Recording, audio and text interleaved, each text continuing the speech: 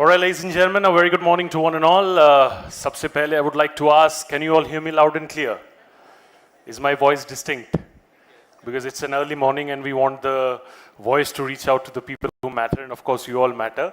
So thank you so much. First of all, I have a quick request before we get going. Can I please request the seats over here at the front to be occupied first? So if my mathematics is correct, there's 1, 2, 3, 4, 5. So maybe people at the back, can I request few of you to just shift over here and occupy the seats over here at the front? That's going to be very, very crucial because we'll be having sessions and we want the chairs to be filled in first, the ones at the front, so that the people who are joining us later can, take the seats at the back. So if I may request, can I please... You're waiting for your colleagues, okay. So thank you so much for coming. And we have, again, testing my mathematics, 1, 2, 3, about 4 chairs, right? So in the meantime, can I just request all of you to take the seats over here at the front, and then aap log ek saath ikhatta wapas ho jana, just for the beginning, just to ensure that our speakers and everybody are motivated on the right note. So can I please request 1, 2, 3, 4. Aap charo ko main request karunga if you can please kindly take the seats over here at the front. Thank you so much. And of course, then you can assemble and join in later.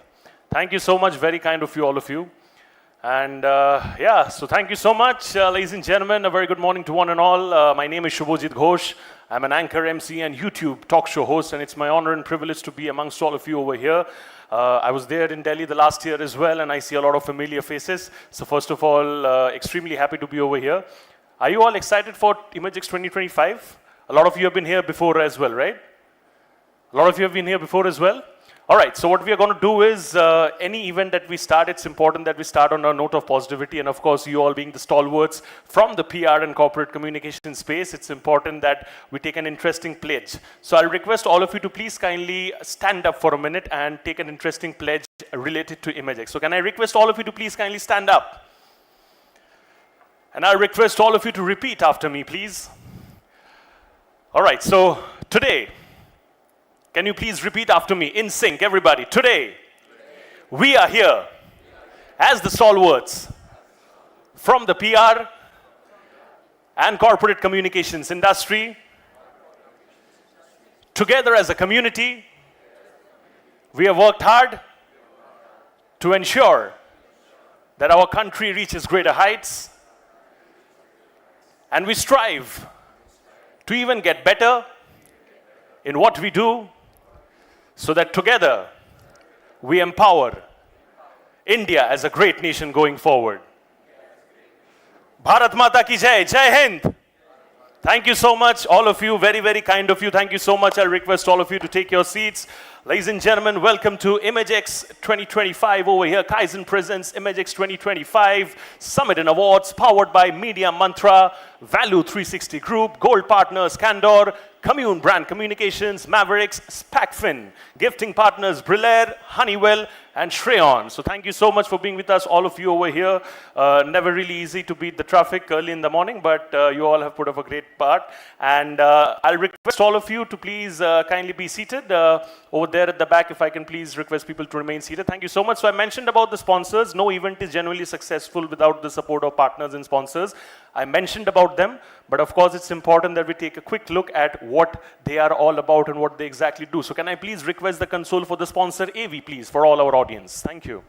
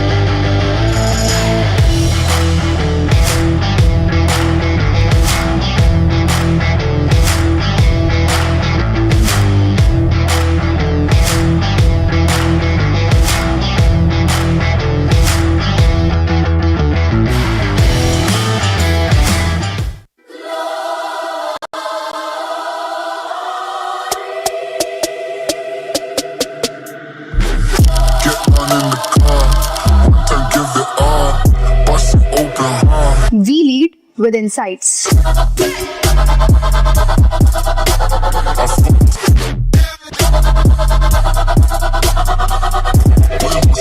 Advertising that drives action.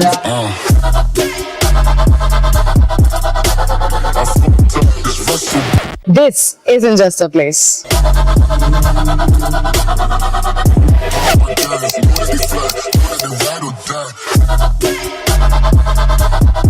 No fluff, just fire.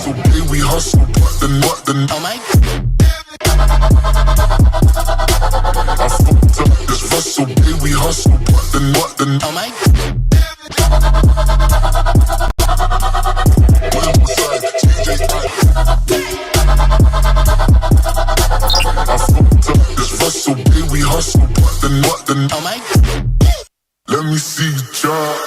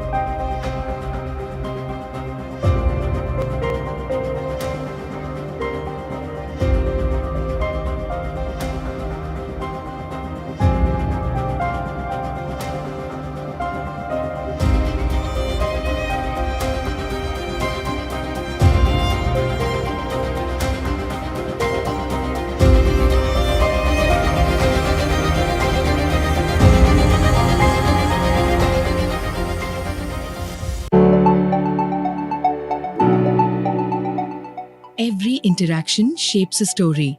To stand out, a brand story needs to permeate beyond words. It should inspire, captivate, and leave a lasting impact. At Commune Brand Communications, we don't just tell stories. We create experiences that echo deeply with people. Every campaign, every strategy, every word is crafted with a deep understanding of what matters to your audience.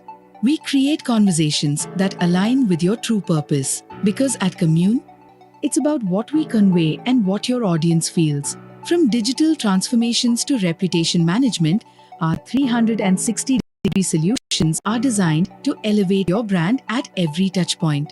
With expertise across multiple domains, we ensure your message remains consistent, credible, and compelling wherever your audience engages.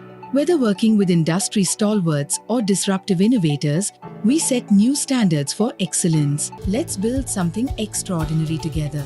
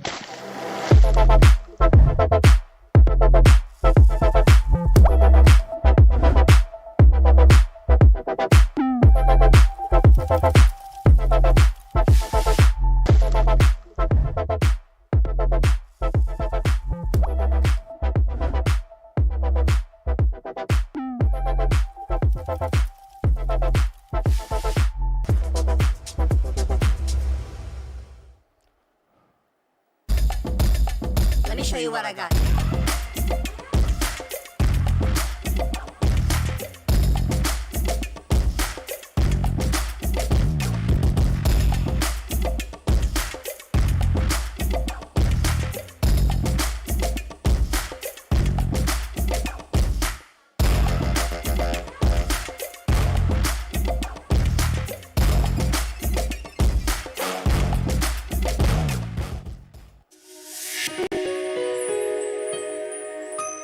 Built by beauty lovers, beauty that includes everyone.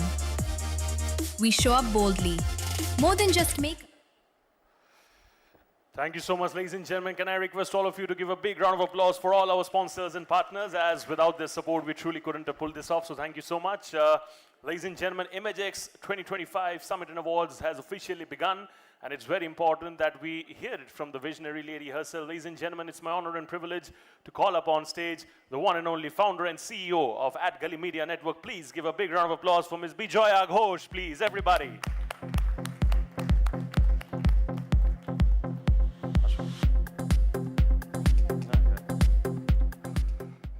Morning, everybody. Well, it's a great pleasure to invite you all, welcome you all, to Imagexx 2025. Thank you so much for braving traffic and being here with us. I must say, traffic in Delhi is becoming worse. I used to get scared with Bombay, but Delhi is taking the similar route, I guess. So it's a true pleasure to welcome you all to Imagexx 2025, our flagship event that brings together the sharpest mind from public relations, corporate communications, brand leadership, and of course, editorial stalwarts like Zaka, who's with us today. This year's theme, data, disruption, and decision-making, the new PR playbook, couldn't be more timely. In an era of constant change, fleeting attention, and fragile trust, communicators are no longer just storytellers. They are strategic guardians of reputation and influence. At AdGully, we believe in communication is more than a function, it's a force. It shapes perception, drives purpose, and builds brands. With Imagexx, our mission is to spark meaningful conversations, showcase innovation, and help shape the future of our industry. A sincere thank to all our partners, sponsors, and remarkable speakers who are with us today. Your presence underscores the power and potential of this ecosystem. As we dive into a day of insight and celebration, let's recognize the resilience and creativity that make our industry thrive. The future of communication is being written right here by all of you. Thank you and welcome to Imagexx 2025. Before I leave the stage, I want to thank all my sponsors who've helped us in shaping our today's event. And of course, last but not the least, my team who's always stood by me through thick and thin. Thank you so much. I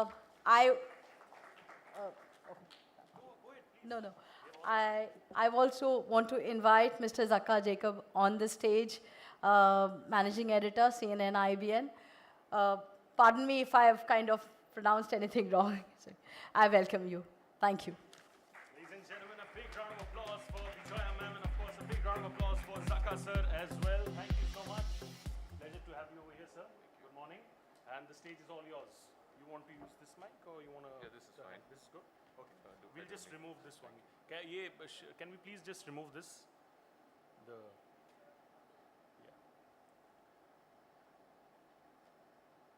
give us 1 minute.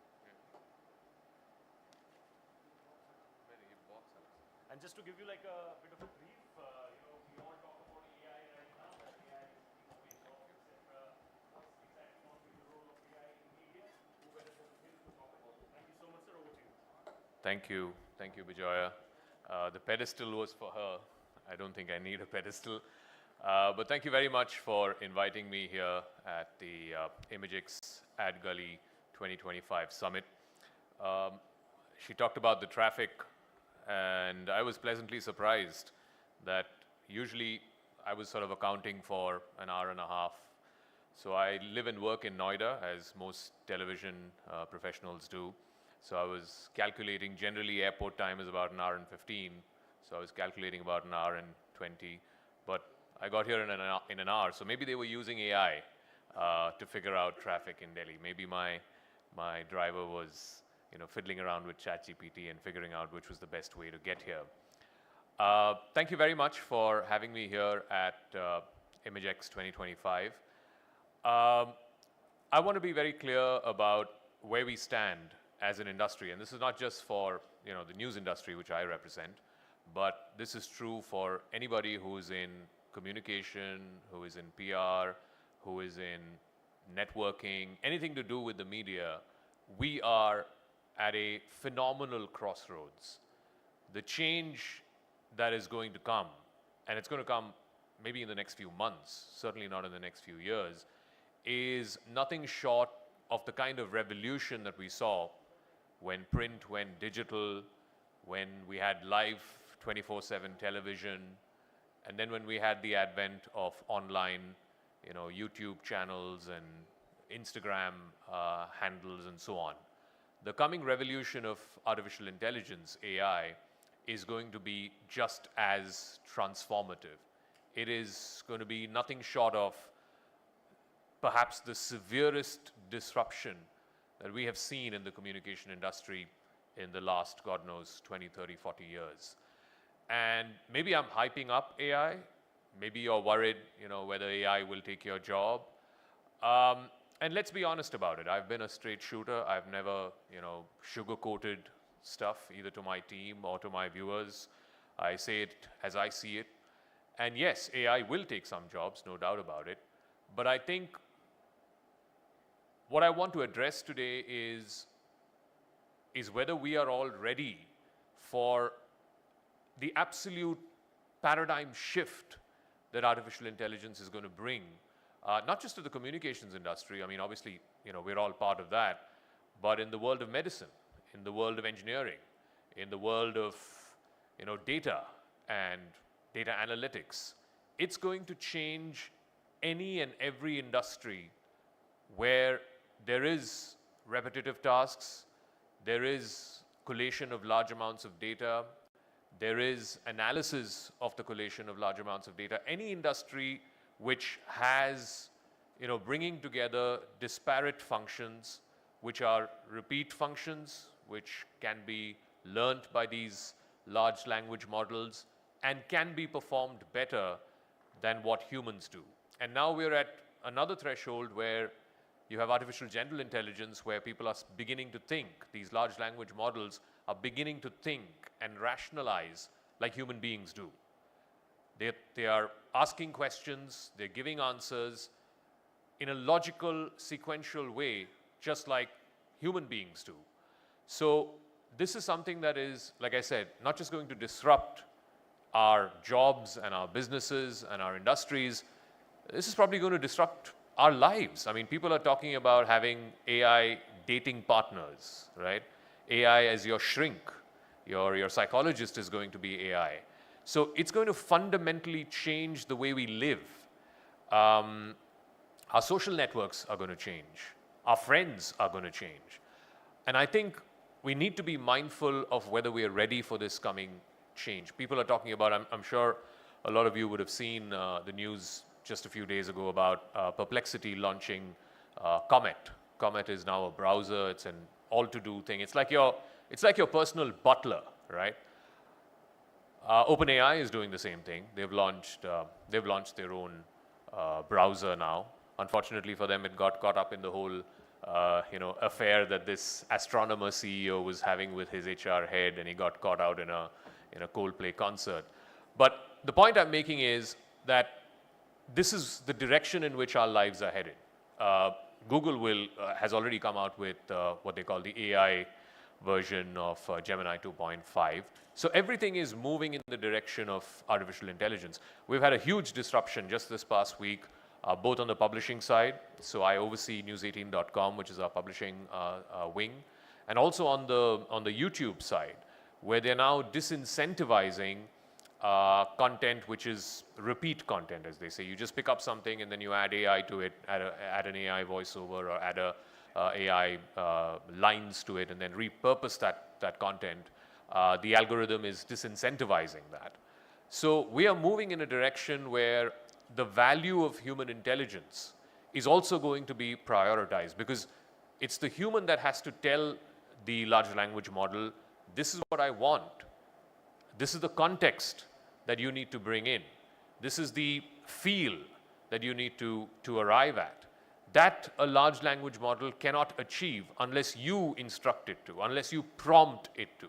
So prompt engineering is going to be a big focus area going forward. Whether you're in the media or whether in any business, prompt engineers are going to be, it's like what data analysts were 10 years ago, right? They're going to be the new frontier. They're going to be the ones who will be most sought after. I want to come back to the question of, naturally for anybody who's in the media industry, your first concern is, is AI going to take away my job? And like I said, I'm a plain shooter. Yes, AI will take away some jobs, particularly if you're in repetitive jobs. If you are a sound mixer whose only job is to move the fader up and down whenever somebody is speaking on television or on a video, that's a repetitive job. That can be done by AI. If your job is video editing and just matching pictures to a script, AI can do that better than you. Maybe not now, but maybe a year from now, it can do that better than you. If you're just a news anchor who comes on air and reads something that is written for you on a teleprompter, that's not very hard for an AI clone to replicate. But if you are somebody who comes there and value adds or gives a perspective to a story which only you can give, then AI can't replace that. If you are a primetime anchor who comes out and has an opinion, let's say on the Air India crash and this whole, this business of trying to blame the pilots, I have a very strong view about it. I don't think artificial intelligence can replace that. So what I'm trying to get at is AI will take away repeat jobs, AI will take away assembly line jobs, but AI cannot take away soul and feel and empathy. And one of the main things that, you ask anybody who gets into journalism, and this was true when I started 20, 25 years ago, and this is as much true today, why do you get into journalism? It's about an inherent curiosity. It's also about an inherent empathy. You know that it's not a fair world. You know that, not everybody has the opportunity that you have to make their story heard. And to be a good journalist, one quality, of course, is curiosity. The other is empathy. If you're not empathetic to somebody who's lost his or her house to, let's say, a bulldozer action, if you're not empathetic to that, then you can never be a good journalist. And machine learning can never get you empathy. It can never get you soul or feel. So I think going forward, the people who will be most in demand, and before I get to that, you may ask me, can you give us examples of where and how my newsroom has been using artificial intelligence? So we did a documentary a few weeks ago on Operation Sindoor. It was called The 88 Hours That Changed India and Pakistan. Obviously, it was the bravest action that Indian forces have undertaken against Pakistan since the Kargil War. And not all of it was, not all of it was available on pictures. There were, we didn't know, how our men were flying the Rafales, how they were targeting these various terror camps. We didn't know what was there in those terror camps. We had some available footage of the destruction, of the satellite images that were made available by the government. But beyond that, we did not have much visuals to tell a 25-minute documentary or a 1-hour documentary. So we used the help of AI. We generated images about conversations that were happening at that time in the Cabinet Committee on Security, conversations that were happening on the other side in Pakistan between the army chief there and the prime minister. We used artificial intelligence to generate those images, and we labeled it as such. We said, this is AI generated. And we did a whole documentary, which, by the way, for that week, according to the BARC ratings, was the highest rated show across the entire universe, the English universe. So the point I'm making is there is appetite. People want to see that kind of content. People want to expand the scope of imagination. And AI will help you do that. More recently, the Air India crash, the Air India 171 crash. So last Saturday, we had the preliminary report, which gave us some insights, some details of what it was like inside the cockpit, what was the conversation between both the pilots, and we recreated that using artificial intelligence. Obviously, we have to be careful not to jump to any conclusions and not to prejudge the outcome of the investigation, but from whatever material was available, we were able to create visual sequences using artificial intelligence. And again, from whatever feedback I've got, people have received that well. We wouldn't have been able to do that. So in the olden days, we used to do, I don't know if you guys were still around then, so we used to have these sketch artists. We would call them the sketch artists. So, courtroom drama. We wouldn't get access to, visuals inside the courtroom. So courtroom drama was always sketched by this visual artist, and it would take 4 hours or 5 hours, sometimes even an entire shift, 8 hours, to make the sketches of stuff, dramatic stuff which has happened, but we can't recreate that in any form or fashion because we don't have pictures from inside there. So similarly, whether it is Operation Sindoor or whether it is now the AI crash, if you were to go the traditional way, you would get these old school sketch artists and get them to make these visual sequences.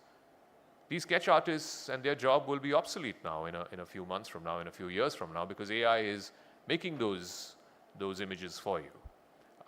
There was this unfortunate case that happened in Gurugram, not very far from here, where a father killed his daughter, which happened last week. Again, we recreated those images using artificial intelligence. And we're just scratching the tip of the iceberg. This is just level 0.1. We haven't even got to full-fledged films that artificial intelligence can generate. So then the question arises, why do we need or will we need video editors and filmmakers and documentary makers and voiceover artists? Again, I started 25 years ago in radio, and I took pride in the fact that I had a voice that resonated with radio, that was radio friendly. Today, you don't need a radio-friendly voice. You don't need a television-friendly voice. You just need artificial intelligence. You just need 11 labs. It can pick your voice and make it sound better. It can make it sound more broadcast-friendly. So again, voiceover artists, will they be running out of a job in a few years from now?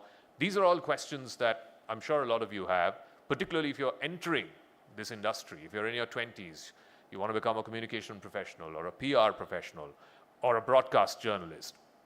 These are the questions you'll have.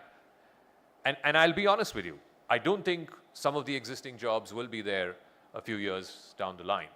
But I will tell you what kind of jobs there will be in the next 5, 10, 20 years. So AI content editors. The need for verification of AI-generated content. 5, 7, 10 years ago, fact checkers became a big rage. So I'm sure you guys follow like Alt News and Boom Live and all of that. This will now be done by artificial intelligence. Artificial intelligence is generating so much content out there. So if you have a user-generated video that's come from Texas, within minutes, you can feed that video to artificial intelligence and it'll give you the source of that video, who shot that video, is it original, is it fake, and can you broadcast it? So there will always be need for AI content editors. Prompt engineers. I mean, your artificial intelligence is only as good as the questions that you ask. And I keep saying, journalism is all about asking the right questions. If you give the right prompts to artificial intelligence, it can generate the right responses. It can generate the kind of responses that you need. So prompt engineering is going to be a whole new field altogether. I attended a class recently by a young man named Vaibhav Sisinti. I'm sure most of you have heard of him. So he runs this whole thing about learning artificial intelligence. I think he runs a company called Outskill or something. And he said even the prompts can be generated by artificial intelligence, but you need to know how to generate them. So human intelligence will not be replaced, but it's a question of using your human intelligence and magnifying it 5x, 10x, maybe 100x, right? It's like leverage that you have. So you have a little reservoir of knowledge, but that can be magnified, that can be amplified with the use of artificial intelligence. But that little reservoir of knowledge is required for you to amplify, because if you don't have that, if you don't know how to give the prompts or what prompts to give, then you cannot magnify it, you cannot leverage it. It's a bit like you're buying property, the bank is looking at not just the value of your property or how much it is expected to go up by, but do you have the ability to repay your mortgage? So you have a little leverage. Can it be 5x or 10x in 10 years' time or 20 years' time? So they're looking at your leverage and thereby lending to you. Artificial intelligence is a bit like that. You have to have that little reservoir of knowledge, know how to prompt, know what questions to ask. Only then can you leverage it 5x, 10x, 20x. Ethics and bias auditors. This is going to be the world of biases. I mean, I talked about the Air India investigation, and we had the story just yesterday.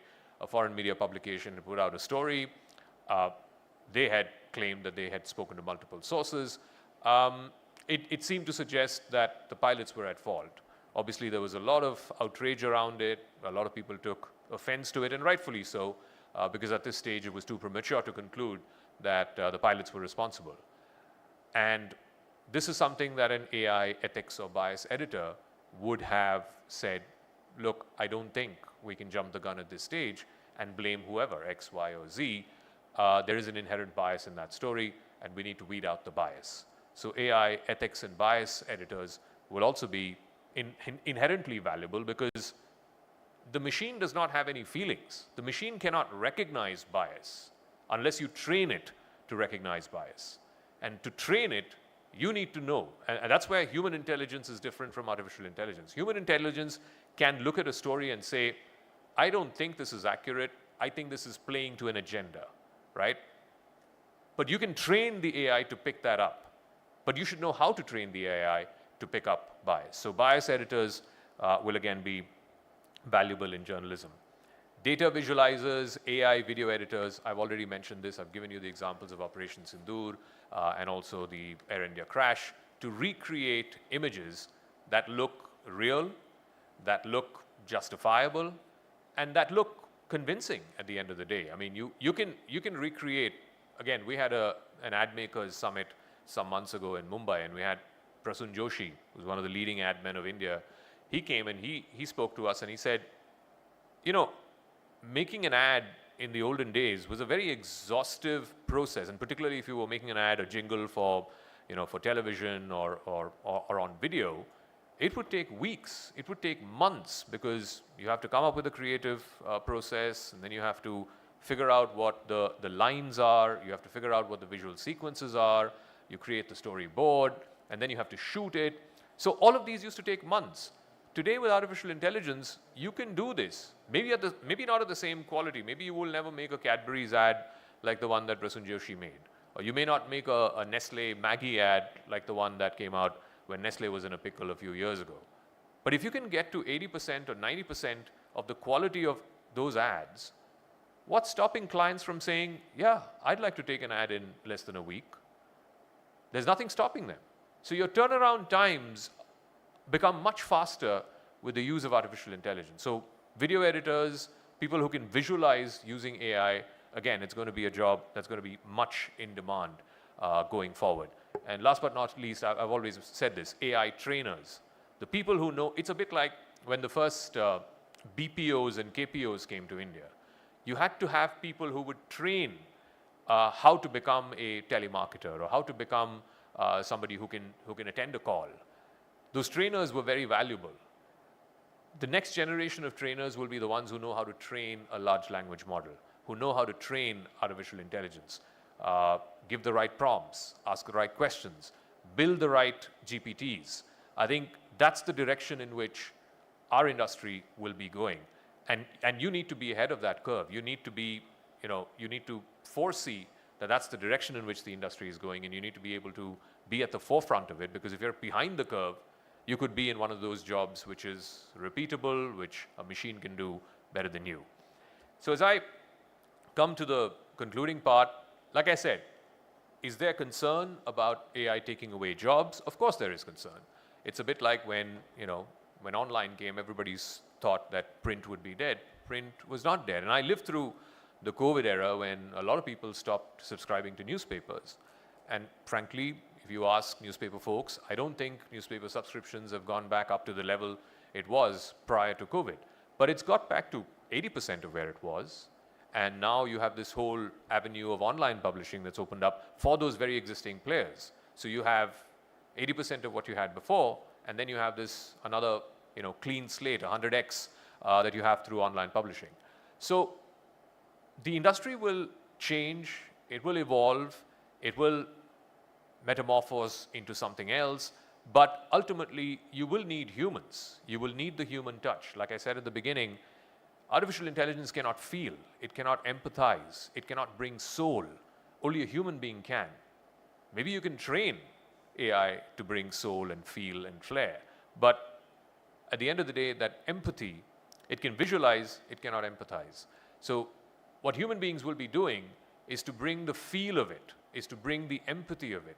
The curiosity will be generated by the machine, but the empathy of it will have to still be generated by a human being. So I'll go back to where I started. What do you need to do? You need to upskill, you need to reskill, you need to adapt. You have to basically treat AI like it's a new intern, like it's your secretary, it's like your butler. Try and train the language model to do your work better than you can do your work. That's going to be the future, that's the direction in which we need to move. So I'll end with, when I was telling ChatGPT I have to address this media summit, Imagexx at Gully, write me a speech or give me an ending quote. And this is what it came up with. It said, let your headlines shape the world, but let your heart shape the headlines. And I said, no, that's not good enough. Give me something better. And it said, AI will not replace us, but those who use AI will replace us. So I'll leave it at that. Thank you very much. Once again, thank you to Bijoya, thank you to Imagexx and AdGully for inviting me here. And let's write the next chapter in journalism, in news, in PR, and in comms. Thank you very much. Thank you so much, Zaka sir. A big round of applause. I'll request you to please kindly wait so that we can do some nice solo photos of you over here. Mr. Photographer. Do we have you, Mr. Photographer, over here? Huh? We cannot let go of this opportunity. We have Zaka sir over here. Without a photo, it doesn't really do justice. Can I please request the photographer to be inside and click some nice photos of Zaka sir? Yeah. It's a rare opportunity. हम promote करेंगे बाद में Zaka sir आए यहाँ पे तो of course goes without saying. Thank you so much, sir. Please give him a big round of applause, ladies and gentlemen, for a very powerful first session. It truly couldn't have got better than this. And what a beautiful line that you mentioned about, I think the heart shaping the headlines. I think so true. I'm sure all the journalists and all the people who are involved in journalism will follow that. A big round of applause once again for him, please, everybody. Ladies and gentlemen, I believe we can do a lot better. This is just the starting of the morning. बहुत लंबा दिन है. कहावत है दिल्ली अभी दूर है लेकिन हम दिल्ली में ही है. But this is going to be a long day, so let's keep the energy alive throughout. Thank you so much. And after this, we are going to be having the first panel discussion of the day. So I'll request my friends over here to quickly set up the chairs on stage. Just to help you all quickly, we need 1, 2, 3, 4, 5, 6 chairs on stage. So thank you so much. And let me quickly introduce the topic for all of you. The topic, ladies and gentlemen, for the first panel discussion over here is going to be about crisis communication in digital era. Strategies for protecting reputation in a changing media scene. Very relevant topic indeed. Crisis communication in the digital era. Strategies for protecting reputation in a changing media scene. What I'm going to do is I'm going to be first introducing our honorable moderator, and then I'm going to be introducing our honorable speakers, and then I'll request all of them to join me on stage together. And what I'll quickly keep a request for all of you. When all of you come and join me over here on stage, you will see your photos over here. So I'll request all of you to please be seated as per the photo order. Thank you so much. So I'll quickly repeat the topic. Thank you so much, guys. Crisis communication in the digital era, strategies for protecting reputation in a changing media scene. Ladies and gentlemen, this session is going to be chaired on stage by Anup Sharma, Strategic Communications Consultant. And he's going to be joined on stage by Akanksha Jain, AVP, PR and Communications, Swiggy, Amrit Anand, Head, Corporate Communications, Zupi, Manika Mittal, Group Head, Communication and Public Relations, Balance Hero India, Nikhil Bharadwaj, Vice President and Head, Corporate Communications, Bajaj Alliance General Insurance, and Runa Alawat, Head Communications, JSW MG Motor India. Can I request all of you to please join me on stage? I request all of you to sit as per the order over here. Thank you.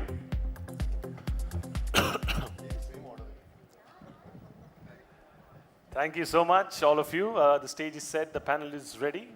Are we waiting for? Yeah, sir. It's over here. Ladies and gentlemen, the first panel discussion of the day. Let's have some more cheer and appreciation coming in, please. I'm sure that's going to be very, very motivating for our speakers. Thank you, and over to you. And can we quickly update the timer for our speakers' reference? And a bit of a request, I'll request all of you to please kindly keep your mobile phones in silent mode so that we don't genuinely distract any of our speakers. And with that, I am done speaking. Over to you. Thank you very much. You actually got me a scare because Zaka said about the traffic and everybody said, but you know, I had to actually move out of the stage because I saw the time 20 minutes. And we have a hard stop for somebody, but still we thought that 20 would be quite less, particularly when the stage has already been set.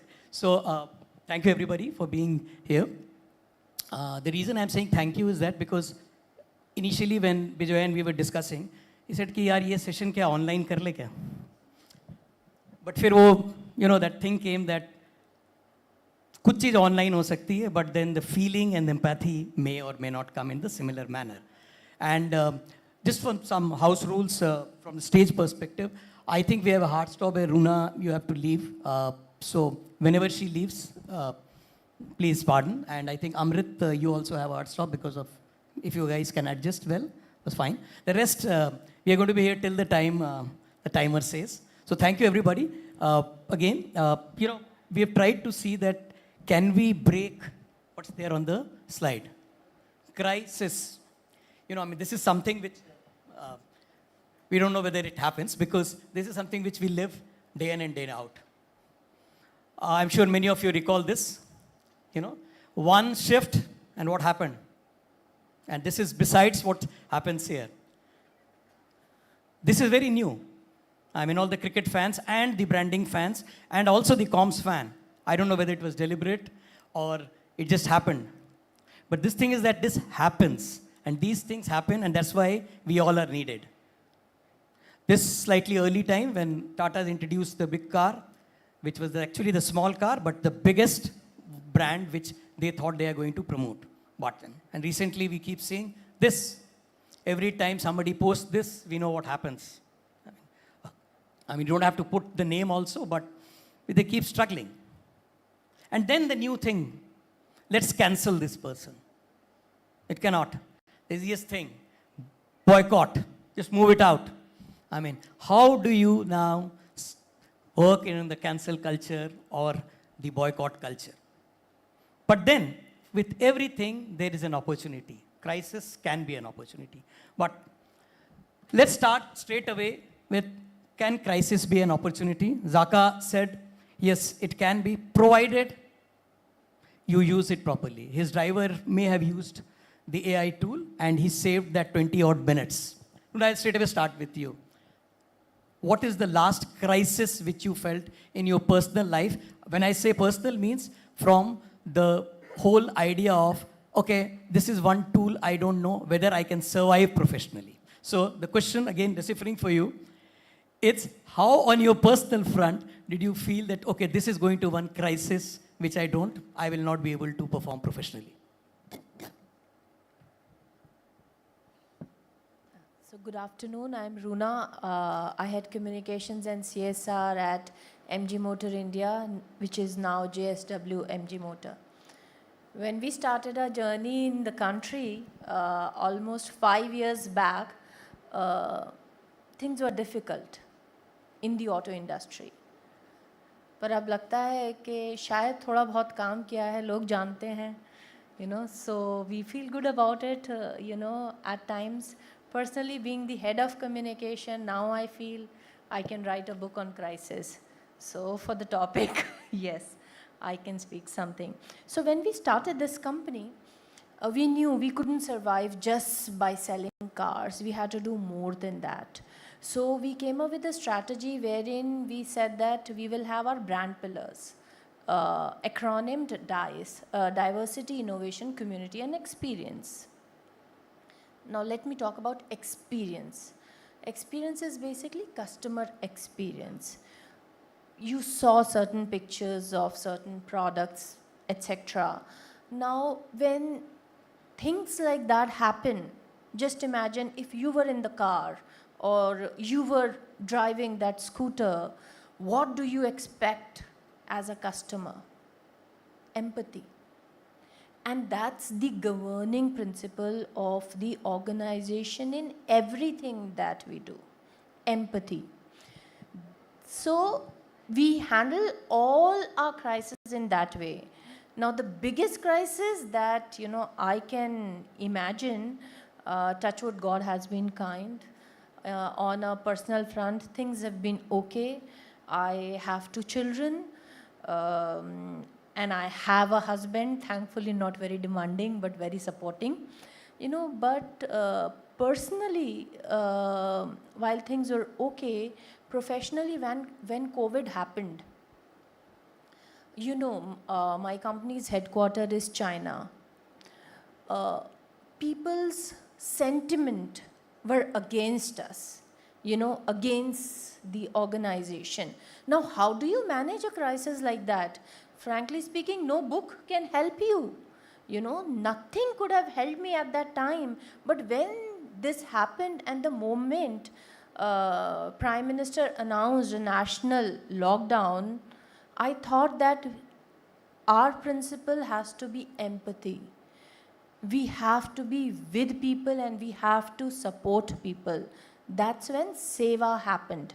Within 24 hours, and this is very important for crisis, you have to act immediately. So within 24 hours of the Prime Minister announcing the lockdown, we decided we are not going to communicate about localization, how much investment we have done, how much job opportunities we have created, etc.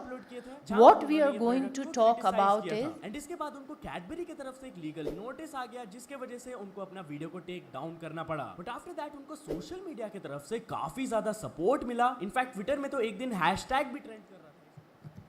Crisis, that's huh? that is crisis, but controllable. So then that's when Seva happened, and we said we are going to stand by the country, stand with the people, and within 24 hours I got an approval from my leader, I got an approval from headquarters, and we said we'll go all out and we will service humanity.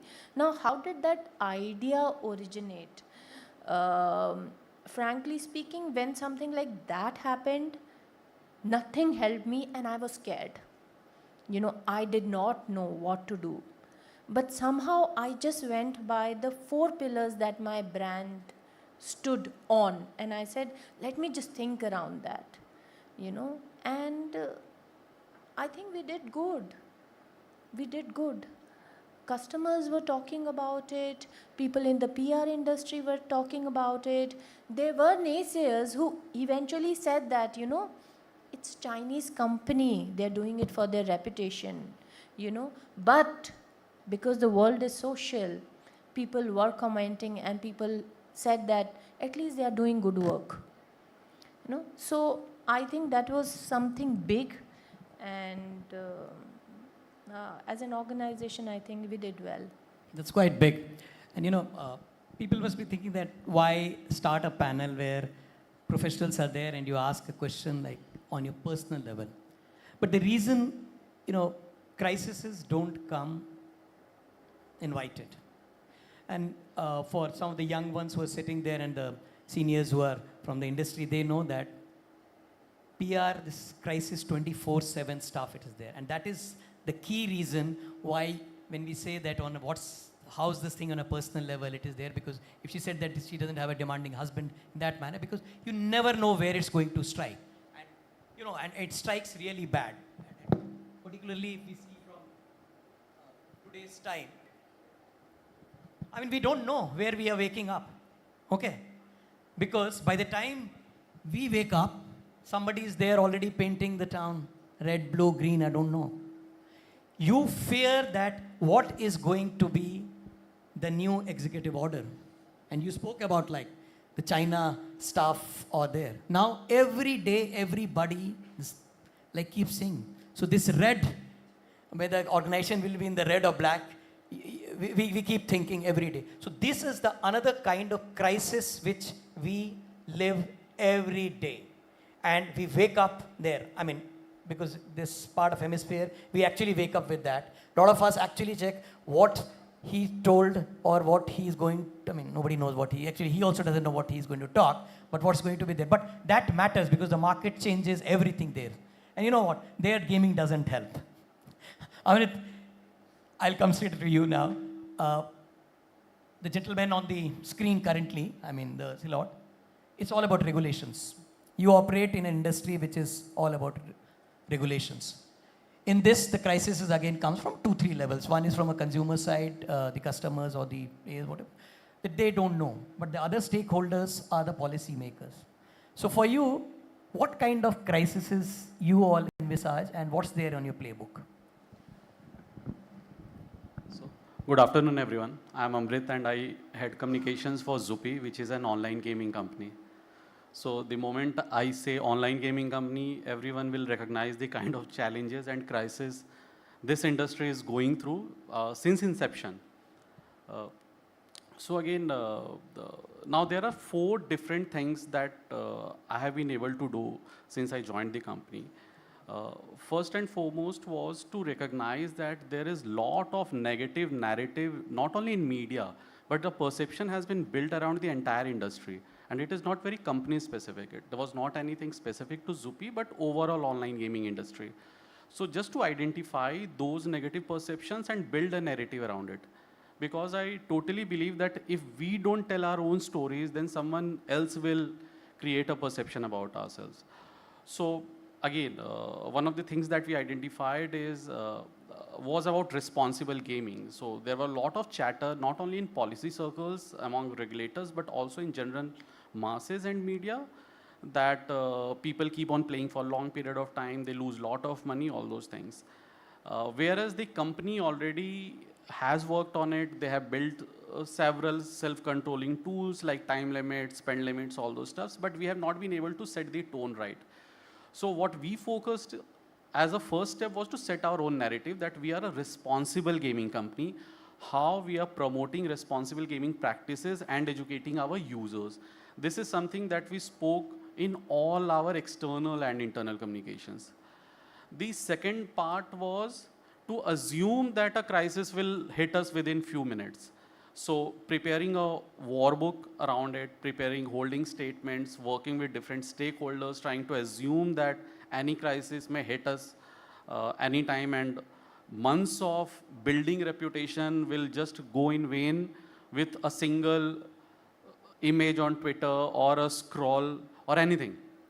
So that was a basic homework that we did. The third part was a realization that media in general was very, very reluctant to talk about online gaming. I spoke to some of my very good old friends, some senior editors, whom I know since decades, but everyone had the same thing that, look, this is, we don't know what the government thinks about this entire industry. We don't know what the general public think, and we will avoid talking about it. It was not talking about anything promotional about the company, but the entire industry. They generally avoided talking about the online gaming industry. The only news that a regional media used to cover was self-harm stories, saying that वो यहाँ पैसे हार गया तो उसने ये कर लिया. So these kind of self-harm stories, the national media generally avoided it. So it was a long journey of creating a trusted network of media friends, saying our side of the story, not expecting any coverage from them, but just trying to tell them the kind of steps that we are already taking, the kind of responsible gaming activities that have been done not only by the company but the entire industry, and whatever the industry is growing, the future and all those stuff. So it was just to create that trusted network of media friends. The fourth part. Now this is quite interesting because I spent almost 6 years with a fintech company where most of my job was working very closely with the marketing team, the business team, the operations team and the CEO. I realized at a gaming company, 90% of my time will be spent with the policy and legal teams. So having a regular connect with the policy and legal teams, trying to understand the nuances of various cases that's going on in the Supreme Court regarding GST issues, all those things, understanding what regulators are talking, understanding what different ministries think about the online gaming industry, and creating a strategy around it. So this was completely new to me, but very exciting to learn that working very closely with policy and government affairs team also teaches you a lot more stuff, and then you realize that in an industry like ours, managing headlines is not the role that we have to do. It's the managing the entire environment is something that we have to do. So these are the 4 different steps, which is creating our own narrative, doing homework with our crisis playbook. Third part is building a network of trusted media friends. And fourth is working very, very closely with policy and legal teams. These are the 4 things that we did to preempt any kind of negative crisis that may come. Thanks, Amrit. That was quite a good, like say, foundation being created. I'll come back to you on the, while it's good to have a trusted set of media friends, but coming back straight, on the topic, when crisis hits, unfortunately, gone are the days when actually the journalists were the only source of your problems. But we'll come on that because I think, Manika, I'll straight come to you on this one. That there, the policies are still being set, and one thing which he didn't say, that I think he would have joined also the company because he would have got a chance to try new games. But I'm sure that depends on his personal choice. But in your case, like you guys were, particularly the organization where you are currently, you all work again in a very unregulated banking, let me rephrase. When I say that you are trying to help industry which is very still nascent, providing actually the banking solutions to a very different set of people. So in your case, if I say, give a larger picture, that without going too much in the corporate and the organization, that what kind of experiences you all feel from a stakeholder? Like Amit very clearly said, from a policy makers, but in your case, who are the typical stakeholders and what are the 1 or 2 crises which they have? Hi, good afternoon, everyone. I am Manika. I am a part of a fintech, which is Balance Hero India. We are into digital lending and payments. So thank you for being here. And the topic has been of interest to everyone because crisis is just not about professional crisis, right? It could be personal. It could be getting stuck in traffic is a crisis. So yeah, so Anup, to your question, being in fintech is, again, we operate in a highly regulated environment, right? Because the decision makers are RBI. And one wrong act, just one decision can just block your business. So when it comes to doing communications and PR for something like a brand which is digital mode, and the media, the digital universe is huge, right? You are not just talking to some media or talking to some a particular people. It's 800 million people who are connected on internet. That's the stats we are looking at today, right? So in such an environment, having doing an advocacy and that to the right place is very crucial, because your stakeholders are not just media. Obviously, everyone under the roof, being your investors, your own people, right? Policymakers, regulators, they are the target audience for you. So when you are doing, when you're conceptualizing a plan which will build a brand, where you are owning the narrative of what you want to say, how you should be perceived as a brand, because fintech is a very cluttered market, Anup. And in that clutter market, everyone has their own narrative. There is no USP you can play on attributes of your app or of the product, because under the roof, all the products are almost same.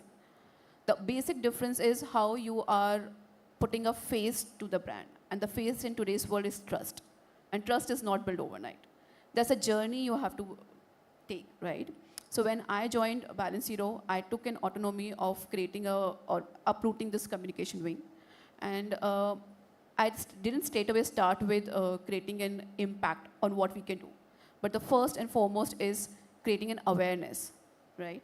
And then awareness then leads to influence. And that influence, which I see today, is creating an impact.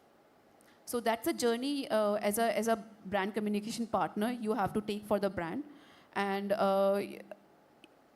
when I say advocacy and when I say policymakers, they are the people who are there for the consumer at the end.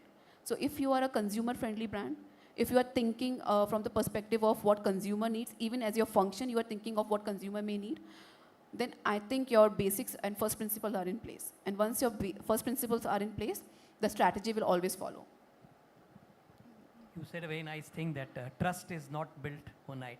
And Nikhil, I'll come to you. You represent a brand in the current capacity where, like, I think the first name, Bajaj, actually is so synonymous that most of us remember the old India Today, the last page ads, almost like every time it was going to be Bajaj in some way. So the name Bajaj was something which we have been knowing and going. So in this case, in a way, it was slightly easier that the trust was there. But I think the biggest challenge happens is that जब इतने pedestal में रख दिया है, तो every step you have to follow.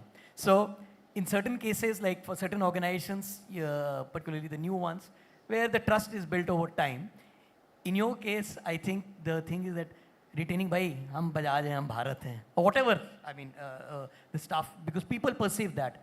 How do you have and maintain that thing when today, again coming in the digital world, you know, one tweet, one thread, one reel can just, or one WhatsApp message, particularly when insurance time pe nahi mila, say like anything. So how do you all actually try and retain that trust, and is there any playbook for that? I think it's a tricky question. If I was to ask or take a poll here as to what you guys think about insurance companies, the majority answer would be chor hai. You know, fine print mein chupa dete hain, claims nahi dete hain. But if I have to take a poll again here, that how many of you have got an insurance claim, everybody will have their hand up. So obviously there's a mismatch between perception and reality. Handling that is very critical. And being honest as a brand, I think the Bajaj Group ethos has always been based on integrity and honesty.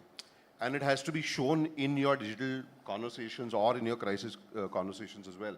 There's no point hiding behind something and saying that, hey, you know, we'll talk to you later or we'll see what can be done. We are sorry you're facing this issue, we'll come back to you and all of that. But being very upfront and transparent, if a claim is not payable, saying that because of condition 1, 2, 3, 4, and that you have hidden facts from us, we are not paying a claim. And also being forthright in saying that, hey, you know, we are in the business of paying claims. We want to pay claims. That's how our industry works. It works on trust and promise. So when a claim is not being paid, if there's a crisis, for example, on the basis of that, being very factual about it. See, I always give cricket examples. I think insurance is like a good wicket keeper. You will only notice them when they mess up. You will never notice when they do the good stuff. And any crisis about that little, so India lost the test match at Lords because one wicket keeper gave away 32 byes. And unfortunately, he was not a regular keeper, but he was there. But he did mess up. The crisis happened. It's not about cleaning up, but being honest and saying that, hey, you know, this is what is there. And obviously being public about it as well, wherever you can. But also knowing when you have messed up. So many times in insurance, because a large set of geographical operations that you have, you might have the odd person mis-selling a policy. Sometimes not your employee, sometimes an agent, sometimes a bank representative. And that's why a customer might feel that, hey, I've been sold the wrong policy. Owning that up is important as well and saying that, hey, we will do better. And I think people want to know that once you've messed up, you admit that, hey, yes, there has been a fault on our part and we will get better, we will do better. Sometimes you have to find that balance between keeping quiet and doing the right thing. And I think as a Bajaj Group, you know, company, it's always been our, I would say, endeavor to ensure that we are able to communicate one-to-one rather than say that this is what we'll do and this is about brand creation. But honestly, because we are trying to get above that stage, we want to build in trust in the category of insurance rather than in Bajaj Allianz. That's lovely. I mean, the analogy of a wicket keeper was good because, I remember once in my agency days, we were working on one of the insurance companies. They say that I was generally chatting with one of the sales guys there. बोला यार पता नहीं आप लोग का तो फिर भी शायद चल जाता होगा कुछ काम से, हम तो बोल भी नहीं सकते कि हम किसी को क्या बेच रहे हैं. मौत अगर हो जाए तब हमारी ज़रूरत पड़ेगी. Imagine, like he said कि that is there, and I know as a communication you will actually rephrase that input and all, but the trust factor is something which is there, or I mean, God forbid if something happens, it is there. So in our agency, I mean, like that time I was working with Perfect Relations. We actually, that time we used to have those slides. Okay, and before we are coming to end, this is crisis. Hopefully we don't need it. I mean, we always used to start, and then we used to say, okay, we'll have this. But crisis, hopefully we will not need it. But today, I mean, now that's something which is there. So we'll come for some good food for thought there. And Console, can we have the video of Burger King, food for thought?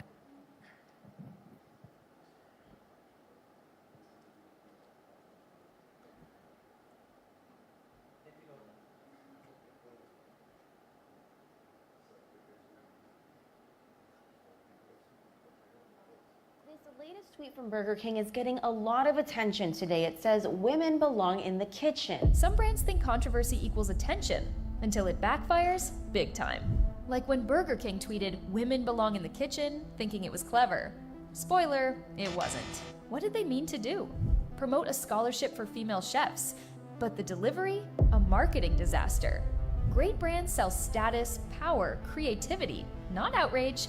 But what feeling does a tweet like that sell? Misogyny? Outrage? I think the message is clear that, today's time, one right intent. Zaka said that, I mean, earlier the advertising, I mean, they used to take time. So there is a thought behind it. Don't create an ad for the heck of it. And similarly, I mean, like for all of you yesterday and earlier would have said that, Sona Babu, khana time pe kha lena. I mean, the Swiggy ad. Yeah. We saw that. I mean, most of you would Times of India, Economic Times, on the front page ad, khana time pe khaya kya. Now, that's such a sweet line. If you see everybody, I mean, I'm sure that phone. In fact, I was getting a call from my mom right now that if I'm going to be coming for lunch, because these days I'm staying with her. So that's the kind of actual stuff which happens. So Swiggy, every day, every minute, I mean, like 3 stakeholders which I can straight away think, every customer we orders, the person who comes, the delivery partner, and the third level, your investors. How do you get managed? सोना बाबू खाना कब खाता है? खा लेता है कभी न कभी टाइम निकाल के, but I think it's a very fluid setup because you have customers. Food is something which is very close to everybody's heart, and you want it when you order food. Even if I order food, I want it now. I don't want to wait for it for like 1 hour or something. Delivery partners' behavior always a lot of times becomes a challenge. So I think. As Swiggy, what we do is we try to, of course, empathy is number one. We have to be there all the time. It's 24/7 because, customer will put something on Twitter, customer will send emails, and I mean, I will not want to kind of recap the kind of emails we get, but there are all kind of concerns that people raise. Some of them are a little hilarious as well. But the fact of the matter is, at Swiggy, we have to be on top of it. We have to be empathetic. We have to be responsive. If we don't respond, there is a problem. If you respond, if the response is very bot-like, is also a problem. So we have to be very mindful in terms of how we are responding. What is the response? Are we resolving the query? So customer experience becomes extremely important, and giving a resolution becomes extremely important for us. Speed is key, but also empathy is important. It should not just be that, okay, somebody did not get his cake on his birthday and I am just going to give him a refund and say, okay, thank you so much. So that we have to ensure empathy is coupled with that. That is important. From a delivery partner standpoint, we of course do a lot of trainings, a lot of programs to ensure that, and do a lot of well-being activities to ensure that they are well tuned and we are taking care of them well. We understand there are situations where there are scenarios where it's raining a lot, they could be late, all of that. We encourage our team, also the customers, to actually treat them more humanly. Having said that, we try to get the human stories out of these delivery partners. Right now we're running something called Swiggy Wiggy 3.0, which is a contest of these delivery partners. If they have certain talent, they come and kind of audition for it, and some of them actually have gone to like big like hip hop shows and also gone to the final round. So we try and promote that. So that ways we try and get them more motivated to do their best. And I'm sure they always try to do their best, and it's just, they are the ones who get the food. From an investor standpoint, I think, you have to have the right message there. There will be challenges. You have to say that you're on top of any challenge that comes your way from a customer experience standpoint. And from a brand standpoint, I think we play a little bit on the witty side, because we are dealing with Gen Z, we're also dealing with millennials. So we play on the witty side a lot of times, but we are of course very mindful of the fact that we are not harming anybody's sentiments, because in India it's important to be very mindful of all religions, all sentiments and all of that. So we play it very safe, and we ensure that we come across as a brand which is of course ensuring convenience, but also ensuring it's also very a brand that cares for you, a brand that gets you food because it understands that food is close to your heart. Great. You spoke about speed, that's like being agile. So Amrit, taking from the earlier point, I know we are slightly short on time, so we'll keep it short. Do you have any tools or how do you all preempt certain crises? I mean, I'll talk like in our good old days, and Nikhil would say that we always have a playbook, that crisis manual. There are certain prompts which hospitals, insurance companies, etc. are there. But in cases like, how do you preempt? Are there AI tools you are using or any other dashboards for preempting? So what we have done, I'll just try to keep it as short as possible. So what we have done is we have set up an internal ORM team with expert users of AI-enabled dashboards and social listening tools. So these tools not only try to listen all kind of negative keywords that's happening across the country related to our industry and the company, but it also tries to understand that where is this cluster of negative keywords is coming from. So maybe if the cluster of negative keywords is coming from Tamil Nadu or from Bihar, we know which are the regional media parties or which are the regional influencers or other key voices from that particular region we should engage with. Then again, on top of this, there is also a team of experts, I would say, that who have this manual intervention, because we need to understand that not every social media meme requires a response, and not every social media meme can come as a crisis at the national level. So someone who again uses the AI but understands it, uses his own intelligence as well to understand what kind of response to give, when to give, and which particular region to target. So that is how we use it. So Runa, one key thing which I think even particularly the industry which we are in is very important, the human touch has to be there. Yeah, machine will help you identify, but finally the empathy or that feeling will only come which is there. Do you all use any dashboard or any technical tools which help this human side? And because that is, the reason I'm asking everybody, because we are seeing a lot of us, Airtel actually tied up with Possibility there, and they all are coming out with tools, and half the youngsters and the seniors, of course, they don't know. They are trying to grapple that, okay, we are using some of the tool and asking how do we measure?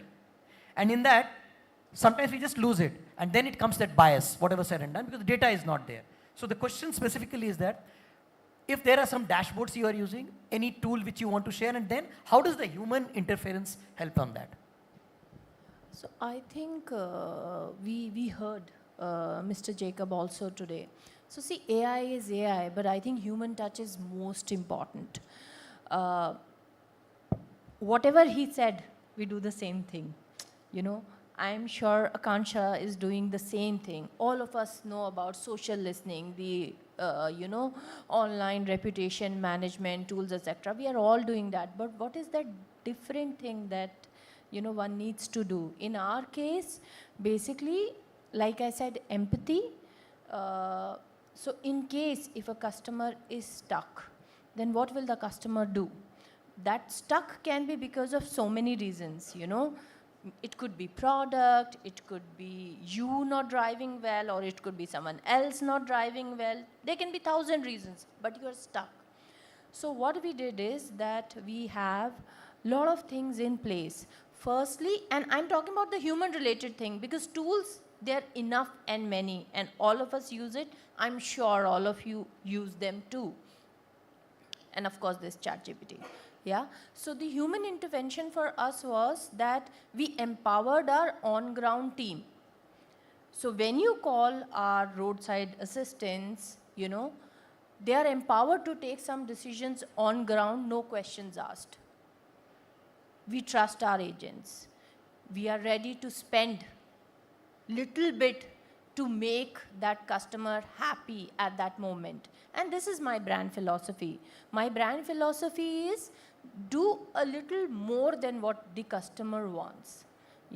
Surprise the customer in a pleasant way. So one is we empower our field team on ground to make decisions. We trust them, we support them. Then, of course, we have a lot of policies which are industry-first policies. In my automobile industry, I have examples. I have brands, Maruti, we have Hyundai, we have so many other brands, but we have very industry-first policies wherein servicing the customer is very important. Industry first, servicing. I mean, I know that's one of the most important thing.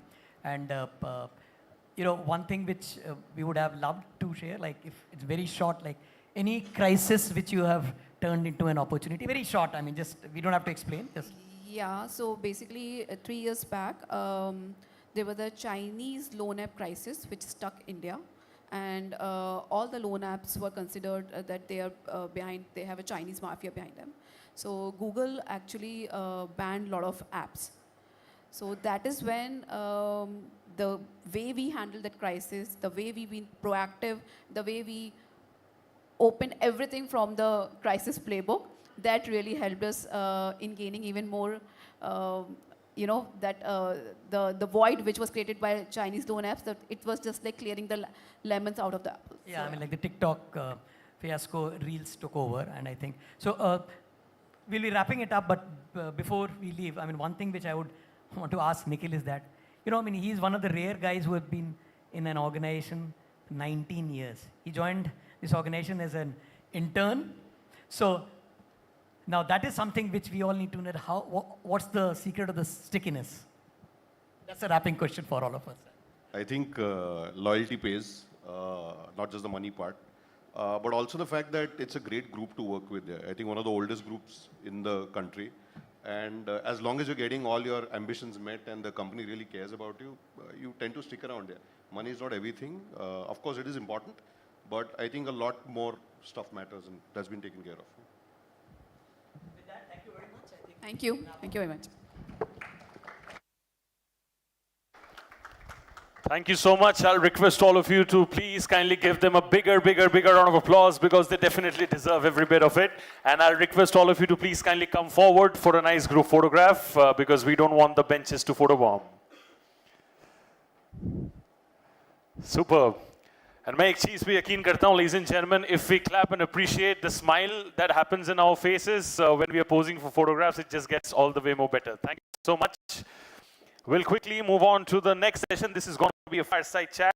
I'll quickly request 2 chairs to be removed from stage, please. Can we quickly remove 2 chairs from stage? We'll be now moving on to the next fireside chat, ladies and gentlemen, post the first panel discussion. The fireside chat is going to be about the strategic interplay of PR and advocacy in the era of disinformation. I'll quickly repeat the topic for the fireside chat, ladies and gentlemen. This is going to be about the strategic interplay of PR and advocacy in an era of disinformation. I just want to understand from our videographer if we have the frame in like frame correctly placed. Is it right? Table you want in the center? This way? Let's do a little quickly, please, because we're running late. So, let's move this a little over here and place the chairs accordingly, please.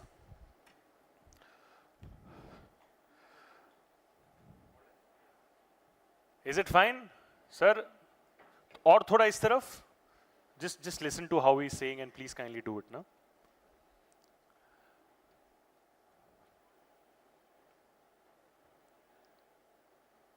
Those, yeah, the other two. Done? Is it fine now? Superb, thank you.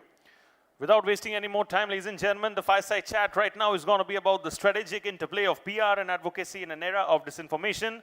What I'm going to do is I'm going to be introducing our session chair first, and then I'm going to be introducing our speakers, and then I'll request them to come on stage together. Ladies and gentlemen, this session is going to be chaired on stage by Madhurima Bhatia, Head of PR and Partnerships, India and Epic, Ipsos, Balaji Krishnaswamy, Head Policy, Comms, India, Amazon, Puneet Anand, AVP and Vertical Head, Corporate Affairs, Corporate Communication and Social, Hyundai Motor India, and Sanjam Raj Shekhar, Head, Global Communications, MPL. These are our speakers for the session, ladies and gentlemen. Please give all of them the biggest round of applause. Thank you so much. Welcome, everyone. Thank you. Swagat hai. I'll request all of you to take your seats as per the photo order, because aesthetics are important in today's social media time. So we want to ensure that everything is in check. All right, so thank you. Can we quickly update the timer? Is this the updated time? Updated time? So yeah, thank you. And ma'am, the timer for your reference. And over to you. Sure. So good afternoon, everyone. And today we are going to discuss a somewhat of a serious topic, and which is the role of the strategic interplay of PR and advocacy in an era of disinformation. And I have a very, very eclectic panel with me. I have Balaji from Amazon, I have Puneet from Hyundai, and I have Sanjam from MPL, which is Mobile Premier League. So, so welcome everyone. So, you know, we live in very crazy times. We live in very fast times where we have, you know, news generated so fast. Then you have, you know, viral social media. Then you have AI content. And then you have clickbaits. Then you have deep fakes. So there's a lot for communication specialists like us to grapple with. So I'm going to speak to each one of them that how do they safeguard their brand from, you know, all this negativity or disinformation. And like, for instance, I work with Ipsos, which is a global market research company. And we have a playbook, you know, which says that in case you come across anything which is, you know, which you feel is not right, then should be your, the different steps you should be taking. Like, for instance, you know, we have the escalation route to be taken, and then who's going to be the key spokesperson, etc. So I'm sure each one of them has their own, you know, way of operating. So I'm going to start first with Balaji. Balaji, at Amazon, and then I'm going to ask each one of you can, you know, share with me if you all have any such playbooks in your own organizations to safeguard your brand from any kind of this. Because like Warren Buffett said, it takes 20 years to build your reputation and 5 minutes to ruin it. So now you can imagine what an important task each one of them has on their hands and shoulders. So please, over to you, Balaji. Thanks, Madhurima. Before I speak about that, I want to define disinformation. All of us would have heard the story of two friends in a forest with a tiger approaching. Yeah. The first one tells the second one, please, he removes his shoes, and the first one asks the second, तुम्हें लगता है कि तुम जूते उतार के fast भाग लोगे मेरे से? And the other one says, मुझे तुम्हारे आगे जाना so that the tiger eats you. Right? That's a disinformation. It's a fallacy that bare feet you can run faster. It's a forest, it could have thorns, it could have stones, and the person can fall. So again, disinformation didn't start now. It's there for ages. Again, I believe the other person was doing advocacy for barefoot running than the shoes. So advocacy and disinformation comes in many forms. Right. It's tricky for you to understand, right? What's right for me is not necessarily right for someone else. So the playbook is always an agile, defined one.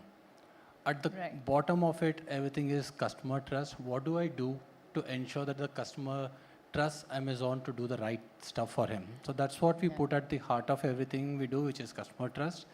And then we try and take time to educate the customer that what are we trying to do to ensure that we maintain the trust. Do we speak to a regulator? Yes. Do we speak to a seller to do things differently? Yes. Do we take it upon ourselves to clear the myths? Yes. So it's a mix of lot of stuff. Bottom of it would be customer trust Right. and defining what's in disinformation, Madhurima. Interesting, yeah. After all, once the customer has trust in whatever information comes out, they're going to think twice before they even believe it, right? So over to you, Puneet. Yeah, first of all, thank you, and I think good afternoon, everyone. Today is really an honor to be part of this panel and, talk with such eminent speakers over here. You actually talked about the playbook. But before I talk about the playbook, I'd just like to say that how the trends have been changing over the last decade. Okay. Especially in the current era of artificial intelligence and social media. PR was largely a tool which used to be adopted by companies for brand building. But I think we have gone much above those times. Yeah. I think brand building probably may be one of the important tasks, but what is important is, especially for companies who have their customers' interest in view, who have their investors in view, who have their dealers in view, who have their stakeholders and vendors in view, the most important task of a PR firm or a company or a human being is to develop the trust building. And that trust can only be built if you have a very strong, authentic, data-based narrative, which cannot be misused or disinformed by any person or any organization or any social media post. Right. Now, every company will definitely have a playbook. But in the current rapid, uncertain environment, these playbooks are constantly written and rewritten. Yes, you have some standard policies. Obviously, every company will have something known as a spokesperson policy. So you have some designated people who are supposed to speak to the media. You have a set pattern of the way how you communicate your releases, your policies, your social media posts.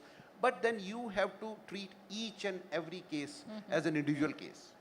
For a company like Hyundai, who not only has dealers, but also we have stakeholders, our employees, our customers, and our investors, and our partners who are our vendors, we need to be very, very cautious of each and every communication which goes to the media, because it is the customer interest which is at stake over here. And being a multinational company, the ripples of things happening in India can also be heard in the West, and in the East, and in the South. And therefore, the playbook keeps on constantly changing, but there are always some standard rules which we as a company always follow. And I would like to also thank our consumers, because of the last 30 years we have been in India. Hyundai has always been loved by the customer, and it is all because of the confidence, the trust, and the commitment which we have to make in India, made for the world. Interesting, very interesting. So now I'm going to jump to Senjam. Senjam, how about you? You have a lot of stories to tell you, as you were sharing with us on the sidelines. So first you can share with us, do you have a playbook in Mobile Premier League, the company that you handle reputation of? Yes. We have a playbook, and and I've worked in multiple organizations, and we had multiple playbooks. But I can tell you one thing, that even if it's the same situation, separated by probably a week or so, the playbook changes. Situation changes, and you need to therefore evolve the playbook. So I think there is a, everybody has a evolutionary playbook. And that's the way it works. I thought, let me just share with you guys a story about, not really a playbook story, but misinformation, and how do I in my stint at Flipkart really countered misinformation. Would you remember, and I'm sure all of you would remember, that there are the stories about somebody ordering a mobile phone. They opened the packet and found a pack of soap. Anybody's heard the story? Everybody's heard the yes, story. all of us, I think. Yeah. Now, and that was true for Flipkart where I work, that's true for Amazon, there are stories all across. Now what happens when such a story happens, and there could be multiple reasons behind why it happens, this could be customer fraud, seller fraud, etc., but let's not go into that. What happens with a situation like that is that then consumers get onto forums. They go onto Reddit, start writing a lot of stuff, anonymity. Quora, they start writing a lot of stuff. There used to be a forum called Mouthshut some time back, and you'll find this whole blogosphere, social media, etc., full of comments. Right. Now, therefore, what we realized is that when people actually searched for Flipkart and fraud, the first set of results on Google that came out on page 1 and page 2 were all of these conspiracy theories. Oh, this is happening, they know this, they are defrauding customers, etc., etc. And we said that this disinformation is something that we must counter. And the first thing we said, okay, let's go to Quora, let's go to Reddit and start responding as a company. But then or else we go to Mouthshut, we started talking to Mouthshut, etc. But then we decided a fundamentally very different approach. And we said, we formed an old platform called Flipkart Stories, which is our own media.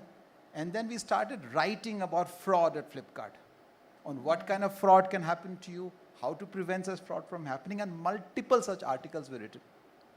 And this was way back in 2015, 2016. Even now, if you search on Google, Flipkart fraud, and you can do it as we speak, the first set of results that will come out on page 1 as well as page 2 will be directed back to Flipkart Stories. And it's something that happened within 6 months, actually 3 to 4 months of us writing all those articles, and continues till now. So therefore, that's one way in which we countered it. And interesting. Somebody's searching? You're searching for it? Yeah. You found it? So okay. That okay, was that's a great. very great modus operandi and a great way of managing all that negative information and countering it, a very potent tool to have your own media channel. Very great work done, I think. Very laudable work, actually. So now that we have this, do you have any story where you had to combat this information? Any one of you? Because we have about now 9 minutes left. So we'll have to tell your stories faster. So, yeah. I'll definitely, share some couple of stories. But I think one story which, resembles every one of us in this room. Yes. And which I think is an example for us to follow of how misinformation can be treated is basically, I'll take you back to 2020. The global world had a big crisis of COVID. Yes. And everyone was living in fear. And that point of time, the government of India, very strongly with strong focus on R&D research, they developed vaccines through the various agencies like the Serum Institute and also the Bharat Biotech, which was the Covaxin and the Covishield. Yes. But all of you must recall that during that time when these vaccines were to be administered, there was a lot of negative media publicity which was done. I don't want to name by whom or whatever, but the thing was that whether these vaccinations were safe, whether they were tested in time, or whether they were actually genuine vaccines. So I must laud the efforts of the Honorable Prime Minister and the Government of India, wherein they created lot of positive stories about these vaccines, how they are being safe, a lot of celebrities, lot of sportspersons, lot of big personalities, and also the COVID app which was developed. All of these strong PR advocacy tools which were used by the government at that point of time made India one of the biggest taker of those jabs at that point of time.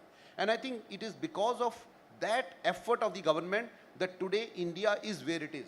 In terms of COVID, we have actually left all those negative things. We are one of the fastest developing nation. We are one of the healthiest nation now. And all this is because the kind of strong tools, the PR advocacy, the media, the platforms, the channel, and I think everyone used to watch the Honorable PM on TV talking about these vaccines. The Bharat Biotech people, how they came and they strongly refuted all the claim. ICMR, a virologist from AIIMS were roped in to, remove any doubts or any negative thoughts which the customers of India or the people of the India had. So I think that was one very good example, which I would say of an integrated PR, a very strong narrative and a strong commitment to the nation, which actually, made us come out of these COVID issues in a very short span of Yeah, and because if you all remember, there was a lot of phobia also. People were scared to take the vaccine and what impact it was going to have. But once the government roped in the celebrities and some of their key people, once that brought in some bit of assurance among, common people like us to go ahead and take this jab. A very good example. But I also want to know, did you ever have to combat it within your own system in yes. fastest possible way? You tell So us. I'll just limit it looking at the paucity of time. But what I want to say is that Hyundai was the first company in 2019 to imbibe the EV revolution. We launched the Hyundai Kona in 2019, which was the first SUV designed for India, made for the world, make in India. And during that of time, we were not only focusing on selling the car, because that's ultimately our dream, to sell more cars, get more customers. But our focus was on creating a very positive media story. And therefore, we also were the first company to come out and say that, yes, we will not be only investing in selling cars, but we'll also invest in setting of charging stations. Because unless and until we don't give you the facility to charge, the infrastructure, it doesn't make meaning or sense for us to sell cars to you. Exactly. And therefore, 600 high-speed chargers have been announced by Hyundai. Very recently, you must have seen that we have entered into a technical collaboration with IIT Madras, where we are also setting up a hydrogen valley, because we feel that the future of industry may not be electric, it would be the hydrogen propelled mobility. And therefore, we are spending huge money in terms of developing a hydrogen ecosystem. Recently, we also given some cars to Indian Oil so that they can test out the hydrogen systems, the parameters and what safety matters are there, so that we can come up in a short span of time a mobility based on hydrogen. So we don't want to really be looked upon as a company which is just into selling cars, but creating an ecosystem which is meaningful, which is authentic, and which is backed by data in terms of numbers, in terms of investments, and in terms of deliverables to the consumers at the end of the day. That's how we feel that our narrative as a responsible, trusted organization into mobility will be governed. Very good example. Well done.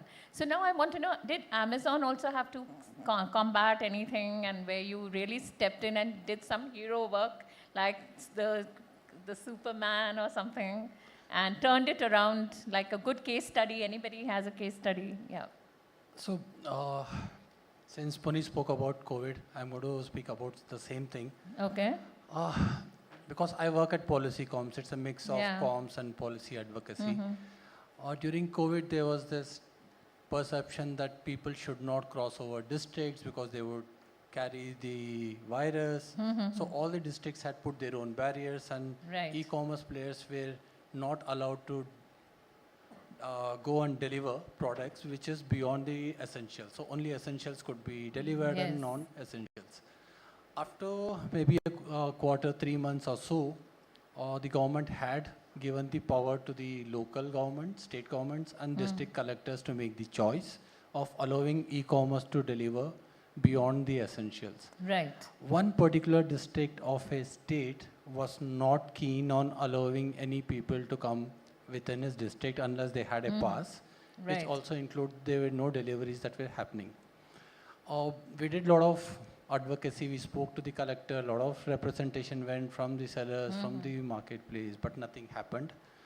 So our own research threw out a fact that this collector was a ardent follower of a Baba, religious Baba. And we went across, spoke to the Baba and explained the entire scenario and tell, look, this district can benefit, will benefit by getting those stationaries delivered, because it's a school reopening time. And it took us 48 hours, and the district collector allowed essentials to, beyond essentials to be delivered. So Baba stepped in and brainwashed him into agreeing. Otherwise, these guys were just speaking to a wall. Again, as I go back to disinformation, the collector had a belief, right? In his belief, in his system, in his information that he carried, this is right and this is wrong. So you are not, as a brand, you should not get stuck on saying this is my view is the right view. Whatever it takes for you to achieve the goal, you should be nimble enough to try and pick up those meaningful conversations. And that's how you can move forward. So that's a case study that I hold very close. Right. Sanjam is now itching to say something. You want to say something? Anything from your experience? I can, give another example I'm going to give you. Huh. You would probably know that betting and gambling is banned in India. You can't bet and gamble. They are absolutely banned in India. But however, there are a lot of illegal operators who are based in Cyprus, who are based offshore, who have absolutely no operations in India, who during the IPL time would actually go and do huge advertising. So you'll probably see companies like Pari Match or 1xBet advertising everywhere, out of home, etc. Now the problem here is that we are legitimate skill gaming players in India. And our reputation was being torn to shreds because of these guys who were doing betting and gambling. And customers had no way of knowing which is a legitimate player, which is not a legitimate player. Right. And then we were all banded together under the same banner.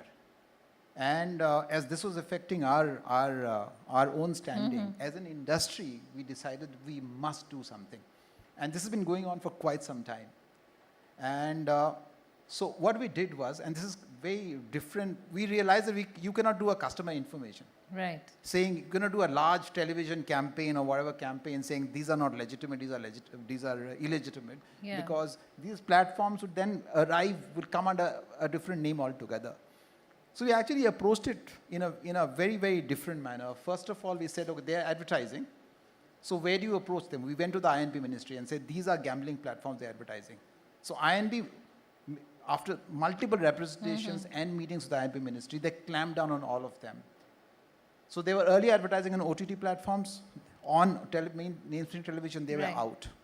The second thing we said that, okay, they're still coming up in some form. We went to the Ministry of Finance and said, look, there's money laundering happening. Because ultimately, the money which they're collecting from the Indian consumers have to go abroad. And they were going through thousands of mule accounts. So we went to the Ministry of Finance, and ultimately a huge lot of, clamp down happened? raids, clamp down, ED happened. And we went to the Home Ministry. We went to multiple ministries, multiple representation. We produced white papers. And it's an effort which actually is still on, because some of these platforms are still cropping our new name. But we have, as an industry together over the last 3 years, have been able to do a lot in countering the misinformation of these betting and gambling platforms. Yeah. Wonderful. Still continues. It still continues, yeah, because, so, all four of us, and all of you here, we all have a very huge task on us. And I think having some of our own systems in place of monitoring and, whether it's social listening or, sensitizing our employees that they should not fall into put out any information on their social media handles that could damage the reputation, etc. So I think having the systems in place, but then if the crisis does come up, you've seen some of the examples, how important it is to act quickly. Yeah. I'd like to just, give a very important, kind of an advice, but I think my own personal experience, which I think I see a lot of young people sitting over here, all of them hooked on to their phones. And I think today one of the big challenge which we see is the race to be the first. That who will post on the Instagram first. Yeah. That challenge of speed versus accuracy is something which all of us have to be oblivious. And I think I can see some future PR managers, PR leaders sitting in this room. So it's a very important task at hand for us to see that the authenticity of the news and the speed of the news, both should be balanced, so that whatever goes out in the public domain should have a strong backing of real-time stories, real-time data, real-time authenticity, rather than the race of being first in the industry. That actually will create a lot of problems. Another important thing is sometimes a selective truth could be even much more harmful than a disinformation. So for a PR person, it is very important to even decode the selective truth, which can do more harm to you rather than a disinformation which you can negate very easily with your tools and your channels. So therefore, investing in certain tools, investing in research, and investing in human capital is something which every PR manager, PR industry should do, so that we can eliminate the nuances and the challenges of these half-baked truth Yes. information, which can ultimately make a lot of challenges for us. So that's, something which I thought I'll share with you for all of us to, ponder upon. So I think the time is up, but you heard some great, examples from these gentlemen who handle huge brands, consumer brands, and what is the approach they adopt to safeguard their brand image and their brand and reputation. So thank you for listening to us, and if you have any questions, please go ahead and ask us. We have a bandwidth for 1 or 2 questions. If anybody is Yeah, willing in to case ask you anything, have a please raise your question. hand, and I'll literally fly towards you and give you a mic if you want to ask a question. Anybody has any question? So if you want to ask, you can ask now, or you can also ask in the networking zone if you're not willing to ask now. But we have time for like 3-4 minutes, so anybody wants to ask, You have please raise your big hands. brands Can sitting I in have front a of you. mic for sir over there, please? Yeah. Yeah, over there. Thank you, sir. I'll request you to introduce yourself and direct whom the question is towards.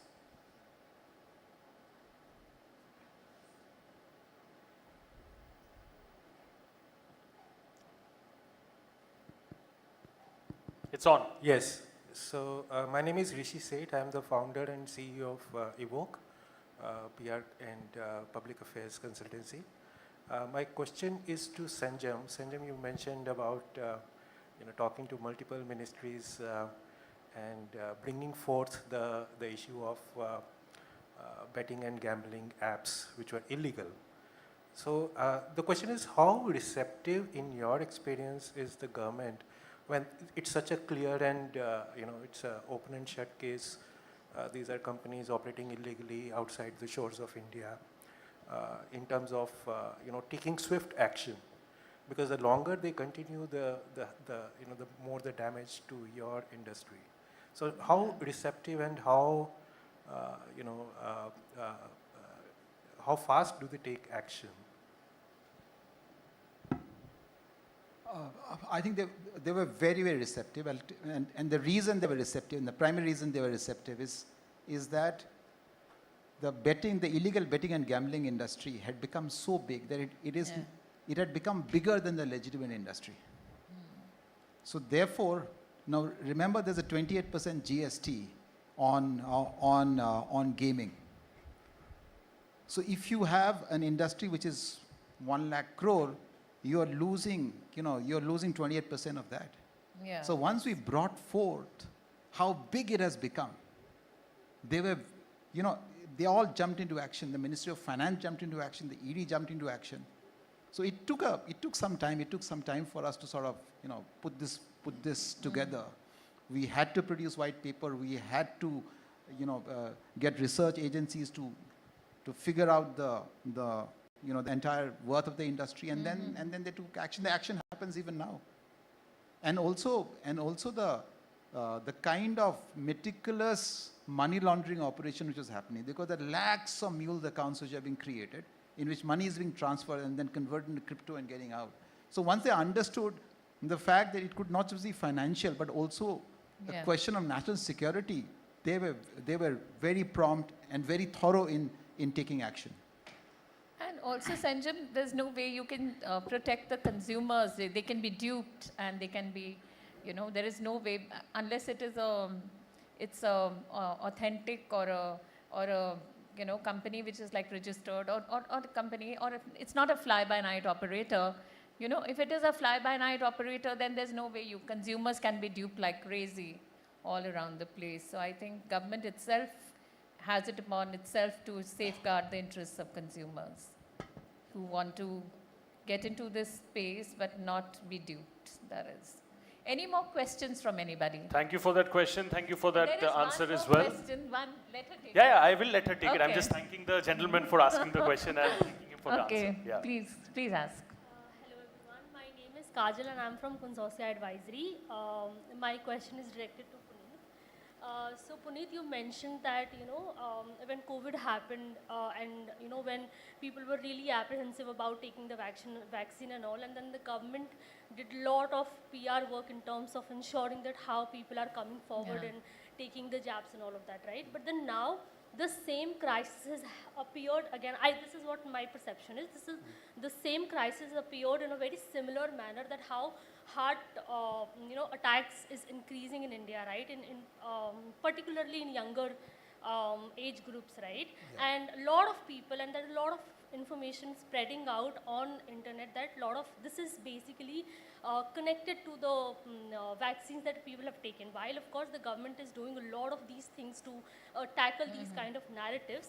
So what happens with the similar kind of crisis appears, in maybe corporate companies, like, when there is a crisis that has happened and then you guys have tackled it with a positive information or something like that, but then something same appears on similar lines, like how the COVID incident is happening in government's case. So what kind of ways company undertake to tackle all these situations? So I think it's a very important question, and I think we also have to look at the scale of these issues.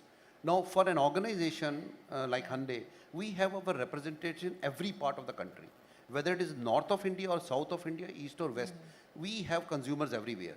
So for us, it's very important that each and every information which goes from our official portal, whether it is our press release, whether it is our Facebook page, or an Instagram handle, or a Twitter handle, or a LinkedIn handle, each and every information should be backed by data.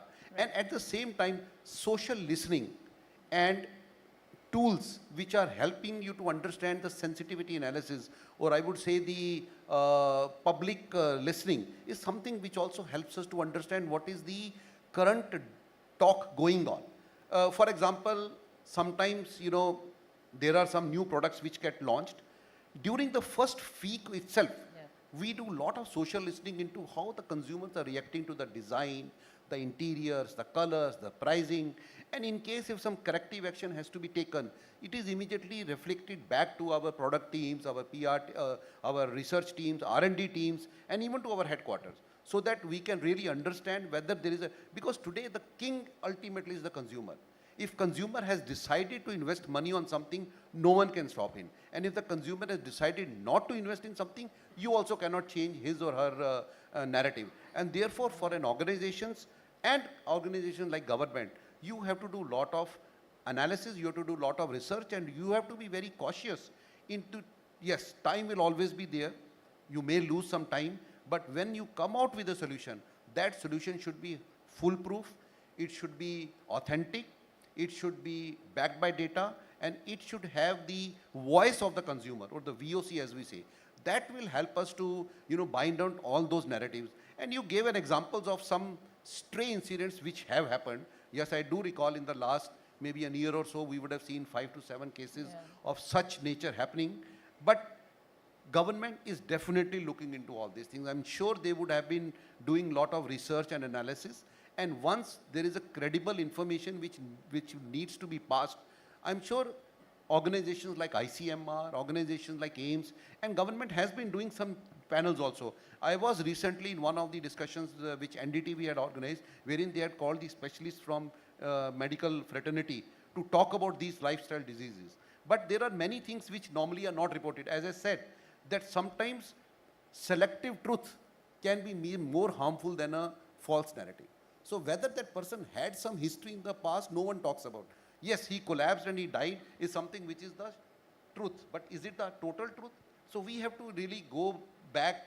We have to see what are the platforms, what were the issues, whether there were some other medical problems, and I think then we can arrive at some kind of conclusions. And I'm sure government is doing all of the work, but we are very happy.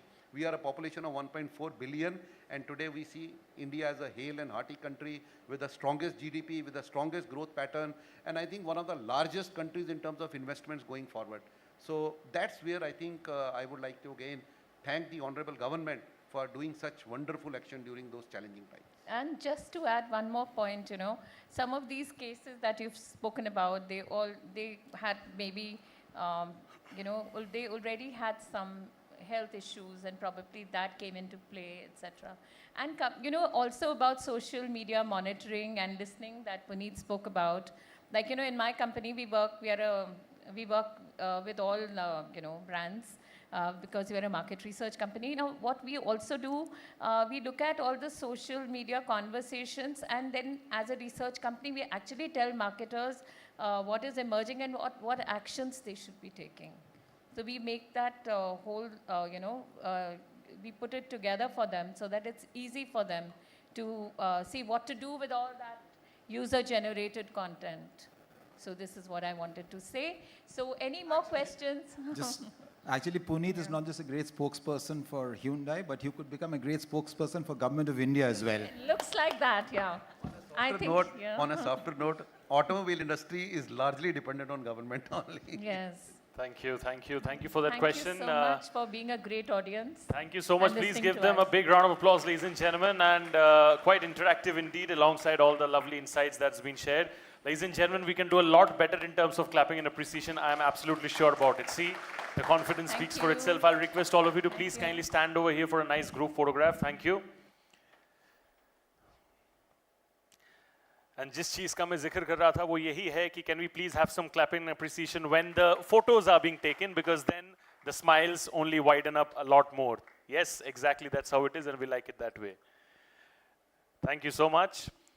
And I'll request the gift hampers to be kindly given to our guests as well. You all can come down and they'll give it to you there. Thank you. Thank you so much, ladies and gentlemen. Once again, a big round of applause for this very interesting conversation. Thank you. And on that note, ladies and gentlemen, we will now be moving on towards lunch. We'll be taking a 30 minutes break, and around 2 p.m. is when we plan to begin the second half of the summit. So thank you so much, ladies and gentlemen. See you all on the other side post-lunch. Thank you.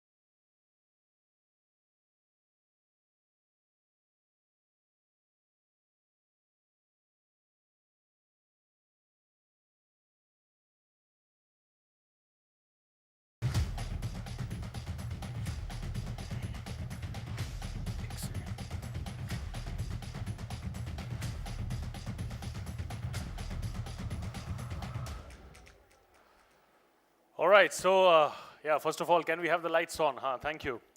I hope you all are energized after a very, very good and interesting and sumptuous lunch, because that is very important, especially for the next session, because all the sessions post-lunch are very difficult. Did you all enjoy your meal? Yes, can I have a big yes so that I can feel the energy? Did you all enjoy your meal? Amazing, amazing. Super stuff, super stuff. Thank you so much for being so kind, resilient, and patient throughout. And welcome to the second half of the Imagexx Summit and Awards 2025. We are all set to get going with the second half, ladies and gentlemen. But before we get going with the second half, I would like to announce that all of us know about what Imagexx is all about. But of course, visuals and AV play a better role. So before we get going, I would like to request my friends over there at the console to please kindly play the event AV for all of us.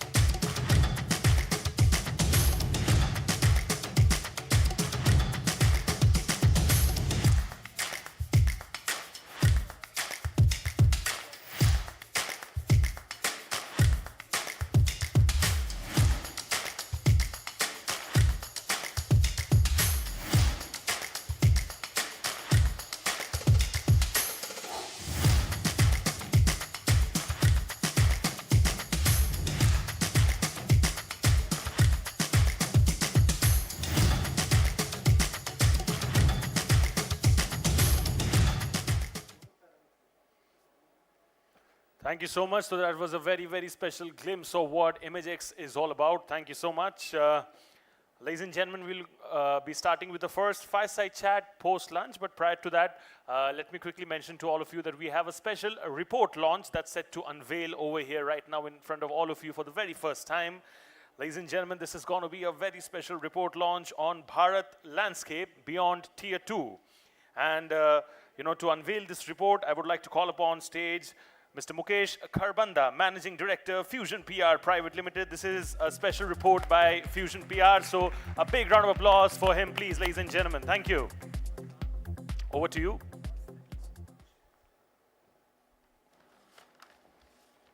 Hi, good afternoon, everyone.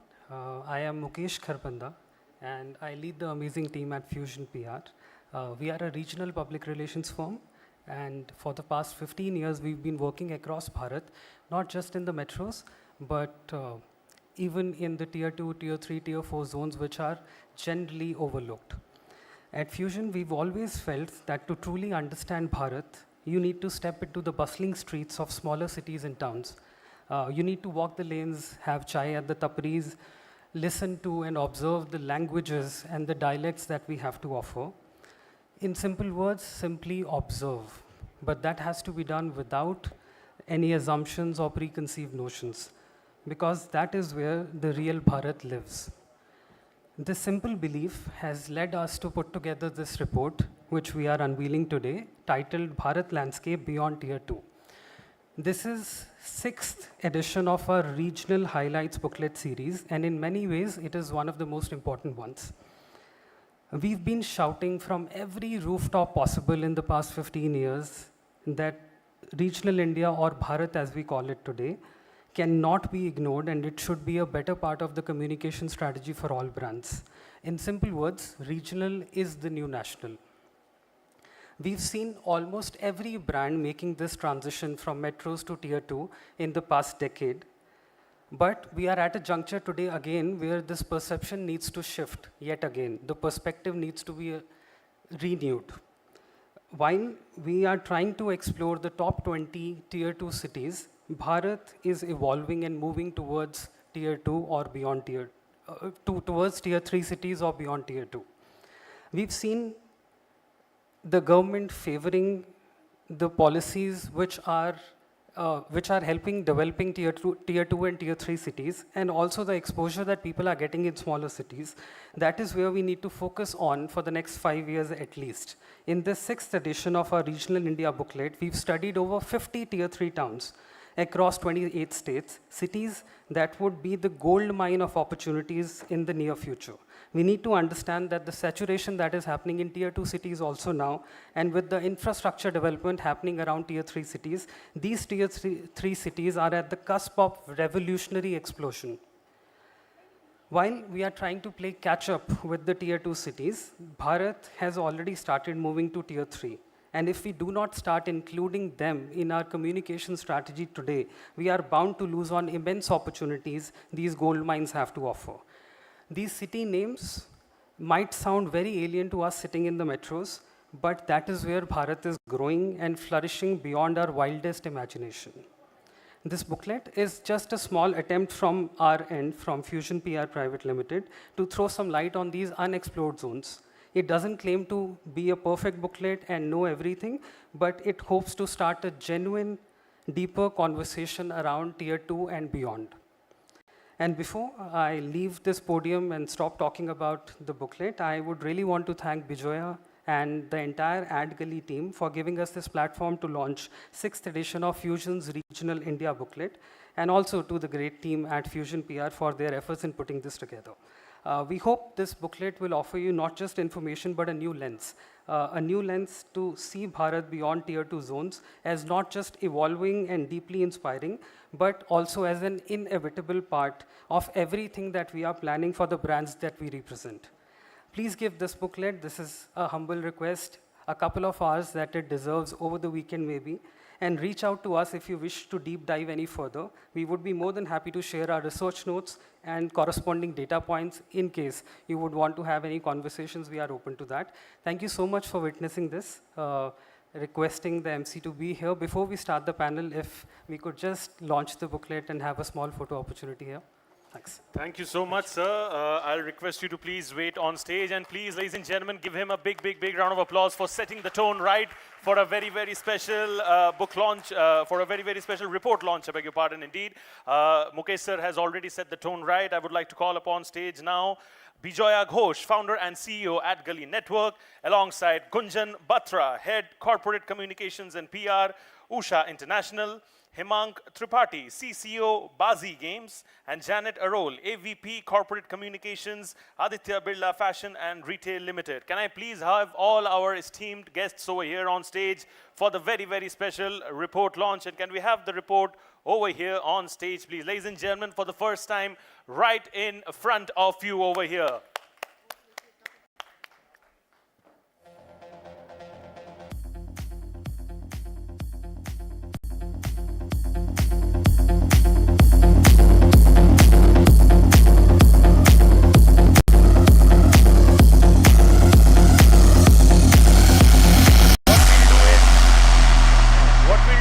First do a nice group photo with all of them. And now, after the group photo with all of them is done, we would also like to call the entire team of Fusion PR to join for another group photo. Ladies and gentlemen, a collective effort by the team of Fusion PR. So can we have the entire team of Fusion PR now on stage? Yes. Please, all of you over here at Fusion PR, I request the entire team.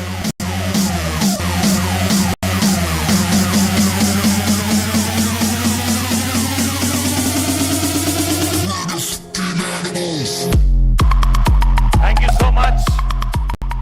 The reports are there in front of all of you. Please feel free to reach out to them regarding any queries. You can also grab a copy of the report outside in the registration desk as well. So thank you so much to all of you for doing all the honors regarding the report launch. And what I'm going to do is I will be calling a lot of you over here once again on stage. But prior to that, can we have the chairs quickly set up on stage for the fireside chat?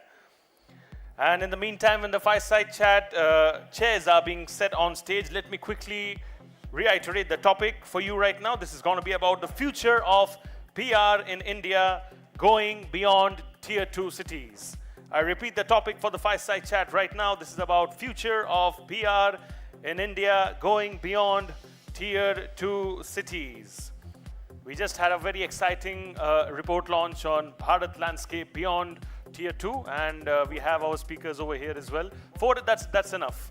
Yeah, thank you so much.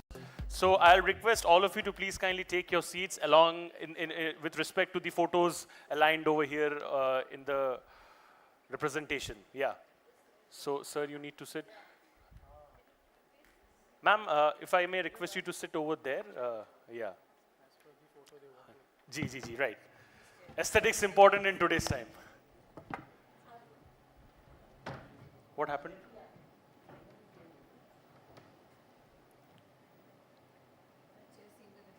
Oh, okay, fair enough. Better be safe than sorry, yeah. All right, thank you so much. And yeah, so can we quickly update the timer? Is the timer updated for the session? Okay, superb. So the stage is set. Over to you all. Thank you. Thanks so much. But before starting the discussion, the timer is already on 20 minutes. Just to set the context, before I start asking any questions or we start the discussion, is there anything that comes to your mind when you hear the phrase, the title of our booklet, Bharat Landscape Beyond Tier 2? I think Bharat is definitely way beyond Tier 2.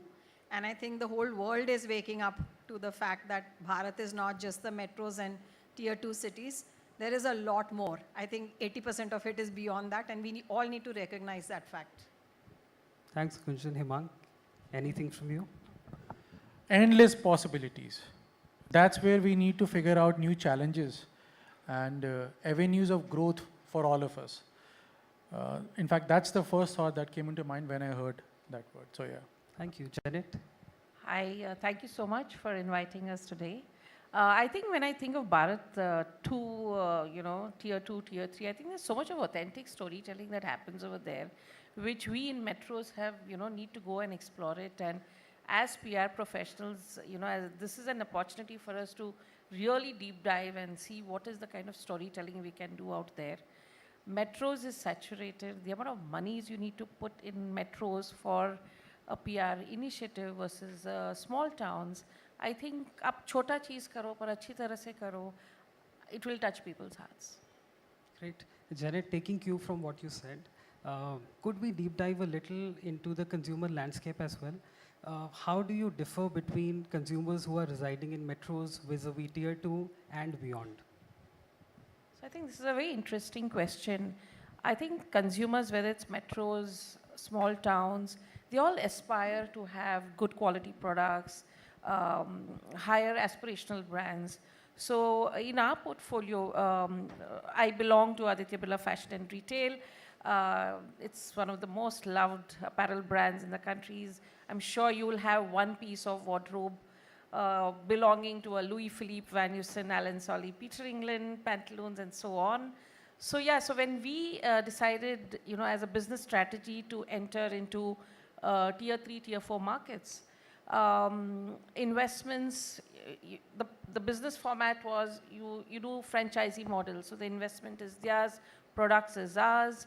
I think it's a great win-win for both the business and the audiences, consumers as well, because you are taking your brands to their markets and you're selling it in a very branded flavor. So I think consumers love your brands irrespective of metros, non-metros, and the way you partner with your local franchisees. I think it's a win-win for brands as well as for consumers. Himang, would you want to add anything here? The consumer landscape and how it shifts as we move from metros to tier 2 to tier 3? No, I think something we were discussing earlier when we all gathered, that nothing is going to shut down or evaporate on its own. You evolve the face of it. If you look at the economy that we have, we always take aspirations or look up to Western countries and continents to understand what's happening. I work for a gaming company. We have looked for regulations and understanding of consumer behavior, say from US. Pokerbazi is into poker. So you gradually move on to. Earlier we used to have big chunky, screens, we call it desktops. Now we have foldables with us. So we evolve and upgrade. And I think that's exactly what is happening, be it tier 1 metros or tier 2, tier 3 markets. We look for something which is more upgraded, which is more new. And primarily, as Kunjan ma'am was highlighting, it's happening because you have the accessibility of far superior network and content consumption that we can do right now. I remember in my old days, we used to hit our television to get that frequency and clean image right now. Now it's all super HD, 4K, in front of your small screen that you enjoy it. And the moment that happens, for me, there is no barrier. There is no distinction between as such in terms of my users. I have someone who's based out of Una. I don't know, किसी को पता है Una कहाँ पे क्या है? It's in Himachal Pradesh. It's a small town. And there is a farmer who actually won gold at NPS. And NPS is National Poker Series, India's biggest gaming event. मेरी नज़र में IPL से भी बड़ा है वो. और वहाँ पे this guy has won gold. And all this was possible because of the connectivity, the kind of access he got through those screens and devices he can, and he won. And his idea is to basically pursue PhD using the money he's been winning. और देश का नाम रोशन करना, give back to society and all. So the moment you see something like that, for me there is no differentiation between tier 2, tier 4, tier 5. My audience is everywhere. In fact, we'll be fools if we don't look out beyond tier 3, tier 4, tier 5, tier 6 markets. So that's my take. Sure. Himang, when you say consumer landscape doesn't change much and consumers are similar everywhere, would you say the same about media landscape also? Or do you think there is any bifurcation in tier 2, tier 3 as far as media is concerned? And when I say media, I'm not only talking about print or electronic, I'm saying platform agnostic, the media. Now that's a valid point, and I think we did touch upon that. We were discussing it. And I asked that you must be seeing a lot of YouTubers creating content, talking about technology and new devices. And these are mostly from metros. That's how it started. And 80% of that audience belongs to tier 4, tier 3, tier 5 markets. You look at the biggest tech YouTuber we have, which is Technical Guruji. 80% of his audience, if I'm not wrong, would be tier 2, tier 3, tier 4, 5 markets. They swear by what they're saying. And it's also getting aspiration, inspiration from that person. And they have started their channels talking about the similar language. But there's a huge difference. That person, be it Technical Guruji or anybody else, they live in metros. Or in fact, Dubai and all those places. And the person who actually was inspired and started his own channel, he's from Una, he's from Darbhanga, for example. So he has better close association and understanding about his or her market. He is going to get more authentic vibe and connect with the audience. And the challenge for me is the moment you build that, you're creating content which is at par. Look at Gyan Therapy. Lucknow-based guy has 3.5 million subscriber base. And he's very authentic, very desi, very typical Lucknowi style of saying things. And he's one of the fastest growing tech YouTubers in India, right? If you say, irrespective what platform is, isn't that a beautiful thing to connect and reach out? So for me, I just need to switch my medium. Instead of relying on a city page in a newspaper, I might connect with those guys, understand what they have to say, align things from my end that makes sense, and do something interesting and hit that audience. Sure, a very valid point. Gunjan, coming to you, Usha is, as a brand, is as regional as a brand can be. How has your experience been while you work beyond tier 2 cities? And also if you could touch upon how the media landscape changes and what has your experience been on that front also? I think, like I was saying, both mobiles and mobility and rural electrification, all the government schemes have actually enabled and empowered people in beyond tier 2 towns, tier 3, tier 4, tier 5, to start dreaming about having appliances at home, to start having modern day conveniences at home. And earlier, if you saw, if you didn't have electricity for 18 hours a day, there was no point in, having showpieces in your house. Now they can all use those appliances. They can use things which will free up their time to do better, something that they are passionate and enjoy. So I think that's really important. And there's a whole transformation that has come across thanks to all these, the mobile penetration and the awareness, global awareness. People in tier 3 and tier 4 are making pasta. They're making so many things which would have been inconceivable probably 10 years ago. And how is it possible? It's because I think we are all human beings finally at the end of the day. Aspirations remain the same. Aspirations to grow, do better, eat better, enjoy life will remain the same. And when you have the channels that reach you where you are, then obviously you will consume that. Whether it is information, whether it is appliances, whether it is news, anything that is available to you where you are is what the person in the tier 3 or tier 4 will reach out for. And if you can speak to them in the language that they are most comfortable in, then you have a connect which is very difficult to break. Sure, because you mentioned the language and reaching out to them in their language, their dialect.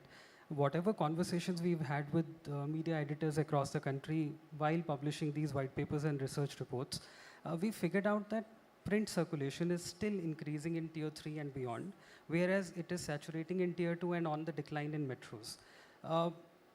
The scenario is a little different when it comes to YouTubers and digital platforms. How do you see that landscape shaping up again vis-a-vis tier 2 and metros?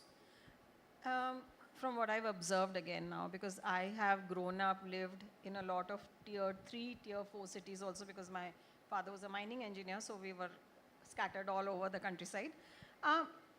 There is a very hardcore traditional mindset. Maybe this next generation will break that, moving to mobile news consumption and everything, consuming everything on the go. But till our generation at least, I think the first thing in the morning is you want your hard copy of the local newspaper. That consumption pattern is so deep-rooted and so deep-set, it's very difficult to break that. Okay? And in terms of, if you look at the YouTube, look at the influencers where they're coming from, like he said, Darbhanga. Okay, you look at other influencers, you go to the cookery, go to any cooking, this thing, look for the influencers. You will see, I think 70% of them are from tier 3, tier 4 town, tier 3 at least. And they do amazing local, regional cuisine, which everyone wants to certainly rediscover. So there is, it's not, I'm saying it's not shifting, but there's a huge transformation in how we are perceiving them now. They are equal. They are not ki wo tier 3 or tier 4 se hain. Earlier there was this marked distinction. Now those lines are blurring. They are no longer segregated. Because, everything around our world, I think, the lines have blurred across everything. No, a great point, Gujin. Janet, you mentioned that your brand is loved across tier 2, tier 3, tier 4. So in a way, boundaries are blurred and it is geographic agnostic. Uh, but while you are wooing the customers in a tier 3 or a tier 4 town, is there anything specifically that you keep in mind while devising a communication strategy, or is it still a replica of what is being done in metros or even tier 2 towns now? So when we are crafting our strategies for tier 4, tier 3, tier 4 markets, we have to keep the sensibilities of your local audience and your media houses over there, what will work, what will not work. To just give you a very simple example, we were launching a brand and we said, let's do fashion shows across the length and breadth of the country. So हमने तो सब कर दिया. So when we used to go to small towns, we used to think, fashion shows will work.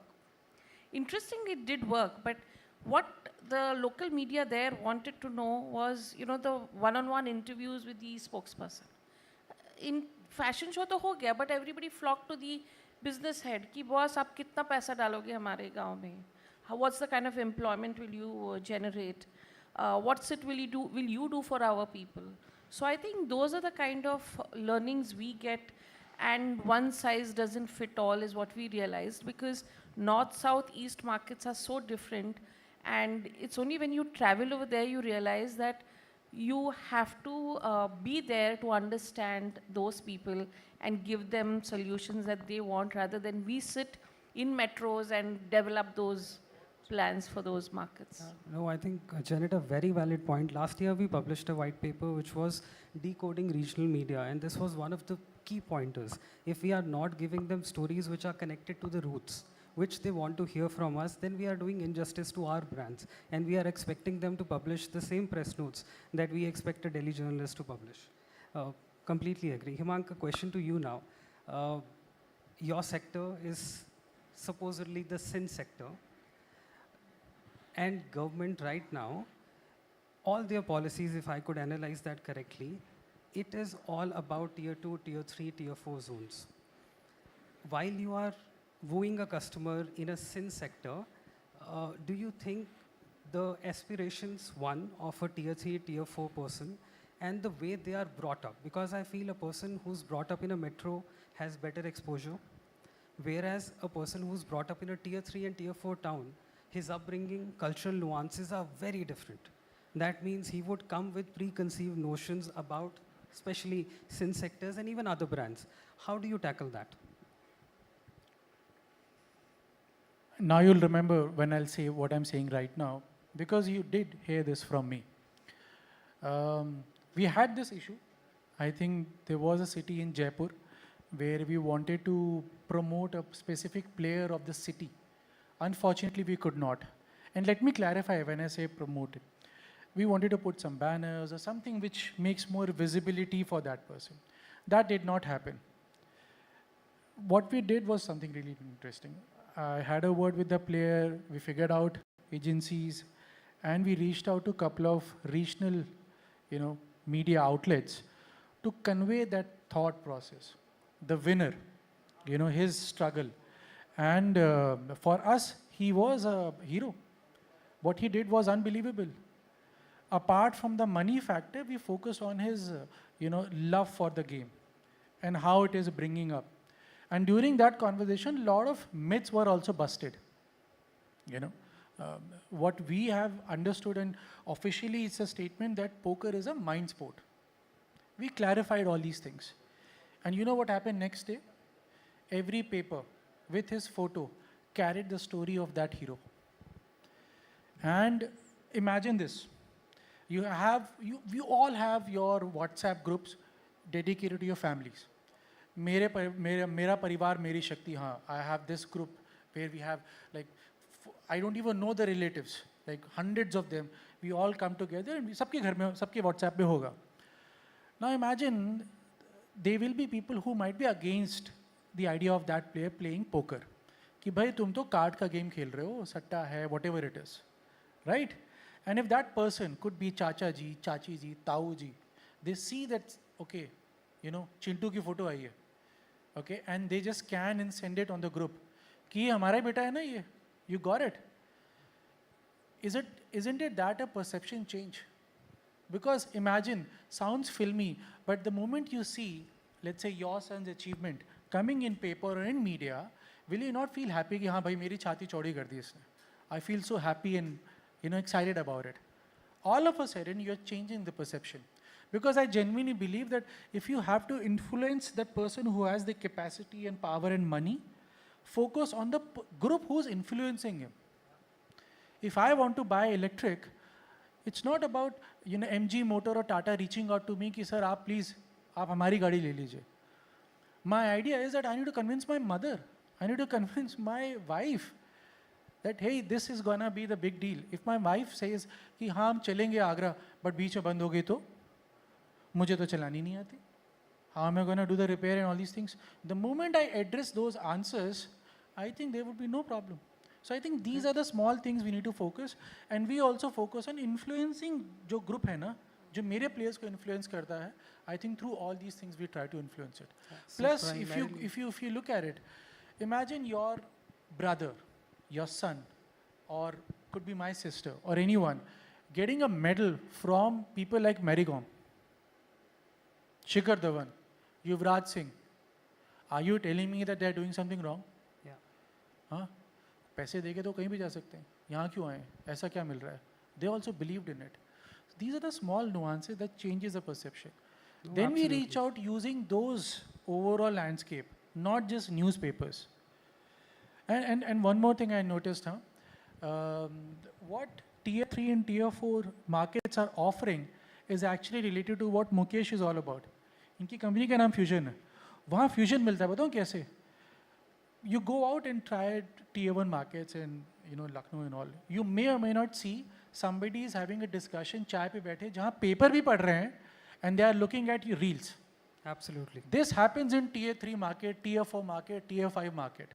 They are not going to lose their culture and values and all, but they're going to incorporate and blend in and collab with the new things that are happening. That's a valid point. That's the beauty of tier 3, tier 4, tier 5 markets. The moment we realize it, I think it's a win-win for all of us. Absolutely. I think boundaries are blurring, and you are absolutely right. Gunjan, taking your view, we've talked about the positives and the opportunities, but is there anything that you are cautious about while you devise your strategy for tier 3 and beyond? Or anything that you feel is a little difficult even now while you are trying to reach out? I think, like he said, understanding the local nuances, whether it's societal, it's cultural, something which could be really cool and easy going for us in the metros could be a huge deal, in a tier 3 and tier 3. And while they're aware of these things, but because they've been brought up in an environment where those, maybe those topics or these things and don't really go down so well. So you have to speak to them in a language they are comfortable in and in a language that they understand. I think that's the most important thing. Absolutely. We are short on time, so I will just ask one last question. Is Mukesh, there a before myth? you start the last questions, I just wanted to share with you all one very interesting case study we've done. We have an artisanal brand called Jaipur, where we work with artisans across the country. So we did a little bit of a reversal. While we have our brands in tier 4, tier 3 and tier 4 markets, we have our artisanal communities in the local parts of the country, very small towns and all of that. So we did a little bit of a reversal. We took national media houses to those markets, to those local artisans, to cover them and to bring their stories to the national media in the front. So we've covered 4 stories of Toda, Dabu, and Kalamkari, and one more art, and Dokra. So we've taken media houses, national media houses, to cover those artisanal communities. And I think between when we say regional media, national media, I think the buy-in is there from both sides.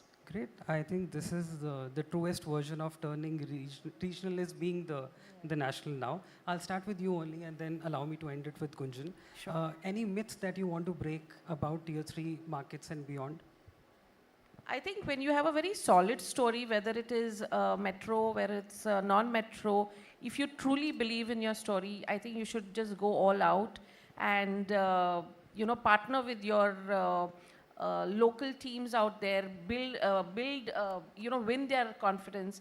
And I think it will be a win-win for both sides. Perfect. Thank you. Hemang, quickly, if in 30 seconds you could. बड़ा मुश्किल है यार. I'll try. Try, sir. No, I think if you want to be a great speaker, try to be a great listener. So the moment you listen to those people, you understand what works for them. Because I genuinely feel there is no line or understanding ऐसे कि tier 4 है, tier 5 है, tier 6 है.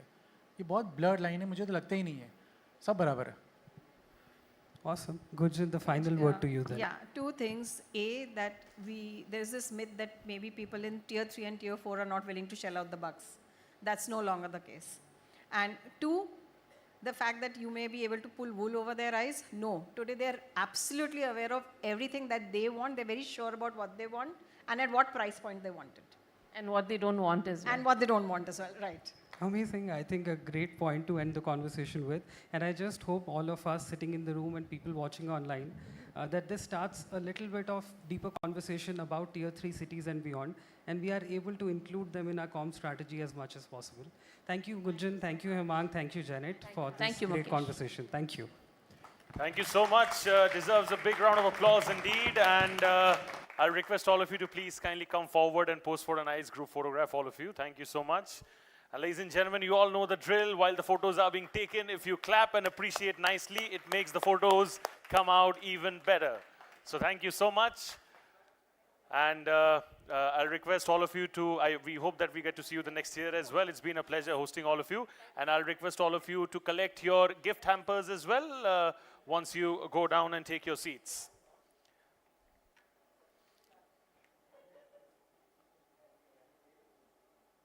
All right, so can we add one more chair on stage, please, quickly?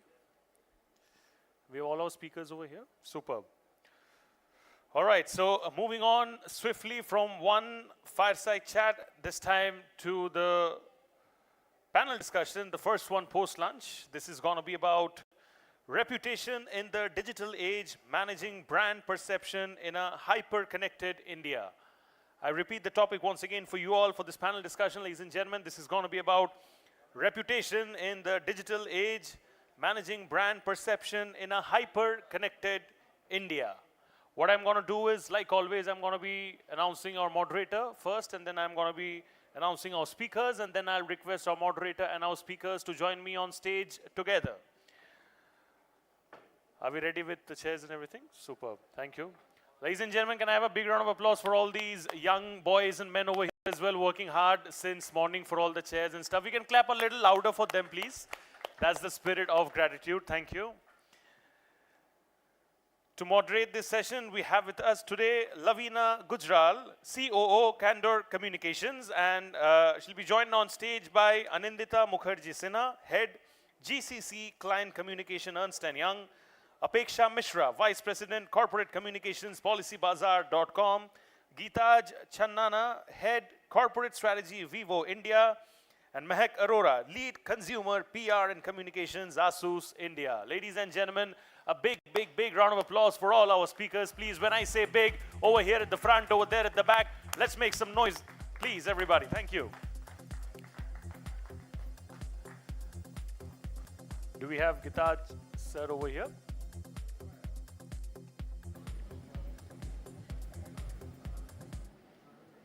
Thank you, sir. I hope I got the pronunciation right. Huh? Okay. You got it better than others. Better than others. That's a good approval. Yeah, sorry, I missed out saying if we can just sit as per the order of the photos, because social media aesthetics play a part. So I believe Geetaj sir will be sitting over there. Yeah, now it's perfect. Yeah, superb. Can we set the timer quickly for our moderator? All right, so 20? 25? Okay, superb. Yeah, that's it. Thank you.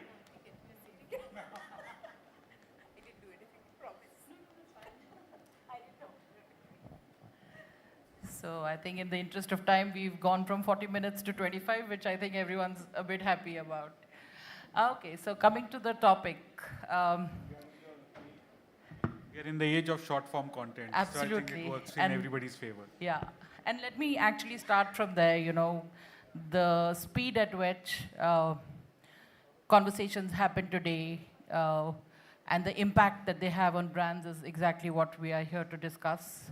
So, the impact of a tweet or the impact of a small social media post or anything that goes viral on the internet today has a direct impact on brand reputation.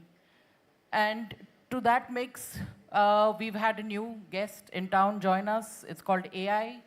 While AI is doing all these lovely, crazy things, it's also impacting the way brands are perceived. There is a fair bit of misinformation. There are deep fakes. There are fakes of all kinds, whether it's reviews or it's anything that is related to brands. There are, like in any format which is in the public domain, there are good actors and there are bad actors. So in such an environment, how do brands navigate the way forward? Meg, I'd like to start with you. What do you think brands can really do in a situation where a single tweet or an Instagram post can really sort of become a national headline within a few hours? Thank you so much. And I think a very, very interesting topic. We've had a couple of discussions relating to this. I think I want to start and set the context first with the fact that not every backlash has to do with a disgruntled consumer or someone who's not happy, right? A backlash can happen for any reason. And I think we've seen many, many examples here. I was following a case study for Zomato very closely, where they had come up with an option that you can actually filter for Jain food, right? And that's just basis personalization. It could be your choice. It could be a dietary preference, right? But there was a social backlash everywhere on the internet where people said that they are dividing food by religion. I wouldn't say that would be, of course, the brand's fault, but just a perspective to share here. But let's also take the other side, Lavina, to your question, that let's say a backlash does happen from a brand's point of view, and I'm working with ASUS right now. I'd like to put in a picture here that the social sentiment is always one-sided. So there is a certain narrative that starts, and that starts floating. I think as brands, what we need to do and what we are doing is consumer marketing lingo not obviously is at the center of everything we do, right? We work back end to figure out what the problem is. We have a lot of social listening tools, and we understand what the issue is, rather than jumping in terms of a public forum debate and responding there. I think that's not the most ideal thing to go about it. I think one of my most important parts, which I have seen and learned here, is that consumer lifetime value plays the most important role in a case like this, which basically means that front end is great. We have awareness campaigns. We go all out talking to consumers, right? But the back end of it is prospects, consumers who actually are absolutely loyal to you. And they are the ones who come to actually neutralize the sentiment when a backlash like that happens. So we have to ensure that our advocates play a much bigger role actually in the whole ecosystem, because they are the ones who actually come in, they neutralize the sentiment, and they can also give a perspective about whatever the backlash might be. So I feel like that's a very important part of the tale, and those are some things that we look at from an organizational perspective. What are your thoughts on the same, Apeksha? Could you repeat the question? We're generally discussing about how anything which happens on the internet today is damaging brand reputation. So how are brands navigating this challenge today? Yeah, I think anything that happens on social media, everything doesn't deserve a reaction. So brands, while reacting to any kind of post that's going viral, etc., we must think before we act, because the brands, like she mentioned, then the responses that we give, those make news headlines. So brands should be careful while they navigate this path and not jump onto reacting to any kind of messaging that's going on. I think we've got to go back to basics that we've all learned, right? It is respond and not react. That's the first thing that we want to do when we see something really flaring up on social media. Let's just quickly see what we can do about it. But the beauty of the thing is that social media is a monster that loves to eat its own children, right? Because as soon as something kind of flares up, something else bigger would happen.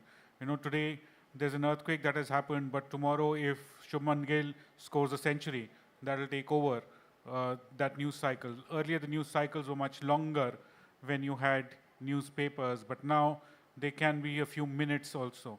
So I think you've got to really take a deep breath and see what you really need to do before jumping in and trying to spark something. You know, the new in the news is still very valid in this whole ecosystem. If you don't feed the monster with new stuff, it's not going to come up with new things. So let it die its own death, let it eat its own children. Hopefully it will die down, and you might not have to do anything about it too.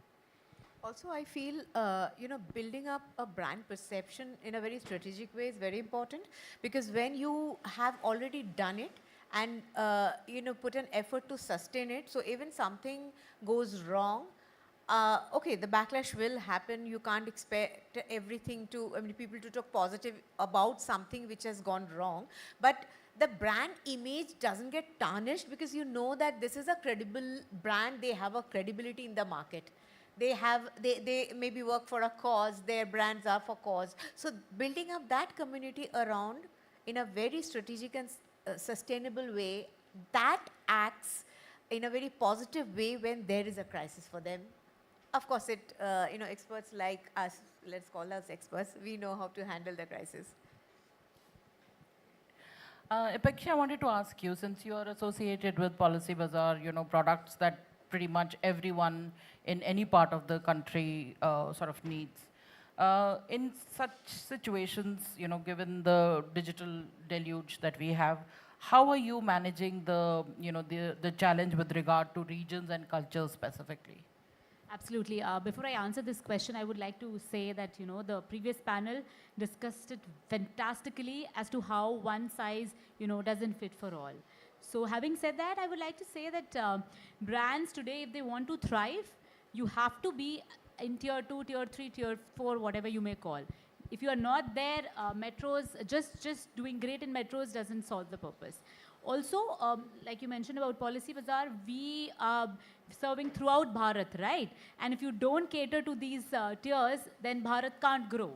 So, for example, Policy Bazaar, we serve in 15 languages, right? And the way we approach, say, a customer in Odisha, the state I'm from, is very different from how we might approach a customer in the south.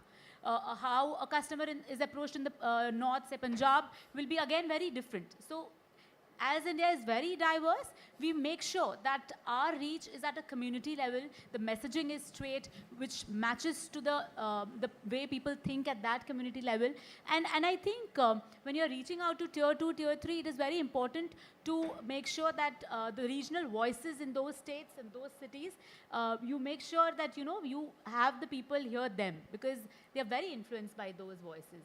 So absolutely, if you want Bharat to grow, you will have to strategize very differently for all regions in the country. It cannot be a one size fits all. So yeah. I think that was a Also very valid depends on one. From voices, one of the things that comes out is that today how we are moving from broadcasting specs to identity-driven messaging. I think all of us are focusing on that, right? So, you talk about tier 2, you talk about tier 3, and of course, the previous panel also talked about the fact that it's how are we empowering their journey by the end of it, right?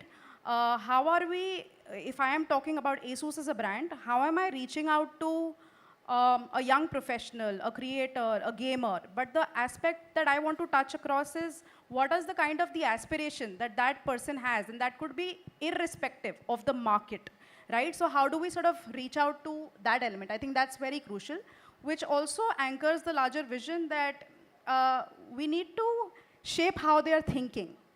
We don't have to push out our specs, but more in terms of what they think is how we need to match our broader marketing objectives, is what I'd say. It also depends on the products, I feel, Moulika. What is the product of your company? So accordingly, you have to reach out to the mass. A very high-end car definitely won't work out for the 3-tier cities where the infrastructure itself is lacking. So that also depends. So it has to be customized. One thing is for sure that people have become digitally active now.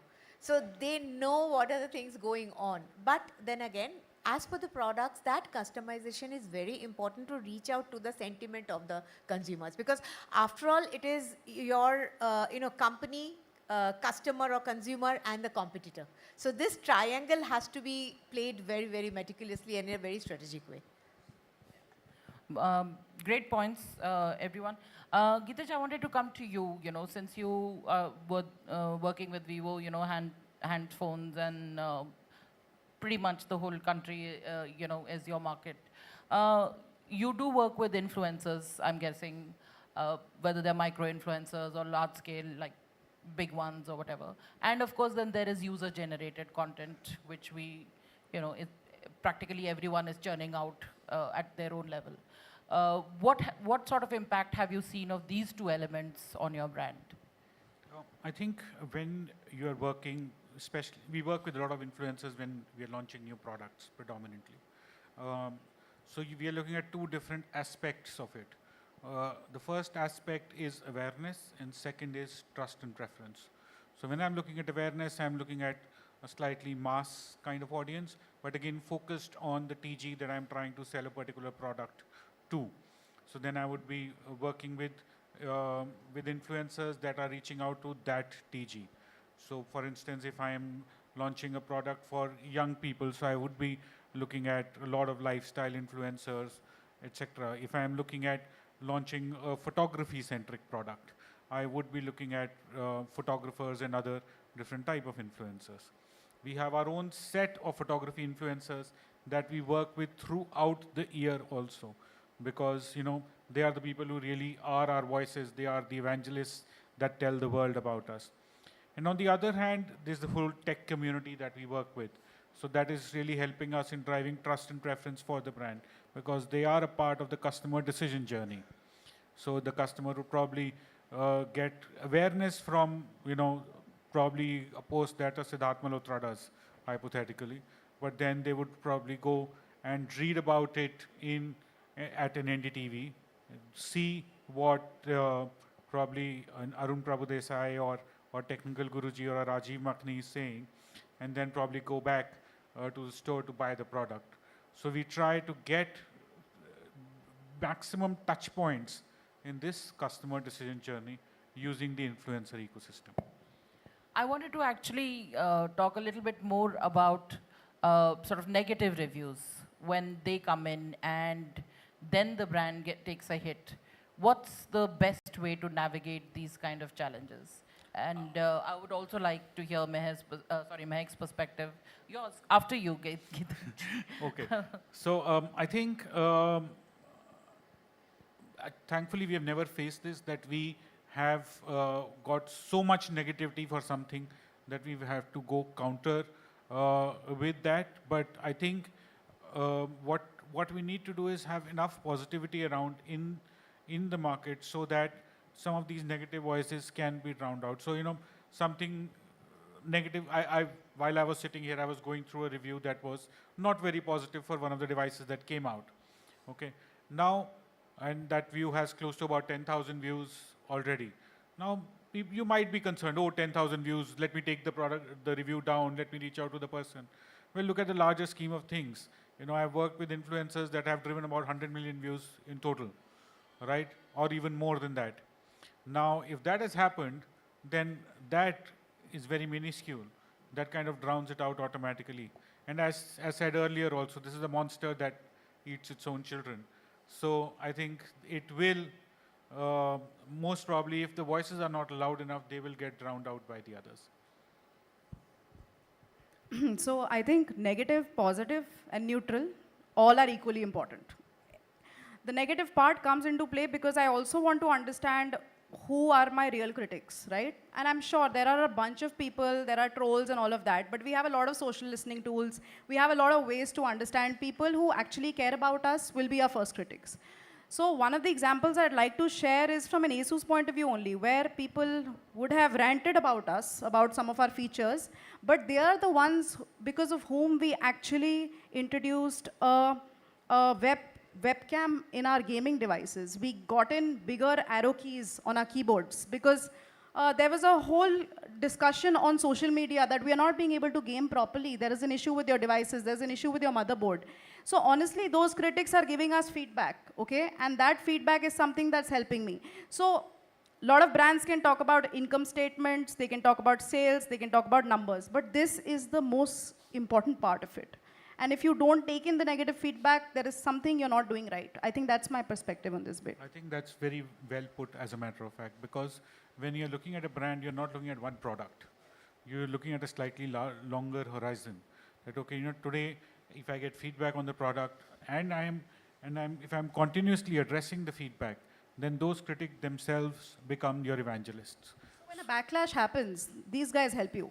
That's the time when they will vouch for you. While there be controversies and fire starters sit everywhere. They work with us, they're in brands, they are across people, but these are the people who actually will also give a real picture. So that's the whole part, that jargon of advocacy comes in play here. So yeah. ये भी समझना जरूरी है थोड़ा सा कि कौन कर रहा है वो, जिसको कैंपेन नहीं मिला वो कर रहा है क्या?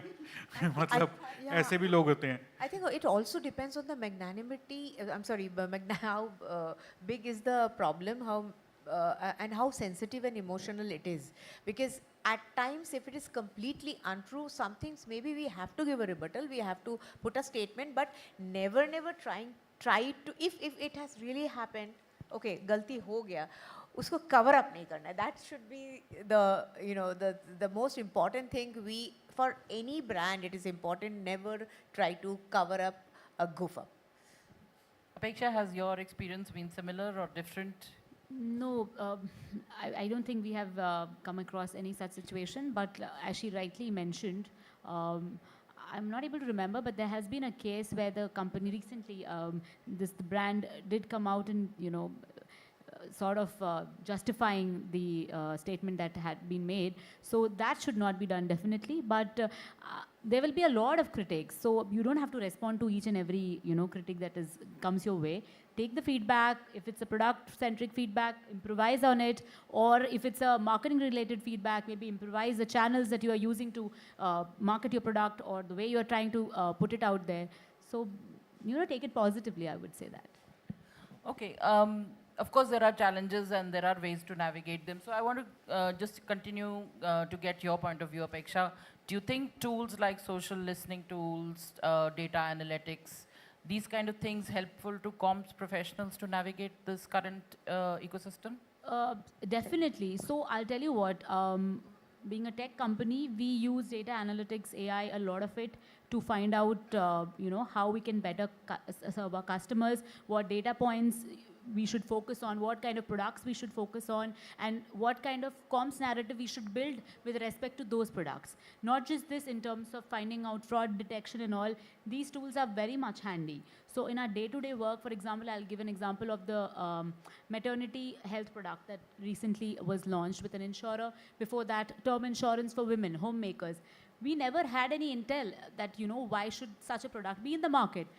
It was with the help of these tools that we found out that people are keen on having, addressing these checkpoints. And that's how we ended up working with the insurer, telling them that this is the intel we are getting because we have a larger customer base. And yeah, that's why we launched these products. So definitely we'd work with these tools on a day-to-day basis a lot. And specifically about comms, definitely we use these data points to plan and strategize our comms around it. So yeah.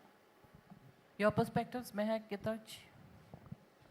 I think they are important to get a perspective on what's really happening in the broader scheme of things. And they can be one of the things that you're looking at while planning. But I don't think they are the only thing that is being used. Want to get your perspective on this, Anandita, since you are from Ernst & Young, more of a advisory sort of a role. Do you think that, or have brands come to you for advice on what kind of tools, what have you recommended? How do you see them playing out in this scenario?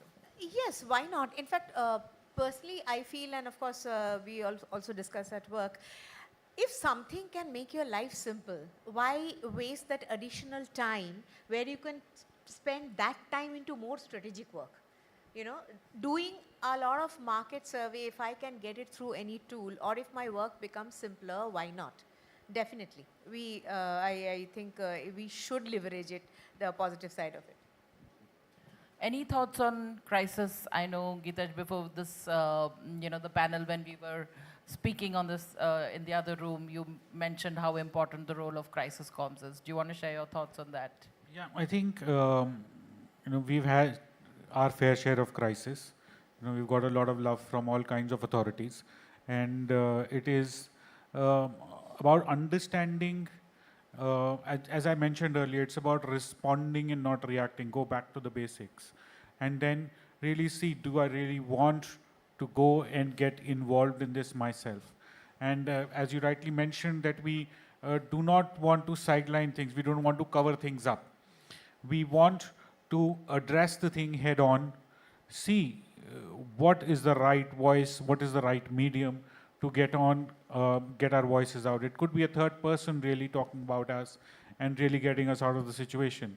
And for us, what has worked a lot of times is really monitoring things and seeing, okay, do I really need to get into this, or this too shall pass? Because again, as I mentioned earlier, 3 alphabets out of 4 in news is new, right? If you don't feed it, you're not going to get anything new out of it. So, you should not be the person who's really fueling the fire that's already out there. You should respond to the fire if it is required, and you should really be figuring out how to ensure that you come out of this in a better position that you got into it. But I think the most important thing is the prep behind it. It doesn't matter if I'm not speaking out. What am I doing in the background? Am I prepared for when it hits the ceiling? Right? Is my legal team prepared to handle if something happens? We recently had a fairly, gnarly crisis in Udaipur. And there, at that time, the only thing we did not respond to it at all. But we knew that if something comes, my government affairs team knows that, okay, who are the people that they need to reach out to ensure that nothing more comes out of somebody else's mouth. My legal team is prepared if police comes over and has to respond. My manager on ground knows how and what to say to the people who ever come there. So all the prep is important, but that doesn't mean that you need to go into war every single time you are hit with crisis. In earlier days, we used to say we have to be crisis ready. We have to have a crisis manual ready. But yeah, when it happens, many things you really need to customize and the real time control what you say. But mostly, as we say in today's digital age, it's about ABCD. It's appearance, behavior, communication, and the digital impression. So these 4 things have to be taken care of and be very vigilant to tackle a crisis. I think the escalation matrix is very important. How it really, if it is escalating, who are the people who are getting involved? What is their role when something like this happens? So I think that kind of laying out of rules is important internally. But you obviously can't have scenarios mapped out throughout. It's very case specific, I think. And sometimes if it's a crisis communication, the answer is not in just going to the public or putting things out on Twitter. Maybe it's just responding to the regulatory bodies. Maybe it's just responding to the spokes that are really concerned with that particular matter. Yeah, even internal comms, right? So it's very case specific. You can't really have a plan set in advance for all sorts of crisis communication, I would say. So I think they've covered a communication perspective. I feel like it's absolutely very critical. But the point is, it's just not when the crisis happens, but because there is a sentiment floating. Are you working back end as business to take care? It could be after sales service. It could be something relating to your products. It could be something in terms of how you're dealing with the end consumer. Those things take time. It can take 8 months. It can take 10 months. It can take a year. But the whole idea is that we will speak when it matters and when we are ready. So one part is communicating, and of course, we need to communicate, we need to tell people. Brands also can't be absolutely shut today, because then, there are questions from everywhere. People come in and talk about the fact that, okay, they're not solving it. They're not solving for us. So that's the reason why they're avoiding the problem. But the aspect is, then the reality is that businesses need to work back end.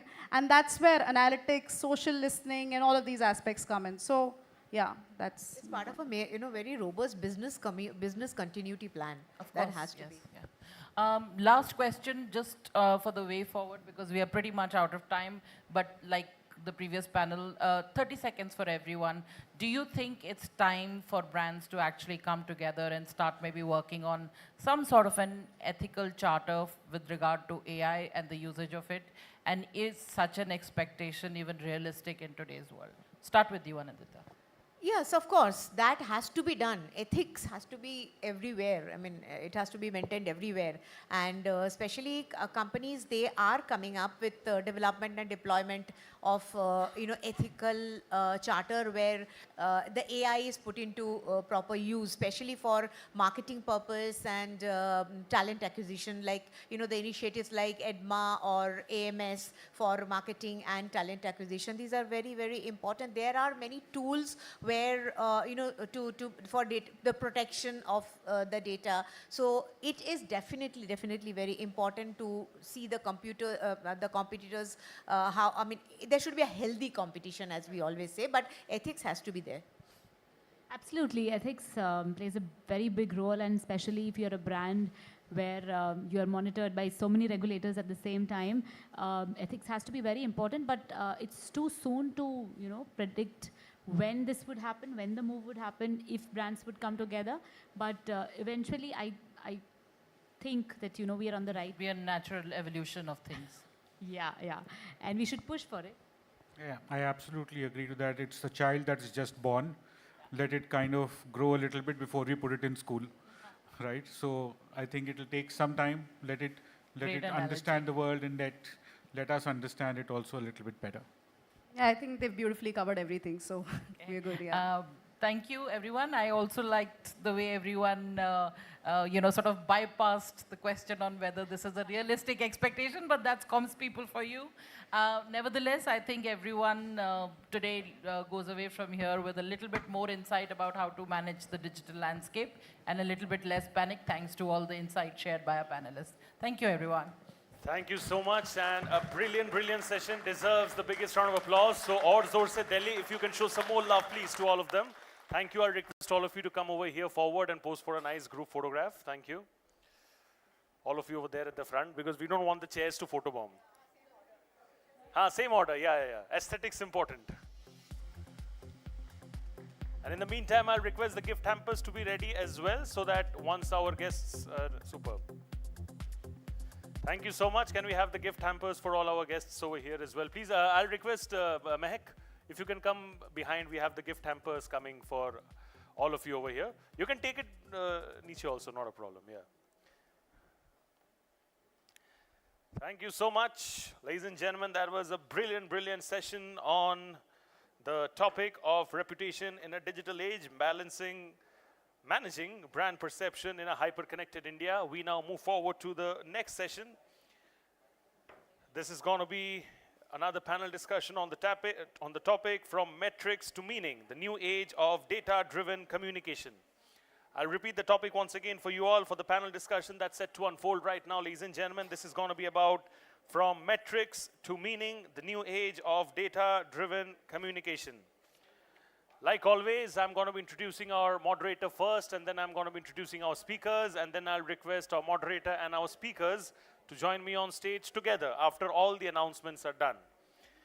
Thank you. So the session is going to be moderated on stage by Mamta Dhingra, Global PR Consultant and Podcaster, Lateral Sutra.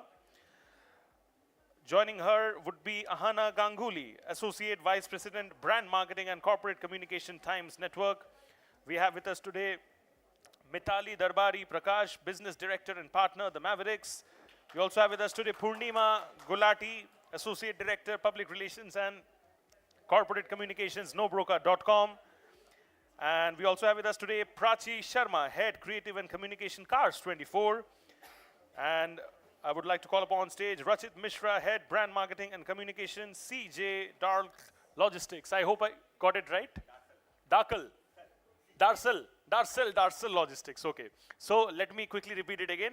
We also have with us today Mr. Rachit Mishra, Head Brand Marketing and Communication, CJ Darsal Logistics. Super, thank you. I'll request all of you to please take your seats. Give them a big round of applause, please, ladies and gentlemen. And we can have some more noise, ladies and gentlemen. This is the final panel discussion of the day. So us hisab se aur zor se taaliyon ki goonj, please, everybody, people at the back, let's show some love. Yes, I love it. Thank you. So the timer is updated. So there's the timer for your reference. Thank you, and over to you. Hi, good evening, everybody. An eclectic set of panel, I would say, and thanks everyone for joining in. So I'll just deep dive into the conversation right from the start by sharing a quote. We are surrounded by data, but starved for insights. And that's exactly where I'm going to take this conversation to, from matrix to meaning, the new age of data-driven communication. I'm thrilled to be here with all of you all, and let's explore how data is shaping our real worlds out there. So data is everywhere, but insights are rare. With your quick introductions, maybe we could start with you, Ahana. What would you comment on that? So, hi, I handle the brand marketing and corporate communications for the entire Times network, right? So his session is going to be after the one that... Oh, that's fine. So, you have at least 20 where minutes. data comes in, for us, it's basically everywhere, like you said, with terms to content, communication, analysis, or the entire bit of it. And in this day and age where AI is taking over everything, data is somehow the basis of every communication or content that you do. How can you avoid data? The kind of competition we have, not only for publication, which is my industry, but from FMCG or durables or everything, data, when you have a measuring metric to move forward and assess the things that you are doing, trying to put out, to measure, what your viewers or your consumers are saying about you, the people who are investing in you. Data is the best way to go forward.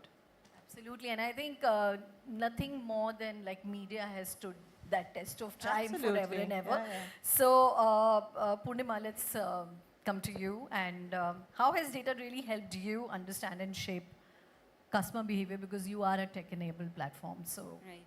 So for us, data is something on which we run the whole organization, in the sense that earlier we wanted to disrupt the real estate industry, and we wanted people to find properties easily, make them more accessible. But once that part is done, once the information asymmetry is taken care of, now what do you do for the consumer? So traditionally, if you're moving from one city to another or going from one area to another, how do you find a house? You ask a traditional broker. The real estate industry has been very opaque and has dealt with a lack of transparency for the longest time ever. So once you have the information all available and you need to see in what society, what rent is going, you don't really need a human agent to tell you whether this is right or not. Lots of times human agents would tell you, ma'am, this society is available now, this flat is available now, but there are 4 more people, so you tell me quickly. You don't really know whether 4 more people are there, or this guy is just motivated by his personal gains and telling you to close the deal quickly. And lots of times you will see things like, oh sir, I know these people, they do not eat non-veg, they do not have pets and everything, so mere jaanne wale hain, so let's just go ahead and give this. And lots of times after they bought the house or they rented the house, they will find that there is so much of discrepancy. The owners do not know anything, so we wanted to make that thing done. Second way how we use data is after making the whole thing transparent. If you as consumers are seeing that, first 4 projects that you shortlisted are those that have balconies, plants and everything, that in the hindsight, we will keep pushing projects to you that have those kind of things. Another way to do it is when we say there are 3 BHKs are outpacing the preference for 2 BHKs now. That's another way to showcase data. If I just tell you a lot of people are these days choosing houses online, that is one way to communicate something. But if I tell you the process of finding houses has shifted 70% to online, then you will probably understand how much online is doing well. So data has been an integral part of everything that we do. If I know that women are taking joint loans, then I would probably want to push my CRM notifications to women and those kind of consumers. So this is at the bedrock of all the business Absolutely. matrices and calls that you have taken. So I would jump the gun to Prachi, the pundit, as you call yourself to be. Predictive analytics or AI-generated comms, what's influencing your future strategy? I want an answer in a pun way. Oh, that's tough. But I think artificial intelligence is never going to beat natural intelligence. You cannot get the real human insights from artificial intelligence. Yes, it can definitely support you, but you need to listen to the fellow human beings who are sitting right next to you to understand what is going to work with them or what is not going to work with them. If you if you start writing anything, in fact, okay, I'll give an example of LinkedIn, right? If you open LinkedIn right now, you're going to quickly see 15 posts from top founders there, and if you notice one thing, they're all the same. They all start with this is not this is not that, this is what I feel. So people are using AI a lot, and that human touch has completely gone missing, right? Slowly and steadily, people are going to shift from that AI thing to more simpler things in life, and that is something that can only come from human insights. To the point that you were making about data, right? Data, you read data, but you listen to your human beings and you trust your instinct, and that's how the best storytelling happens. So most recently, I've shifted my role to creative comms also, and one thing that I've understood is that if it's not relatable, it's not gonna work. People do not want fancy stuff, they don't want fluff. They want something that they can understand or they can relate with. So for example, your story that 70% of people are buying houses online or are renting houses online, I think that is happening because it's easier for them, considering that they are lacking time in their life given their jobs and their work-life balance. A lot of people are spending time online to quickly search for a house and then just rent it because it makes their life easier. Now that convenience that is being provided, that is something a human being can relate with when we add that to the story. So yes, AI helps to make your content a little more flowery, but if it's not human, it won't work. Well said. Rachit, I'd like to bring you into the conversation. And in this logistic-heavy industry that you are, how do you see communication aligned with operational data to enhance? Good evening, everyone, and thank you for the question, Mamta. This is really interesting because how we see it as a communication professionals is data is something which is available for you. It's a matrix. Till the time we are pulling out the insights, which are really rare. And once you start picking up those insights, you start building up the narrative or the story around it. And talking about the logistic industry in particular, or rather the supply chain, data plays a very important role, not just for the usual delivery things and other things, but more critically, the aspects which are lot less talked about, I would say. For example, the mishappenings or the road accidents which are taking place. How can you bring down those numbers? How can you impact those lives? It's all what makes a difference for us from the logistic point of view. And the other thing I would like to add in here is that these matrices are good to set the narrative if you are being transparent. Because the supply chain, or rather the service industry, and I'm sure that Purnima will be agreeing to the fact that service industry is more on the trust part.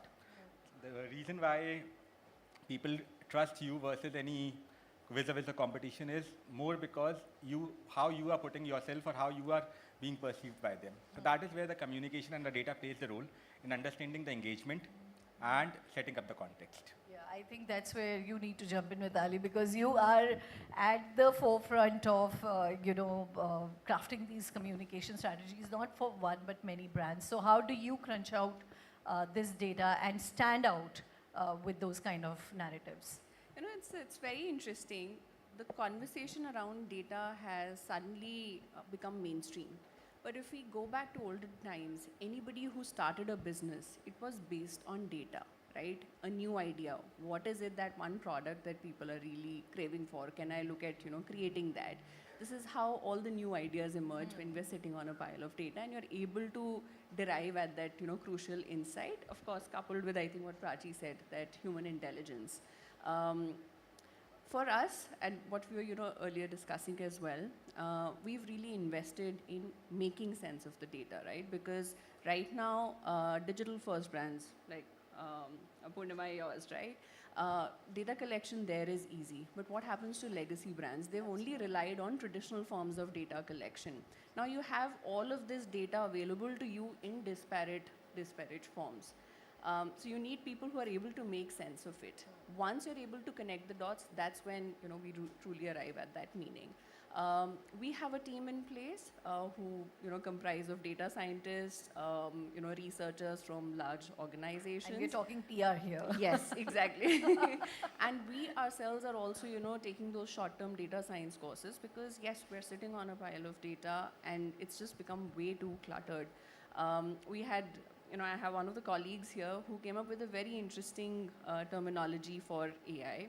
Said it's not artificial intelligence. It'll make sense when it comes with actual intent, right? Oh. So that wordplay, I feel, makes a lot of sense here. Makes a lot of sense. Anna, yours has been, like we were talking even at the backstage, it's always been a very data-heavy, number crunching industry and sector. How do you think with the kind of data, with AI and deep tech that is available, how is the game changing for you? For content alone or for content first and then of course your marketing. So and because selling. we are in a very, there's a lot of news channels, especially because of publication. The competition is so intense, right?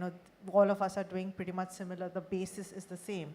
And the variation of, differentiation factor is very less. So data for us forever, like for over a decade right now, we use data to figure out, again, the markets who we're catering to, people who are watching us.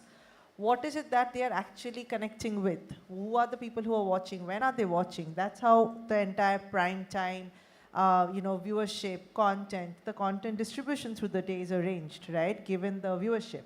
Similarly, in terms of trade, ad sales perspective also, why is the evening prime time differently priced than the rest of the day? It's because that's when the viewership comes in. Again, we can also slice and dice it down to the fact that as to what is the socioeconomic class who's watching us. So therefore, we tell the advertisers also, this is the kind of, say, if you look at an A, B plus category of people, you should probably invest in Times Now. That is where they're coming. If you're looking at a Hindi-speaking market and a broader reach you're looking at, then come to Times Now of Bharat. How would you create these bifurcations and these pointed conversations to the viewers as well? How do you know you're with the number one? Just screaming number one makes no sense. So while we have a lot of brand campaigns, and we do a lot of CSR campaigns, but they are what, 1 or 2 through the day? In fact, since she's here from Cast 24, we have a brilliant, nice, campaign coming up for Safer Drive, right? Where the pitching starts on the stage. Yeah, I'm already pitching for it already. So it is, but we have used numbers there too. Instead of saying that, a lot of people die, we've equated it with numbers. That these are the number of accidents that are coming. It's a data given by Morth, right? It's 1.5 lakh people dying in road crashes every year. Exactly, right? So that is what our communication is going to reflect. Because when you see the number, then you see the reality of it. That it's just not a arbit story that you keep seeing or reading. So for content and trade, linear, this is television. It's so intricate to our communication, because when we promote, we just don't go ATL, we go BTL also. How do you go to those alleyways and connect with the B-town people, C-town people to ensure that they're watching a channel? You have to do a road show. We figure out from the data cuts. They call us, then we track those calls, do the back-end work, do a contest online, literally bring them up from the ground to ensure that they're on the channel. Coming back to you on No Broker, if I had to ask you to choose one total vanity matrix which you want to get away with and you totally want to kill it, from the one which is actually translating into meaningful matrix, what would that be? I think earlier our metrics, one of the vanity metrics we used to use was number of app downloads, number of impressions on something, but it really doesn't tell you any accurate story about how your brand is performing. So I'd rather look at a metric that showcases what is the lead to conversion time that a consumer is taking on my brand, because that tells me something. And if we do, so we do a lot of influencer marketing also. Lots of times how we check how well it is performing is, somebody has put some nice thing about our painting services, Uske niche, if there are comments that come like, oh my God, you're looking so pretty. Oh my God, you always ace it. So we definitely know that these are seeded comments and my campaign has not performed well. I would want to see where somebody is actually putting down a grievance saying, you know, you guys fucked up my painting, this thing is still pending. Then I would know it is reaching the right consumer. It is going to the right person. So these are some of the metrics we use. What are the kind of comments they are getting? Good Lord, if and we need to honestly listen to comments, I don't think we would be in the go business through at them. all. I go through them because I want to know that, you know, whichever influencer I have, enrolled, are they doing well? Are they doing the job that is expected out of them? Yeah. Everybody can get comments on dresses, makeup and everything, but did I hire you for that? I didn't. I hired you for my brand, so that has to be. And at the end of it, the whole thing has to translate into trust. So if I say that, you know, in a particular society, this is the rent that is going or this is the price that is going, my data is giving you that trust. There could be a broker telling you the same or there could be my data. So there are some KPIs we have to let go of. Yeah. But eventual aim is it boils down to bringing trust in the consumer. Only then a consumer will keep doing it. Yeah. So taking it case specific to your brand now, how would you, would want to kill out those vanity matrices, or what are you doing about them? So for us, one thing that we have completely stopped tracking at Cast24 is number of coverage that we are getting. Okay. We don't really, it does not matter. What we are actually analyzing is one, is the kind of sentiment that people have about the brand. We are also studying ORM completely. What is it that people are saying? What is it that they are struggling with? What is working out for them? What is not working out for them? For example, RC transfer is a very important, big issue. Now, if we understand that's a big issue, but some things are not in our control. But even there, what is it that people are actually trying to tell us? That is one thing that we are trying to study when it comes to PR. Another thing that we are trying to understand is that how many people are staying on the app.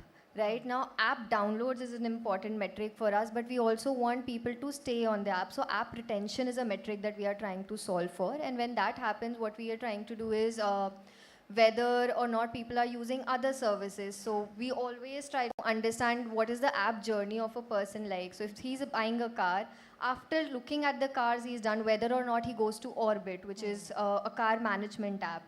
If he's going to Orbit, what is his journey like there, where he's spending the maximum amount. And basis that, we decide, okay, what is our next story going to be like? So yeah. Yeah, rolling the same question to you, Rajat. See, I would say we haven't stopped going around the number of coverages, because that would have been the case, my team would have been the happiest. But of course, one thing which we don't look forward is the likes or the social impressions. They don't make a difference for us. Okay. The engagement, how the posts, people are engaging with us, and not just the social media, anywhere they are engaging, be it any touch point of ours, is something which we look forward for, because we personally believe that if the matrix is where we are ending the discussion, we are missing on the actual story, because it actually starts once the matrix is over and we start looking it up from the perspective. I want to add another point here. One more thing that we've just started tracking recently is whether or not AI is picking up our announcements. So there are certain keywords in mix and matching that with SEO, whether ChatGPT is taking that input up, because sometimes ChatGPT is not taking up your economic times, but is taking some XYZ, idhar udhar ka platforms. And if it is, then those platforms are important for us, and how do we reach out to them? So that's a very important metric, and I think for all brands in the future that is going to play an important role, whether or not AI is picking up your brand, whether it's able to read your reviews, if it is reading your articles properly, because if you right now type Cast24 pros and cons, if there are cons, now what are the cons that it is picking up, and what is it that requires to update, what is it that is needed for us to update in the stories? So very important metric for all the brands in the future. Very interesting. I think that's ChatGPT trying to act like human also by avoiding some bit of core this thing. And like she said earlier point, I also see a lot of these entrepreneurs, a lot of founders are now becoming very active on LinkedIn. Right. Because earlier when they had to post something, they had to take time to think through, put a post or get their PR teams to do that. Nowadays, ChatGPT does it like this. Yeah. So human intelligence will be getting dumber in some time, and once we get used to it, then say, now pay me for this sort of a service. Yeah. That's where So I just wanted to add a point here. Of course, there are a bunch of metrics that we hear from our clients that they still want to track.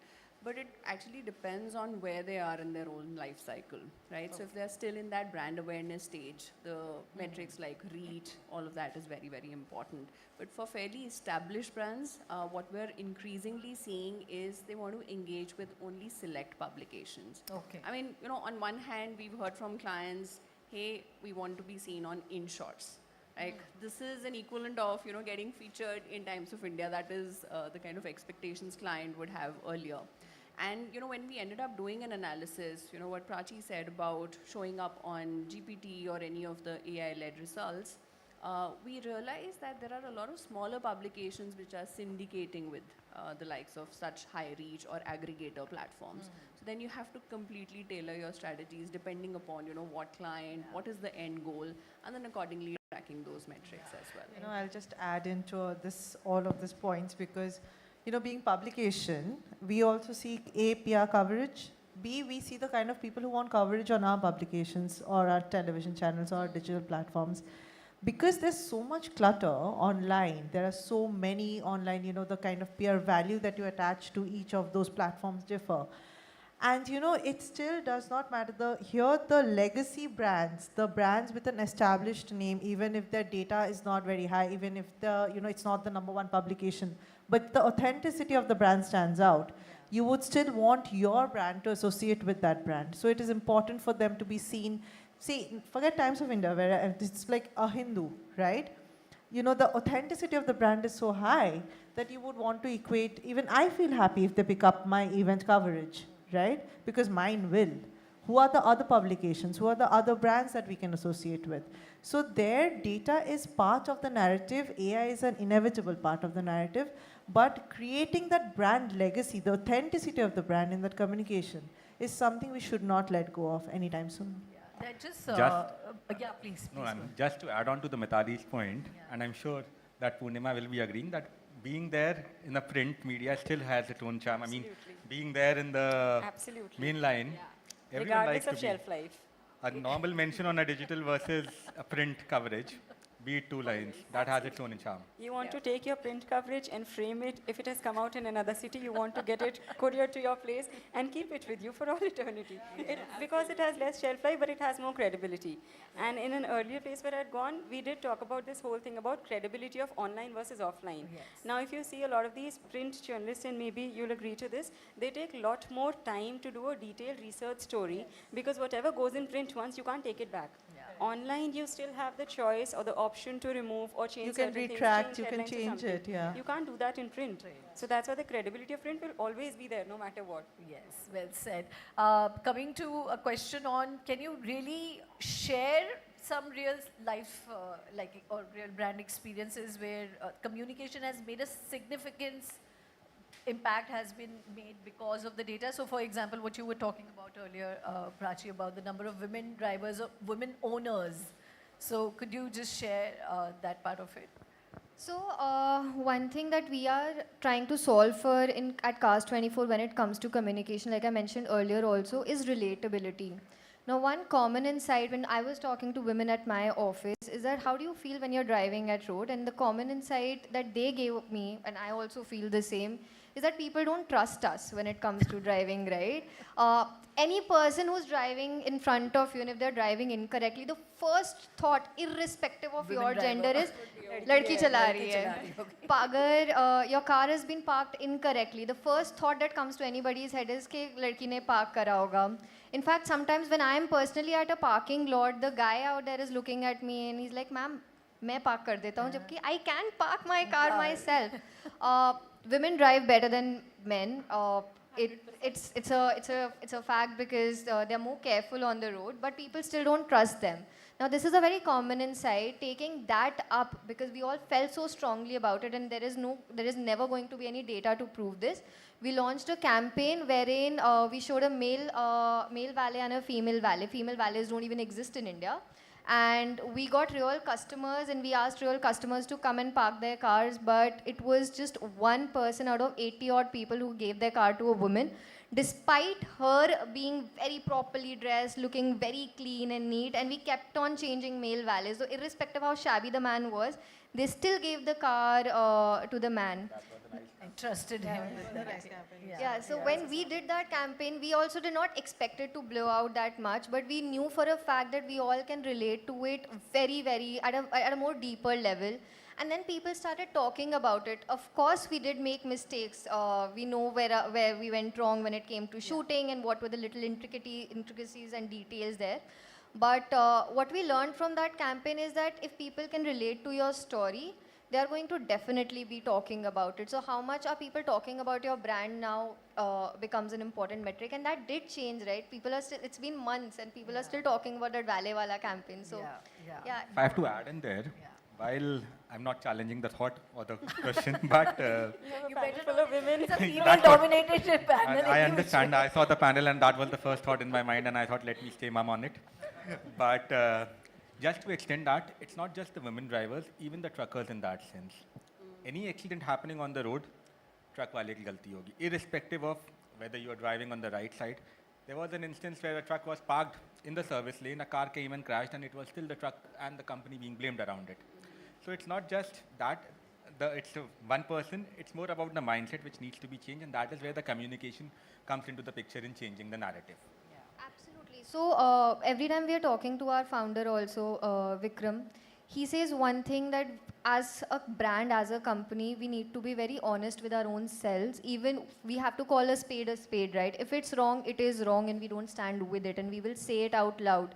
So our dowry collection was a biggest thing to that, because we know for a fact that during weddings, people are gifting cars, right?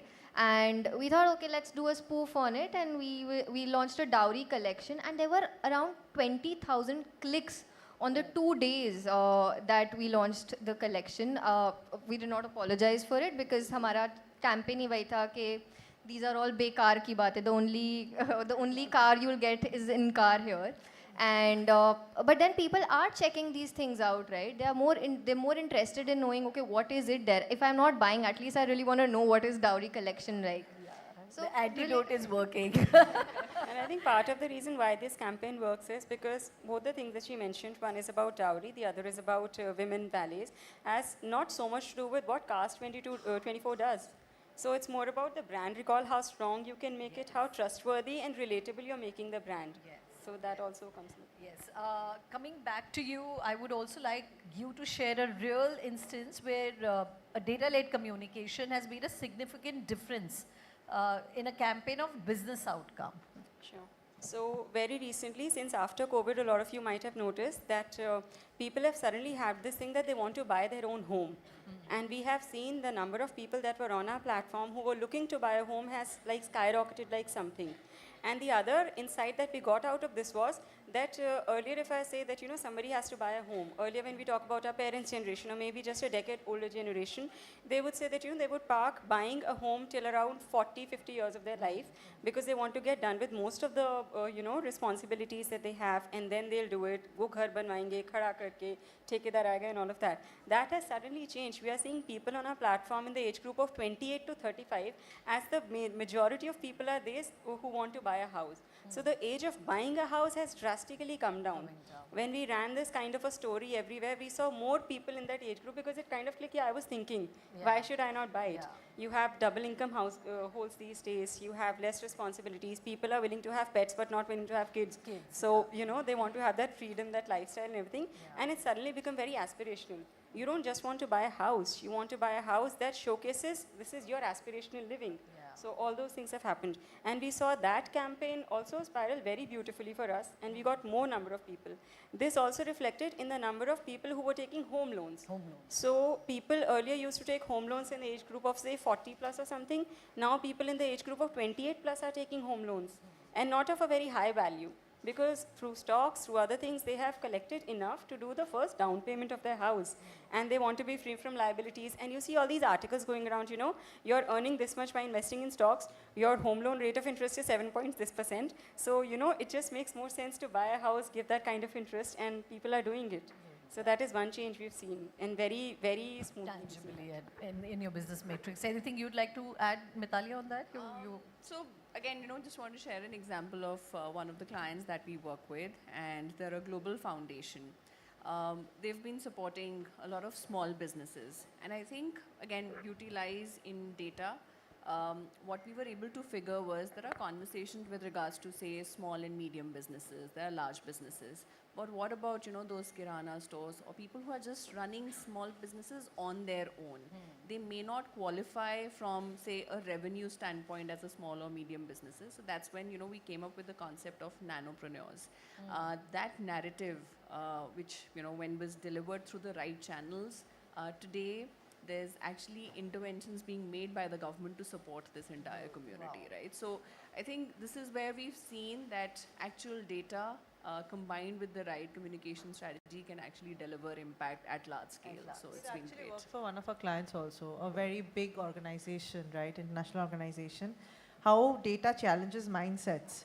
They were of, it's a food, food product, and they were of the understanding like quintessential women can't drive. All food products appeal to women. So we created a website for them. The communication was made as per their set expectations. And we saw after initial awareness, the numbers started to fall. And then we went to the data to see women were not the ones clicking through the creatives at all to land at the website. It was men. Not tier 1, tier 2. Men were the ones who were interested in the product, looking at the recipes, trying to find out what it is. The minute we changed the said creatives, targeting men in the kind of things they could do, rustle up in 2 minutes with existing products, in the tier 2, targeting tier 2, tier 3, website, page views went up. Wow. So, data actually breaks mindsets, gives you the right sense of direction, channelizes your communication. So how can you do not... And brings Another business thing- back home. I'll just quickly add to this, because there's been so much chatter about in all brands men versus women. So there's another case study that we had done. So No Broker is a platform that connects homeowners and home seekers directly. So one case study we did which showed that women feel more safer coming to our platform compared to all the others, because there are no brokers on our platform. We are connecting you directly. So that also resulted in more women coming, and we actually showcased how 62% women felt more comfortable coming to No Broker. So those things are also like data-driven. Absolutely. You wanted to say something, Prachi. No, okay. So I would now just move the needle to the ethics part of data and the bias. With the growing use of AI and automated insights, how do you ensure ethical use of data in communication? Anyone can take a jab at it. We can start with you, Rachit, if you have any thoughts. See, data is something. See, nowadays with AI and all that data, everyone has every access, especially for their business. Ethical thing comes into the picture, how we are using it. And it's not about what you can do with it, but it's what you should be doing around it. Right. And that is where the entire ethical part plays an important role to it. I think there's a fine line between collecting data to service people and collecting data to manipulate people. So if I know that a user spends this much time on my platform, and this is a time of the day when he comes, and I would want him to send that kind of information. But we also have this product as No Broker Pay, where we help people pay their monthly rents and their other kind of utility payments through it. And ours is also the only platform that is PCI DSS certified, which means that whatever data we are collecting, it is going to the most safest places, and we are not misusing it. So building trust using that ethical part of it, we would want to talk about more and more. Although that story did not fly very well with media for us, because they were like, "To main kya karu iska agar aapke paas ye hai to." They did not understand that the whole point of this was to tell the consumer that your data, your financial data is safe with us. So treading that fine line is the difficult thing, but I guess with AI it's become a little more difficult and complicated, but it also depends on what the brand is trying to disrupt and what the brand is trying to project themselves, and then you'll be able to make more ethical use of it. So at Cars24, the way we are using data is to improve our product and not put our competitor down. So that is one way that we are utilizing data very ethically. Every bit, every metric that we are tracking, we are trying to read, we are trying to understand it from a perspective whether or not it is going to make the life of a person using our product easier. something as simple as whether a button is supposed to be here or not, to whether this campaign should go live or not, whether this product should enter a market or whether we should pull that product back because it would not work for the customer, is something that we are using data ethically for. It's always about making somebody's life easier, which is why you're in the business at all. Just to add, I mean, Yeah. this brought me to the actual use case that the data which we are using is also to sensitize our own customers. Sustainability nowadays plays a very important role, and being into the supply chain, logistics plays a very important role when it comes to that carbon strategies and decarbonization. What we have started doing is we have created our own portal where we are mapping all the carbon emission which is happening for each and every client of ours with each and every shipment moving around. Now, the invoice which is being sent to you, it is also having that data that, okay, this movement was done by you, this is the number of kilometers, this is the estimated carbon emissions you have done.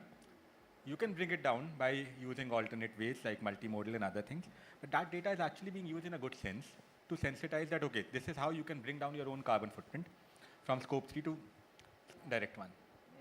I'm afraid we already got the red screen up, that the time is up, but I'm going to just wrap this round on picking just one word from each of you on to describe the future of data communication or data-driven communication. One word. Inevitable. One word. I think without human intervention and human insight, useless. Okay. Trustworthy. Okay. Interesting. Yeah. It's going to be interesting to watch what's going to happen next. I was thinking something similar, but insight-led. Insight-led. Thank you so much. That's been a really, really interesting panel. So the real magic happens when we meaningfully translate and drive decisions, build trust, and create engagement with all this data and metrics. Thanks for your time. Thank you so much, ladies and gentlemen. That was all about the new age of data-driven communication. I'll request all of you to clap a little louder, please, and I'll request all of you to come forward and pose for a nice group photograph, which is a part of the coverage. Thank you so much. ये तालियों की गूंज और जोर से हम कर सकते हैं to make them smile and feel happy after a very, very fascinating and insightful session. So thank you so much. And we hope to see you all the next year as well. Thank you. Pleasure. And I'll request all of you to collect your gift hampers, please, from our gifting partners over here. If you could please give our guests the gift hampers from our gifting partners for the day. Thank you.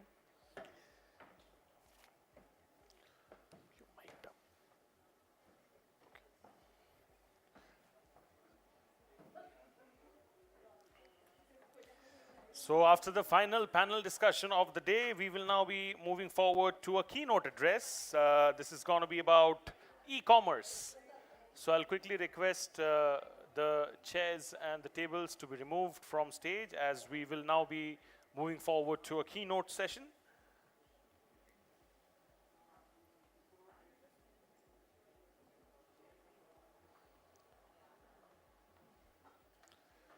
Thank you so much. So ladies and gentlemen, this is going to be a keynote address that's set to unfold right now. It's about e-commerce, and who better than Mr. Nischay Madnani, founder and CEO of Shreyon Cosmetics, to deliver this in front of all of us. A big round of applause for him, please, as he joins us over here on stage. Pleasure to have you. Looking forward.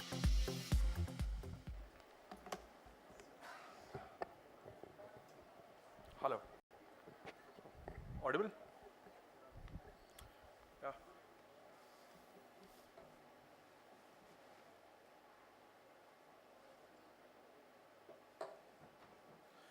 Good afternoon, everyone. It's a pleasure to be standing in front of you all, and kind of weird standing on this side of the podium for the first time.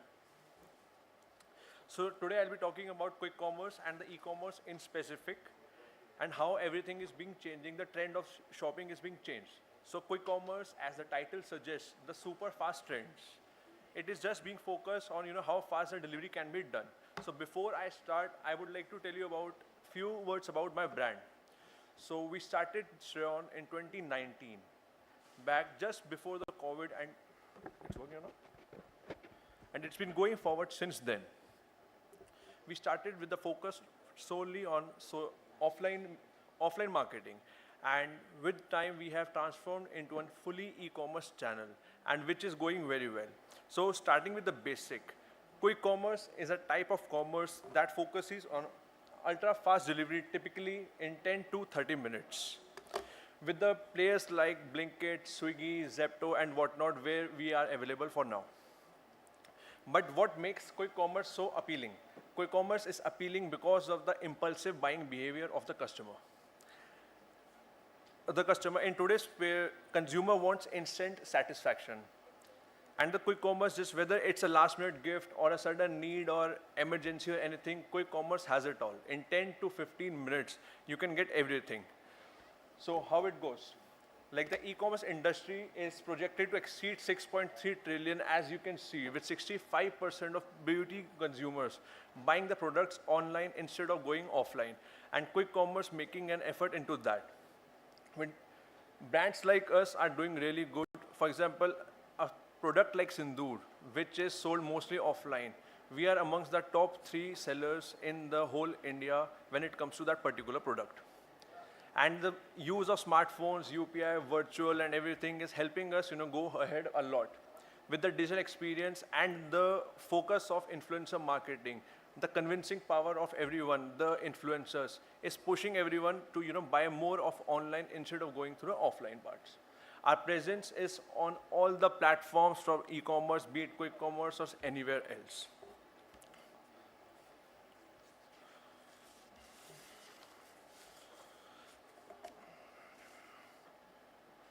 With quick commerce offering instant deliveries, which typically from 10 to 30 minutes, it is focused on the urban demands of the consumer. Slowly, it is getting to the tier 2 and tier 3 cities. The platforms like Zepto are expanding. They are getting dark stores in so many more tier 2, tier 3 cities, which is giving a quick commerce access to each and every part of the country.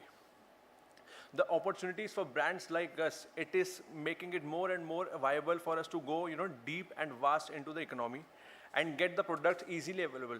The reorders, the restocking, the trials, everything can be done in 10 minutes. 10 minutes and max, which give us a opportunity to stay ahead at the curve of beauty industry.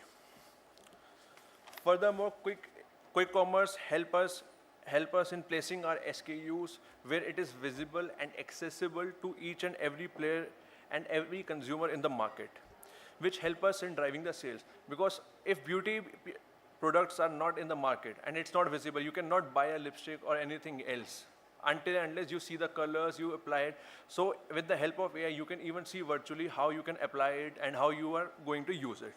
The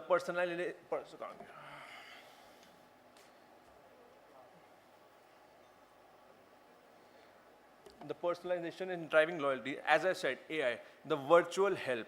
If a woman can see how a lipstick is going to look on her face, how and everything will be looking, how a color will be matching a skin tone or not, it will help us to buy more and a specific color, specific as per the skin tones and everything. Earlier, it used to be word of mouth. Now it's word of WhatsApp. Just share the link and you can buy it within minutes. Faster deliveries, and 70% of the people are following either of the one cosmetic brand. So it helps them, how to use videos and everything to check out and buy the products via quick commerce as faster. So we can see the importance, the personalization video of live shopping formats that are coming out, the WhatsApp marketing and everything. It outlines the consumer expectations. And the simplified checkout processes can help them to increase the sales and drive the sales more.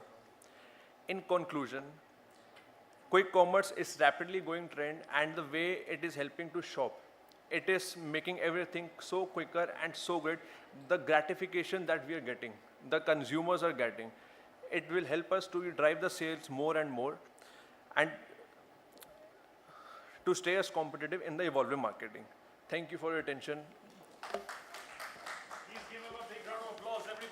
And can we have the gift hamper as well, please? I know it's yours, but then we would... I was about to say that's on mine only. That's what, but then we want to create that moment as well, because gratitude should be the attitude. You have been very kind and supportive. So can we have the gift hamper, please, do we have somebody with the gift hampers? Behind? I think no, it's mine only. But we want to give, so we want to create that moment. Just get one gift hamper, please, kindly. Yeah. Thank you. And can we have our photographer over here as well, please? Do we have him inside? I think किसी को पता नहीं था कि इतने जल्दी इतने impactful तरीके से वो खत्म कर लेंगे session. So maybe that's why the brisk bit of time. We'll request the photographer to be over here because we need your photo as well. आप ही ले लो, आप ही बन जाओ photographer. All in one, Mr. Adgali. Thank you. Such a pleasure having you. We look forward to seeing you the next year as well. Thank you. Super stuff. We will be having a tea break right now. Okay, super. So, you know, a lot of you might have already had that in mind. A lot of you might have already wanted to take a tea break, but let me also announce it officially for you now that I have an update. We have a bit of a tea break for, I believe, 10, 15 minutes? 10 minutes. 10 minutes. So 10 minutes tea break. Please enjoy your tea, enjoy your coffee, whatever beverage that you want, all the yummy cookies outside. We have 2 more sessions to go, and then post that, we will be moving forward with the awards. So thank you so much. Enjoy your cup of tea. See you all in the next 10 minutes.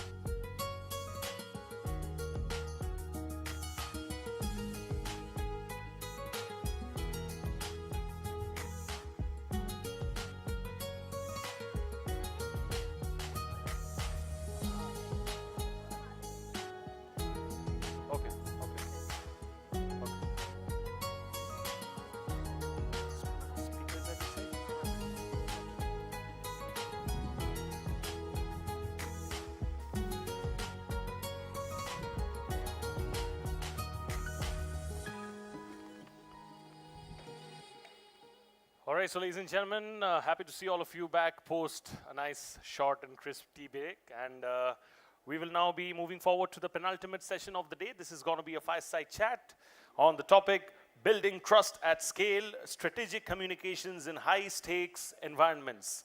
I'll quickly repeat the topic for the fireside chat right now. And in the meantime, I request all our guests to remain seated. Thank you so much. The topic for the fireside chat right now, ladies and gentlemen, is building trust at scale, strategic communications in high-stakes environment. What I'm going to do is, like always, I'm going to be introducing our honorable moderator, and then I'm going to be requesting our speakers to join us on stage together. Ladies and gentlemen, this session is going to be moderated on stage by Achal Jain, Director, Corporate Affairs, Mars India International, Mars Petcare.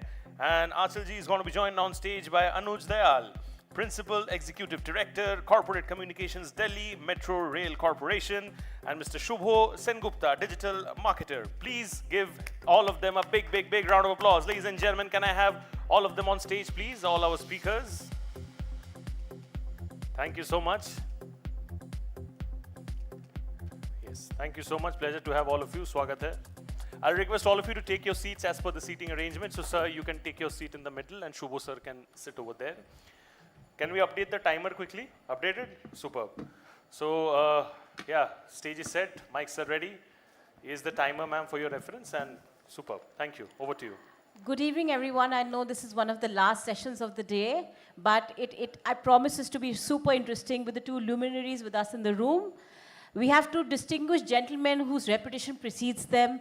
They both are masters of reputation in their own right. And I'm super delighted to get the opportunity to introduce them to you. And of course, also talk to them about the topic that we have today, which is about building trust in high-stake environment. So welcome, Anuj, and welcome, Shubho. And thanks for your time, for joining us. Thank you. I'll start with a quick introduction just for some of you who may or may not have the opportunity to have heard the two gentlemen before. But I doubt that's the case because both are in the public eye. A quick introduction to Mr. Dayal. He is a luminary in public sector communication.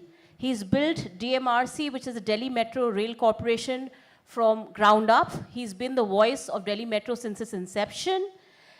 He's made it India's most trusted urban mobility brand, and there's so many lessons in trust that we can take from him. He's been recognized, no points for guessing, both in India as well as internationally. He's an author of several books. And of course, it's a great honor to be with him today. We also have Shubho. Shubho is the advisor for digital marketing at ONDC. For the uninitiated, that's Open Network for Digital Commerce. A lot in the news lately. Shubho brings a depth of experience across advertising, digital marketing, startups. And he's someone who shaped platforms which are citizen-facing, multiple such platforms, including MyGov, Mission Karma Yogi, and now, of course, ONDC, which is India's one of the biggest digital infrastructure bets to date. Without further ado, I'll quickly start with the questions. My first one is to Anuj. So, Anuj, my question to you is, you've spoken about your personal pride in seeing DMRC transform in Delhi's skyline, and of course, your role in shaping that legacy is unmissable. My question is, how do you translate civic pride into public-facing communications that resonates with Delhi commuters and heightened trust? Civic pride is something when people were very skeptical about the metro when it came. It was described as a white elephant. There were many times when it was supposed that the company would be shutting down when we joined the Delhi Metro. So there was a lot of, because to build a flyover in a city like Delhi, it used to take years.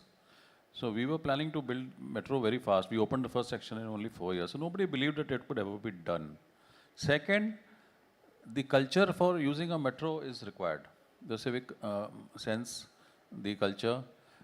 That also they were very doubtful whether people of Delhi, supposed to be one of the roughest cities in the world, whether they will be able to adapt to Delhi Metro. Because to use a metro, you require a lot of discipline. You have to stand in a queue, you have to have an automatic fare collection gate, you have to go on an escalator in a line, then you have to enter. So people are very doubtful how people will behave. But we did a very massive communication program, very low cost. And it was more because the area we were starting was in the eastern part of the city, which is socio-economically slightly backward. So there we used very different types of tools of communication. We went in for things like Nukkad Natak, street plays. So that people from this, because they never read newspapers. At that time, TV was not even there, hardly there. I mean, it was only 1 or 2 channels which were there. And digital was not there at all. So we had to go around the streets explaining to them that bijli ka, electricity, that escalators, bijli ka CD, and gradually break in their confidence. Of course, physically we had to position people at various places. So they started accepting Delhi Metro. Excellent. And what do you think were the moments where you could see that, they were actually the high points which helped you cement trust? Could you give us example? Because so many people want to learn from you. Trust builds up only with performance. Our operations performed. When the metro started with such high-end technology, which was a revolutionary jump in the railway sector for India. You see the Indian railways, you see the trains compared to the world.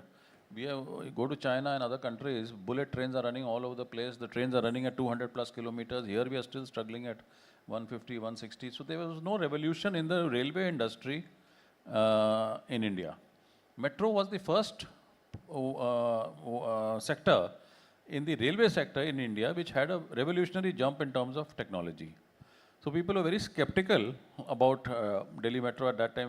So it was a quantum jump as far as metro technology is concerned because we were the best in the world. We introduced contactless tokens for single journeys for the first time. And where there were many initiatives. So our maximum number of visitors who used to come to visit the Delhi Metro were from US and Europe because their metros are very much older. And we have now driverless trains. So we are a very advanced metro internationally. So that was something which was recognized internationally and the public has also appreciated it. Excellent. I think so, not just building Delhi Metro, but also building India's pride. My next question is to you, Shubho, and actually a different one. You're actually building ONDC, which is not exactly a typical brand or a typical platform that users in India are used to. They may not even know the app they're using. Sellers are often unknown and trust queues are scattered. In such a scenario, how do you build user confidence where there's no singular brand promise, say for like an Amazon? And what is the expectation for a seamless, secure, trustworthy transaction for the consumer? So how are you navigating this? It's a very difficult question. But first of all, thanks for having you over. And I was just listening to Anuj. I mean, I completely agree with him. Delhi Metro is the best metro in the world, and I'll request the audience for a round of applause. Okay, this is something we are really proud of. Something we're really proud of, and my daughter is in New York, and some of you may have seen pictures of the metro being completely flooded. I mean, I think they call it subway or something else. Okay. And in fact, I was telling her, "Tum Delhi metro mein aake thoda, dekh lo, same time." Okay, so fantastic job, and you've been there for a long, long time, as far as I know. So coming back to your question, and I work for a seller app called DigiHaat, DigiHaat, which is backed by ONDC, which is backed by, of course, the government, the Ministry of Commerce. And you're right, I mean, we're very young. We're about 3-4 months old. And of course, ONDC, which is an ecosystem. So unlike Amazon or Zomato, which is a platform, it owns end-to-end. They are monopolistic entities. Okay. And you're from Amazon. So, they can charge whatever they like, 20%, 40%, etc. So our differentiator is we are a 0%, charges for sellers thing. So automatically our costs are very low. And our focus is not the same focus as Amazon. It's the underserved, as we say. It's the tier 2, tier 3. It's the artisans. It's the hyper-local businesses, restaurants. That's been our focus. And it's still early days. And you're right. I mean, unless we build the brand of DigiHaat ONDC, okay, which is basically what Delhi Metro did. Like he was talking about Nukkad Natak, etc. And I was thinking, how can we put Nukkad Natak also, Isme? Okay. So, I think we're just going to do what Delhi Metro did. 20 years, 30 years, 25 years back. So, I mean, the approach, that is not exactly the same things. So we have a lot of trust building, brand building, familiarity building to do, okay? Because, you know, all of us know that your online shopping audience is into the best deal. You will agree, right? But best deal from whom? Someone you trust, right? So that trust factor is something we are all working on. I don't know if that answers your question, but I think it does. Thanks for that great perspective on you know what exactly ONDC and how it's differentiated from other typical platforms. So probably the comparison isn't exactly fair. But just to understand a little better for our audience here, when you're building ground up something like this which has not existed before, or something which is, you know, it almost requires new habit forming, then what are the initial things that you're seeing the green shoots which you think are cementing trust in your case?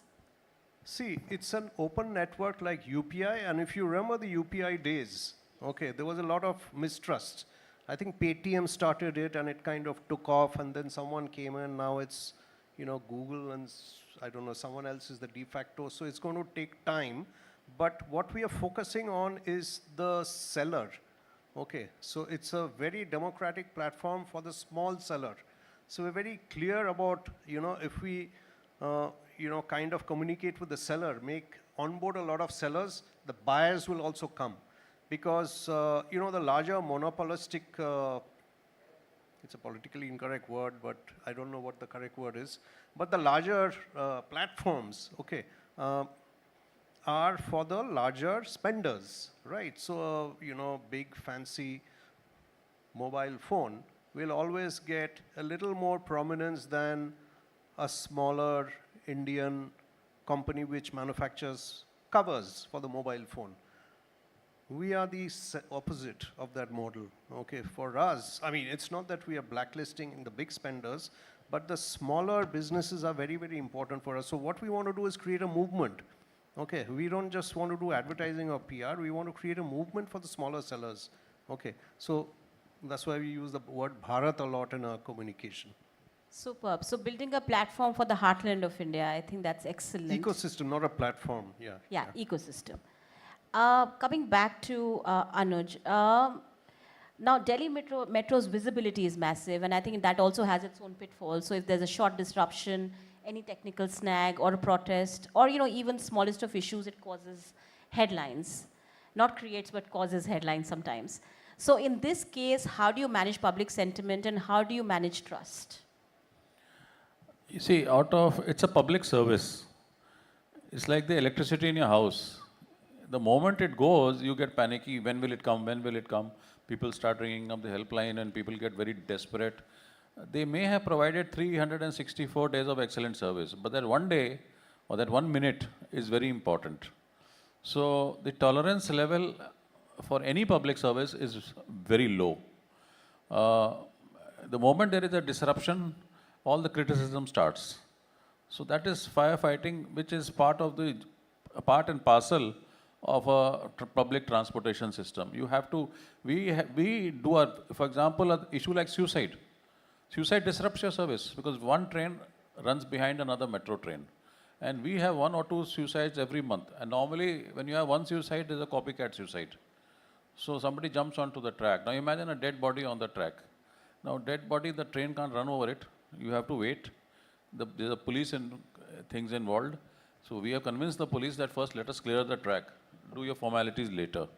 So literally, our staff has to jump onto the track. Arms, legs, parts of the body, everything has to be removed from the track. And the driver who comes and hits somebody, if somebody jumps right in front, our drivers have saved many people because their reaction time is the same as a pilot. When we select a metro driver, we see his psychological profile. If he reacts fast, then only he can become a metro driver. So many times we have been able to save people also. But you do run over. So our station controller, who is like a station master in the railways, station master can also run the train. They're trained, they work alternatively. So we have to change the driver. We don't allow that guy because of mental trauma, we don't allow him to take the train. All this whole activity has to be done within minutes. Suburban transport is very different from Indian railway transport. Here public tolerance is so low, you have to do everything. If there is a disruption, because it's an electrical, mechanical, And after all, a technical thing. We have absolutely, we are on war mode. If there is any disruption, you have to identify, you have to resolve the problem, because whatever you might do, the public sentiment is going to remain. However, like you said, the expectation level from DMRC was so high. When we started in 2002, even a small glitch used to cause a big furor and headlines. Today, acceptance in the media and in as far as the various forms of media are concerned is much more. So it is not as sensational as it used to be. They've gradually got used to it. I think that's a great insight, and that just reminds me, about public tolerance being low. I was recently in Japan, and I saw a headline which said, there was an apology from the Japan Transport, Ministry, because the bullet train was delayed by 30 seconds. So I think that's indeed true, and there's a lot going on. But I think it was great to hear about, the Delhi metro drivers who are as heroic as the pilots, but often don't get the spotlight. So I think great perspective. Just one thing, our punctuality is almost 100%, by the way. Most Lovely, excellent. I think kudos to that. That deserves a clap. All right, coming back to Shubho. Shubho, I'm sorry, I'm asking you all the hard questions. Any key lessons from MyGov and Karmayogi where you've worked before that helped you shape your approach at ONDC? And what is that you're completely rethinking in a decentralized model of commerce? So what are the learnings you're bringing in, and what's that you're changing? Yeah, I mean, one question you asked Anujji a little while ago is, what was a crisis that shaped your career? Some question like that. So for me, it was COVID, when I was at the IT ministry at MyGov. So we were the authentic voice of the government. Okay, so I was in various committees, very high-level committees, where we would decide what information to put out. Okay, and we realized a lot of misinformation, including malicious, deliberate misinformation from our friends across the border and so on. Even that was happening in the online space. So we used to, every day was like, we had to solve a problem every day. So there would be some rumor or the other floating around. We immediately had to create a lot of content, whether it's videos and, static infographics, etc., and push them out. And MyGov, even then, was running into millions, of followers. Not just that, but we had this, Anujji will know, we had this whole of government approach. So whatever you did was picked up and amplified by all ministries. From the JS level right down, secretary level right down to whatever, okay. So all of government came together to amplify what our small team was doing, and we were working till, I think, 4 o'clock, 5 o'clock every night for 2 years non-stop, holidays included, okay. So that was a big turning point. That helped me understand the power of distribution. When you're in advertising, as I've spent a long time in, the top agencies and all that, and distribution generally means, paid distribution, and now it's influencers and all these things. But, let me tell you, the power of the government, once everyone works together, is, I think you can take the top 10 advertisers in India, add them, it will still not come close. So that was one big. So that's what I've learned to answer the second part of your question. I won't take much time, I know it's running out, is, I want to bring the same approach here. Not just literally the, government, working together, but in this case, building a community of sellers, smaller sellers who sell on DigiHeart. Okay, so that will be a huge, I don't know, very important strategy in our thing. It's not just advertising or whatever. Yeah. Seller voices are often the strongest, and I think that sounds like a great plan. And we look forward to so many stories coming from your team on this. I'll come to the final joint question for both of you, and we can go in any order. So what systems, culturally, from point of view of processes, protocols, are needed in such high-stakes environment to make trust replicable and scalable in the long term? So what are if you were to just sum up your learnings with respect to trust, what would those 2 or 3 things be? You want to take? I'll take that. So, you know, when I joined DigiHeart ONDC, if you went to the Google Play Store, you know, there's a ranking, right? We were something like 2.5 or 2.8. And the reason was technology. You know, in this digital age, it's technology, especially in e-commerce, as you know, can make you or destroy you. So, you know, there were a lot of gaps in technology that ended up in a not so nice experience for the buyer and the seller also. Okay, logistics missing, price mismatch, all these things were happening. So, you know, we fixed the technology over a period, and now it's about 4.8. I think deserve a round of applause, please. Yeah. Yes, amazing. Sorry. So, you know, if you get the technology right and you have the right people, you know, I think that solves about 80% of your problems. Yeah. I think that's a great example. What about you, Anuj? Would you like to share something with us? I'll give a more transportation type of answer, because that's my field. Safety, security, reliability. I think that's great. And would you give us some specific, final thoughts from both of you on trust building or trust deficit that a lot of brands are seeing? What do you think causes trust deficit? I will answer your question in a slightly different way. I'm from traditional advertising.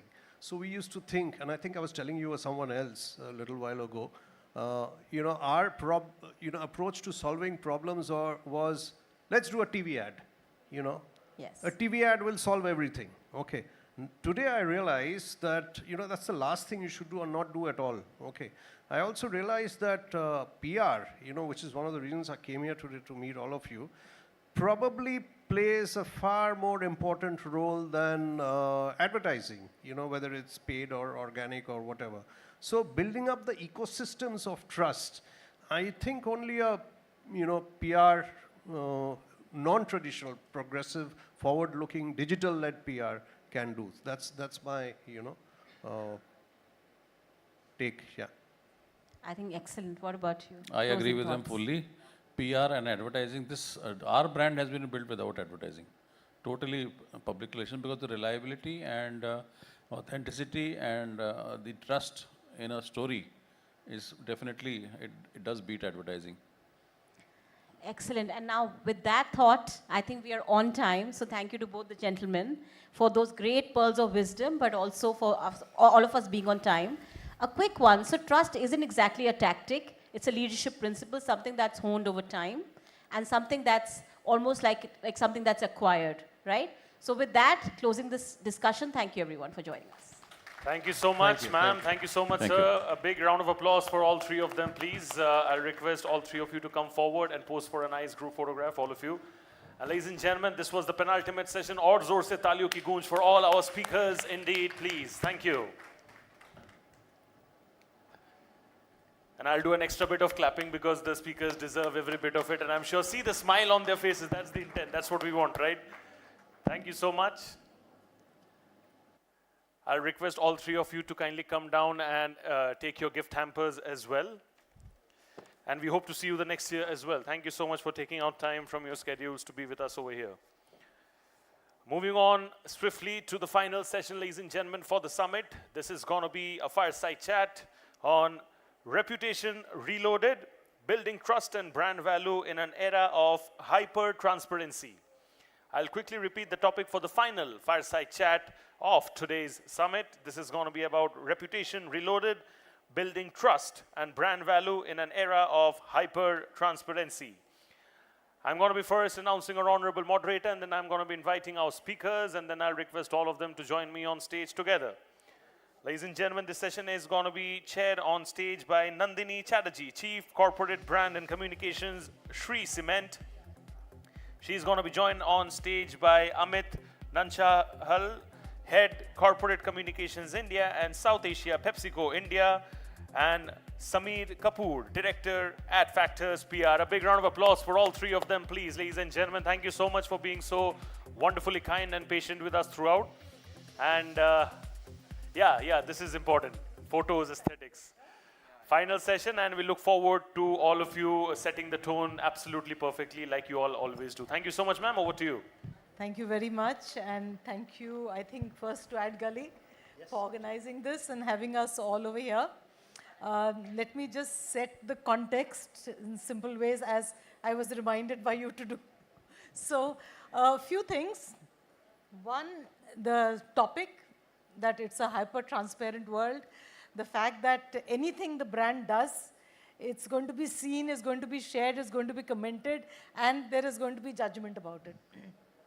So any wrong step, and it can explode. I think that is one point.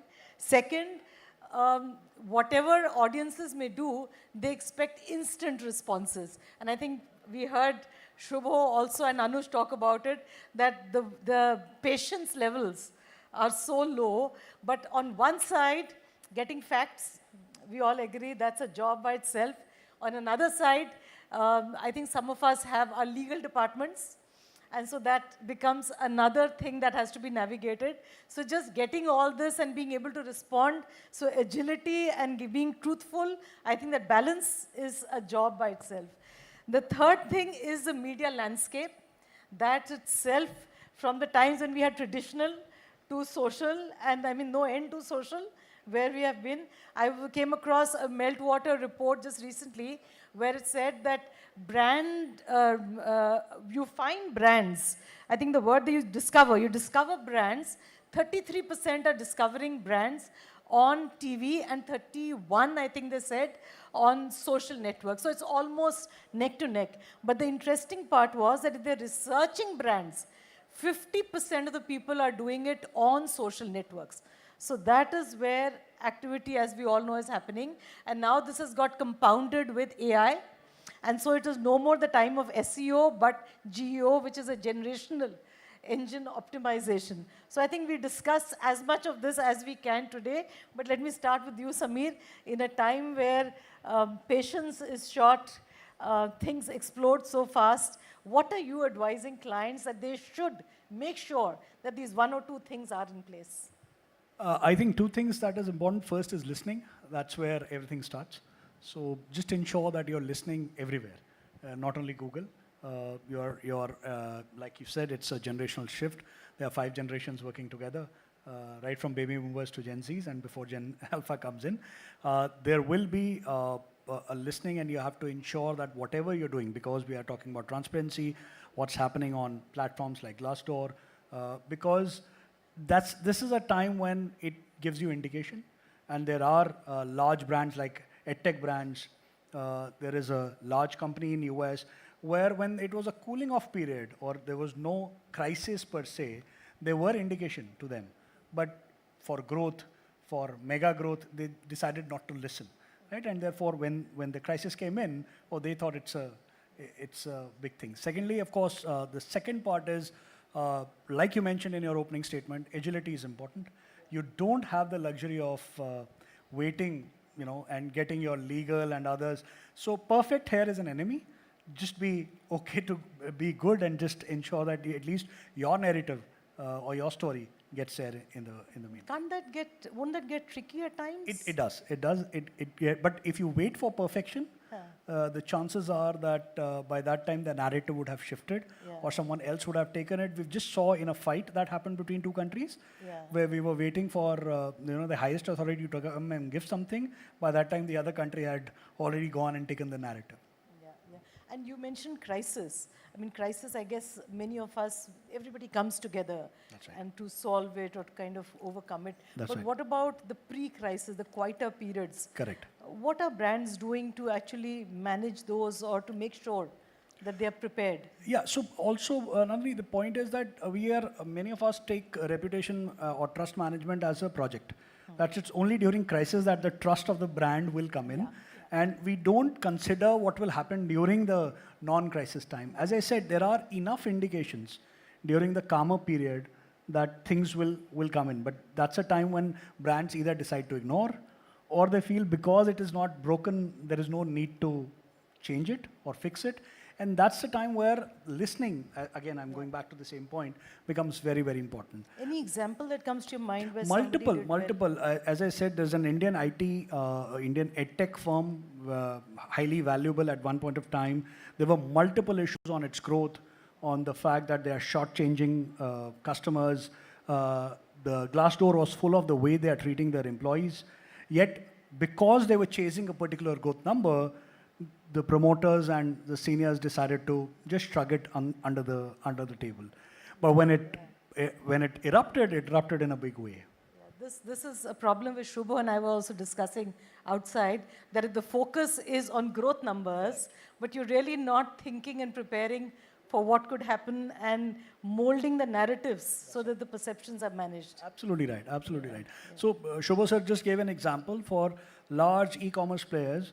The big spenders are the one that becomes the darling, and the smaller ones, of course, take a back seat. Now, when these guys then revolt against you, then you say, oh, things are not right. We have an app aggregator which had a similar issue, calmer period, but when all of them came together, it became a larger issue. So it's not that crisis happens out of the blue. Yeah. There are small, signals. there is things which are there, and if they listen, many of the strong brands are able to just nip it under the bud at that time only. And Amit, you are in a very privileged position of having some things which really get the eyes, which is food, health, sustainability. You're sitting on the crossroads of that. So what challenges do you face on narrative building and putting out the messages? All right. First of all, thank you, AdGully, for giving this opportunity, and good to see all of you. I think just taking some cues from what Sameer said, as an organization, as comm professionals, it's very important that you need to be prepared for the crisis if it happens. I mean, we all pray it doesn't happen, but eventually, at some point of time, it does. But I think which is more important for us as communicators, and we were talking about storytelling and PR and advertising, we feel that you need to have an always-on strategy. So what we do is, we talk about brands. We have many iconic brands in India. But I know some of you are on your phones, but a quick check from all of you.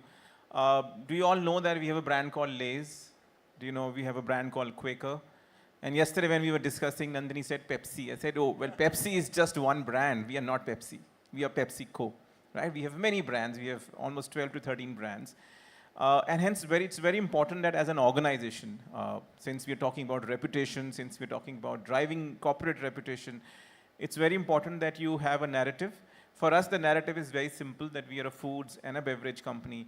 And when it comes to foods, we are positioning ourselves as an agro company at heart. Again, not many of you would know that we work with almost 27,000 farmers in 14 states. And to do that, we need to have an always-on narrative, because eventually there would be a time where you would come across a crisis where you are kind of driven into it. And hence, if you see, the comm strategy is very simple. We tell the brands to talk about purpose. And if you would have seen, Lay's is one of the biggest brands in India which has done the most work on purpose over the last 2 years. I was telling Nandini also that, do you even know that we won 4 Cannes Award last year? Not many people know that, but the great work being done with the farming community. So if you keep doing that work again and again, look for various platforms, look at engagement with key stakeholders, whether it is policymakers, media, NGO, interest groups, or even general public, then you have built that sort of equity over a period of time. And if the crisis come, you deal with it, and then you get back on the show, because that's what your brand stands for. I think we have learned our lessons. There were instances where we got, in fact, my first day at PepsiCo, I remember, and he was mentioning a cap aggregator. I come from Ola, so Ola was a time where it was quite a bit of crisis for me. And when I joined PepsiCo, I said, wow, I'm in a place which is very secured, and it's going to be a very interesting free ride for me. But the first month itself, I was managing one of the biggest crises for brand Lay's. But then eventually there were a lot of learnings out of it, and what really worked was that we had been doing storytelling, and the comms team came together and put together a map for next 5 years, that how do we ensure that we keep doing that, and then strengthen your brand narrative, and eventually mitigate the crisis whenever it happens. So I think it's very important to do social listening, like you said, but also to have a plan in place so that whenever it comes, you can manage it. And that's what trust is all about, right? Consumers also tend to move on. We've had big crises for so big consumer brands, and and Maggie is one instance, right? It went through a tough phase, and now it's one of the most well-to-do brands in the category. So because they kept talking about it previously and later on, and they were able to mitigate through crisis. So that's lesson number one, which I think all communicators need to follow to make sure that there's an always-on strategy for your brand.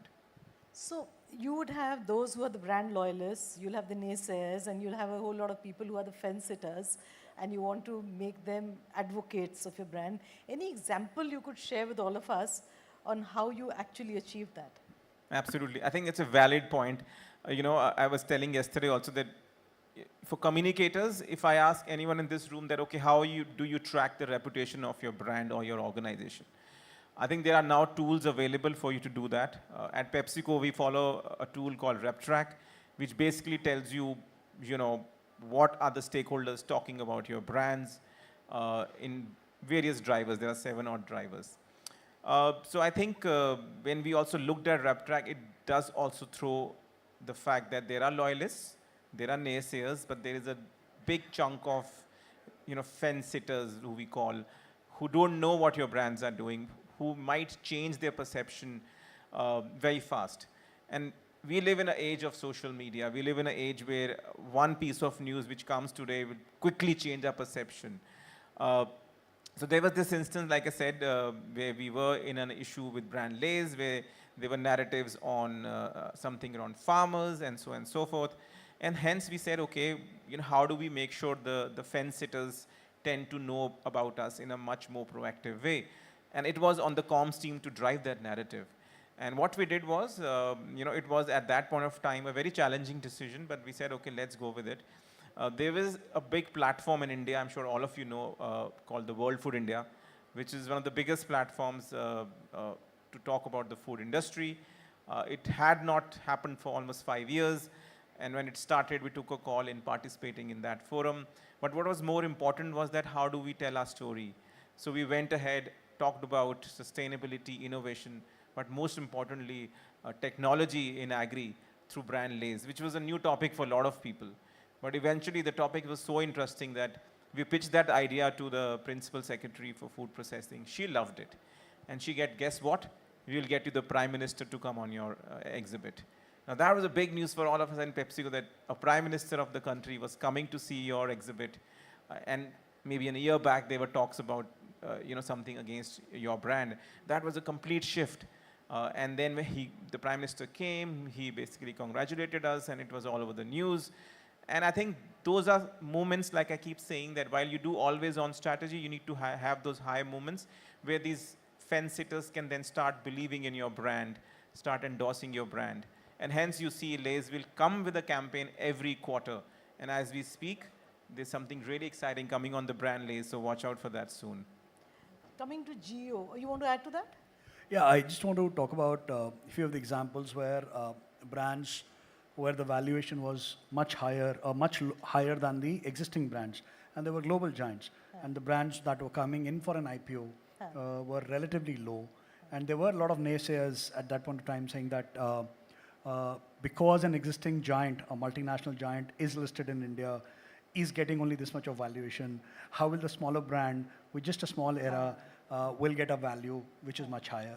And therefore, it's not possible. Right. But the story being told through content creators, to ensuring that others talk about it. One, of course, is a beauty brand. The other is into wellness. And both of them are listed at much higher valuation than a large firm who's been in India for 50 years.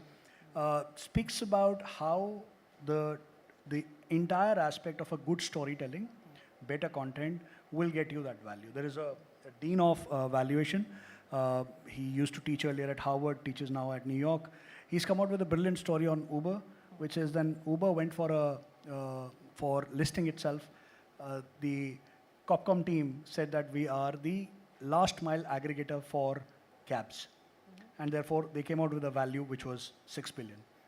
But when Uber promoter went back saying that, no, this is not what our story is. Our story is we are the last mile aggregator for everything. We do Uber Eats, we do bikes, we do shuttles, we do everything. The valuation that they got was 60. So the storytelling gives you a difference from 6 to 60. That's a $54 billion purely from a number. Most of the PR advertising guys get this thing that we don't understand number or we don't talk about numbers. The RepTrack that Amit just spoke about are the fact that we are using data to tell business that there is a case in ensuring that you do a good story. Amit, tell me, do you have people within your own team who are doing the storytelling? Do you go to agencies? How do you manage this? First of all, I love the word storytelling. I think it's not only fancy, but it really gives you satisfaction because you're actually making a difference.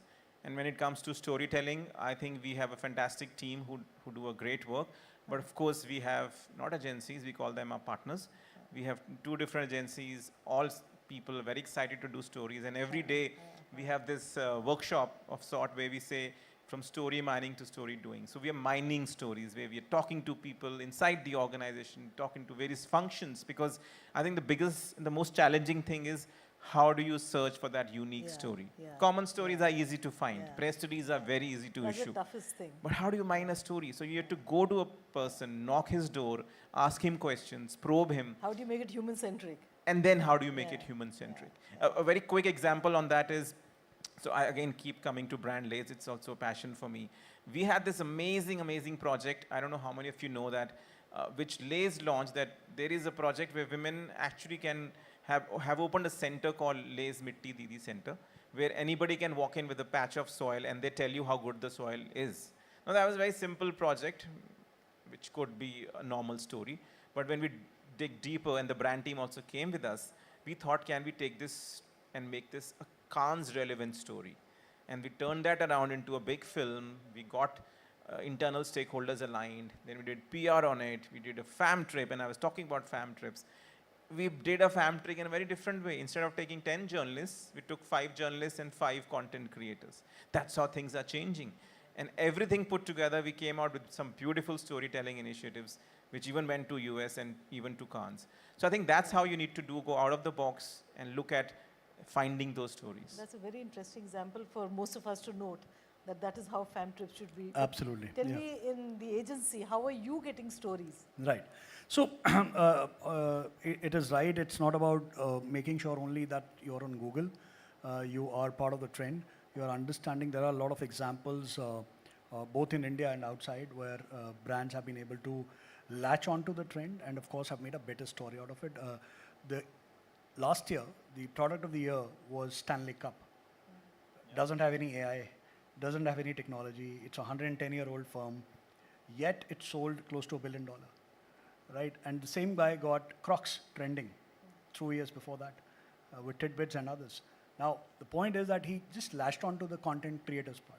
There's no story being told. Do you have a lot of youngsters doing that? Because considering that you have youngsters who are reading, right, and they're scrolling and looking at reels. Right, right. So, no, I think all of us have to learn. Gone are the eras that a PR guy will say, my job is only to write, and I can't make a video out of it. You yourself is a pioneer as far as PR is concerned, and how do you understand how to make a YouTube channel, and therefore making sure that there are views around it. So I just can't have a situation where I can say, I don't know how to make a reel. Go figure. Right, there are tools available. It's free of cost virtually. AI has made it. On the comms guys. Yeah, the pressure is absolutely on comms guys to ensure that you are multitasking and you make everything. So there were few people in PR who are good at it, and of course they had their own fair share under the sun. But now I think all PR professionals have to understand all these aspects, and we can't say I can only write a good press release and I can't make a reel. Or I can't make a video out of it. You will have to learn the tricks of the trade, because that's where it is headed.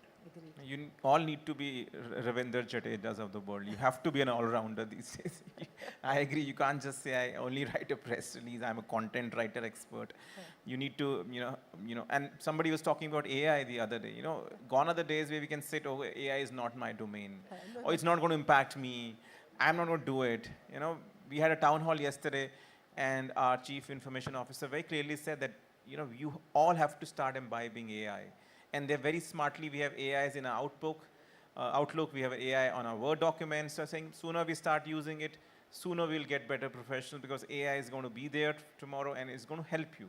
Right? So you look at that way, so you need to be inquisitive about it. Those who have not made the reels, please make sure you try doing that, because that something is something which will not only help you, but it is required as we move ahead. We got Hemant in for that. Correct, absolutely.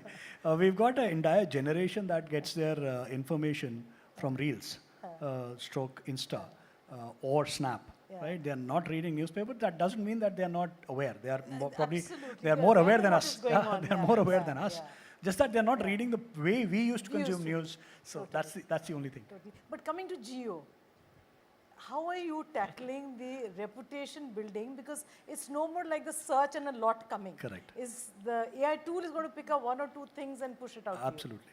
How are you handling that? So, you see, just search engine optimization, the word engine has gone, it's everywhere now. Yeah, search everywhere Search optimization. everywhere optimization. You have to optimize Insta, you have to optimize Snap, you have to optimize Google, you also have to optimize AI.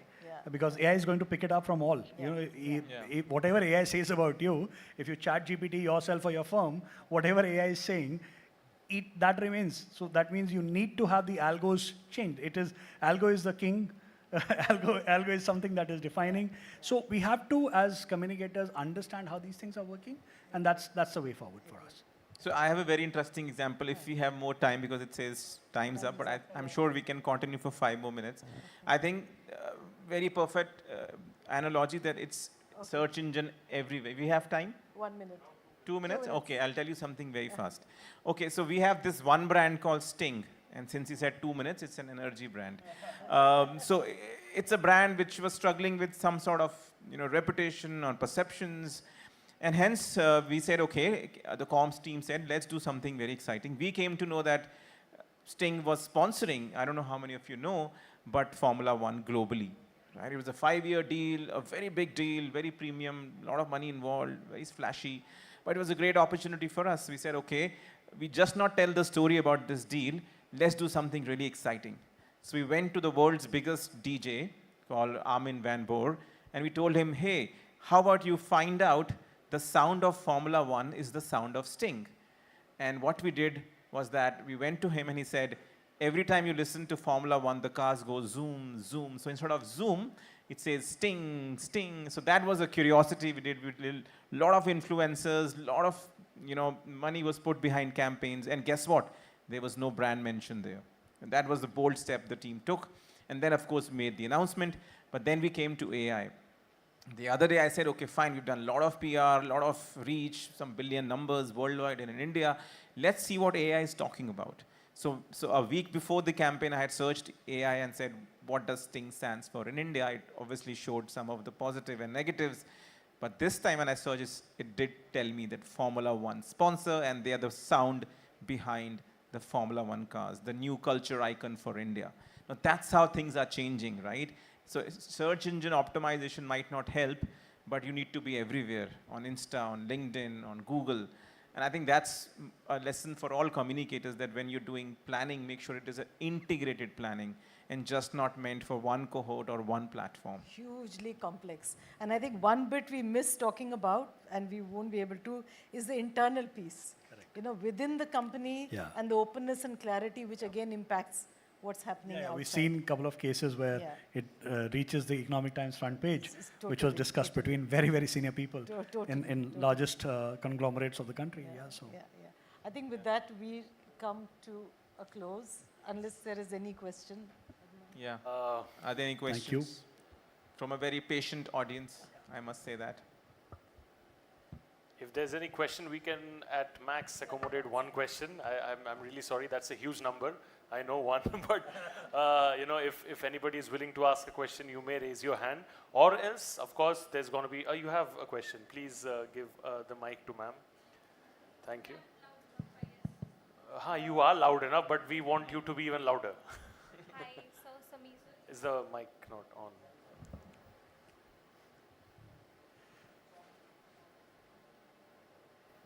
Hi, sir. Hi. I am Vishali, and my question is to you. It's just a basic question. I just want to know your point of view of a good PR. What is a good PR for you? See, I can give you a theoretical answer on visibility, increasing awareness, etc., etc. But good PR is, what is the objective of the brand? Because at the life stage of a brand change, and therefore your PR will also change. At one point, managing crisis is a good PR. At the other point, ensuring that the brand gets the sting in its in its brand, that's another PR. So depending on the life stage of the firm, what is the objective that you want to achieve is a good PR. So sometimes getting a good valuation for a cab aggregator is a brilliant PR, and sometimes ensuring that the name doesn't appear in a crisis is also good PR. So the spectrum changes depending on what life stage you are. And just to add, as communicators, you should do this exercise that when you are planning something to do PR, first of all, think of a narrative. That what is your key message? Who do you want to reach out to? And what is the impact you want? If your PR answers all these three things, it's a good PR. Think of the objective, which is what he said. Think of the objective and then get on to messaging. So basically, I believe you mean have a result-driven approach is what they signify. Okay, thank you so much for that question. Thank you so much for this wonderful session. Give them a big round of applause, please, everybody. And I'll request all three of you to please kindly come forward and pose for a nice group photo, which is a part of the editorial coverage.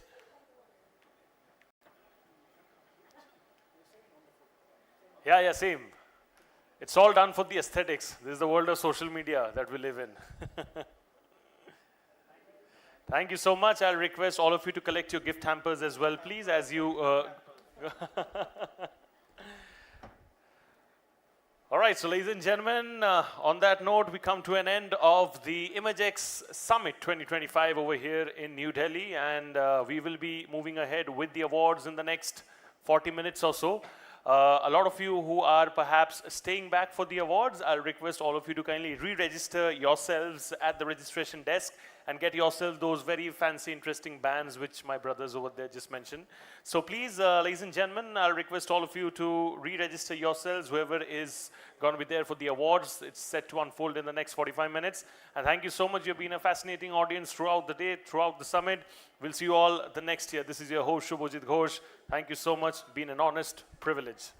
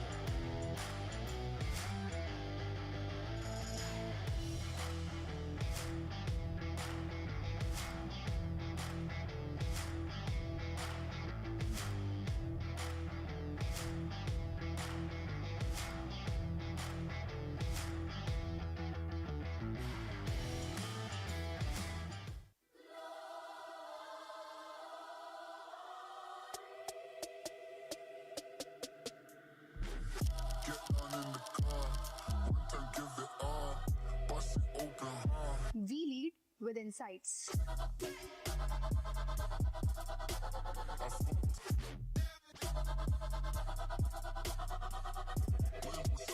Advertising that drives action.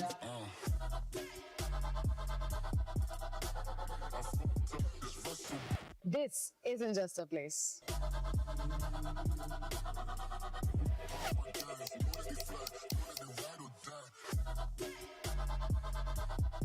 No fluff. Just fire.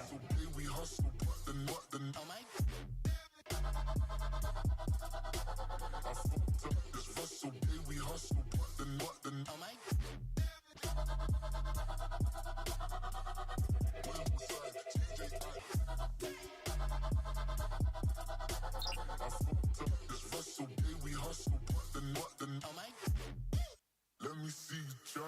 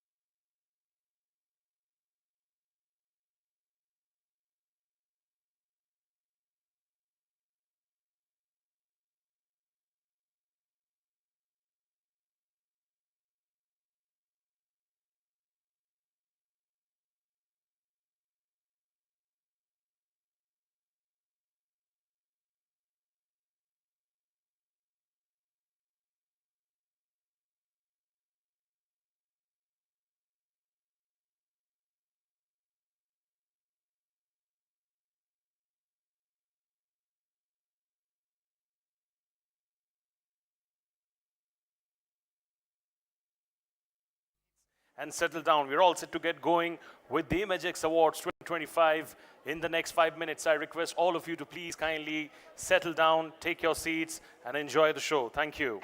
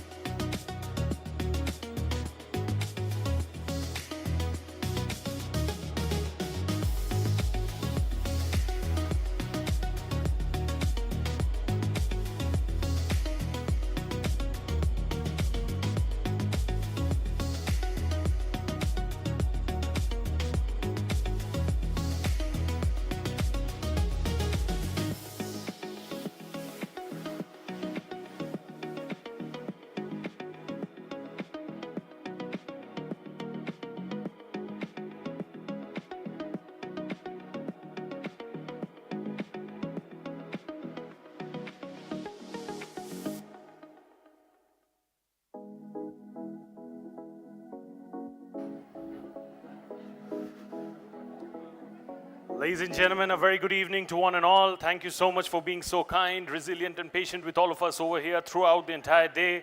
A lot of you have been here since morning, and a lot of you have joined us over here right now during the awards. So first of all, my gratitude to one and all for being with us over here. Thank you so much for making Imagexx 2025 so very special for all of us over here. We're all set to get going with today's event and begin in the next 2 minutes. But prior to that, we'll have a quick look at our anchor's introduction for the day. Can we have a brief introduction for the anchor for the day?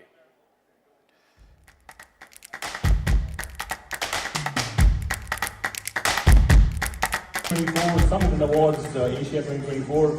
My name is Shubhajit Ghosh and I am an anchor. In a time like this, the subject of S-board and A-board.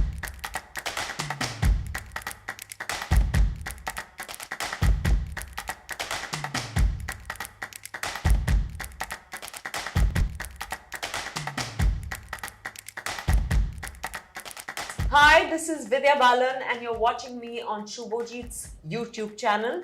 I'm very happy to have done the interview with him. I'm very happy that he's set up his own YouTube channel and this was fun. It's always easy talking to you. Thank you. Good luck and God bless. Hi, मैं हूँ रितेश देशमुख और आप मुझे देख रहे हो शुभजीत के YouTube channel पर.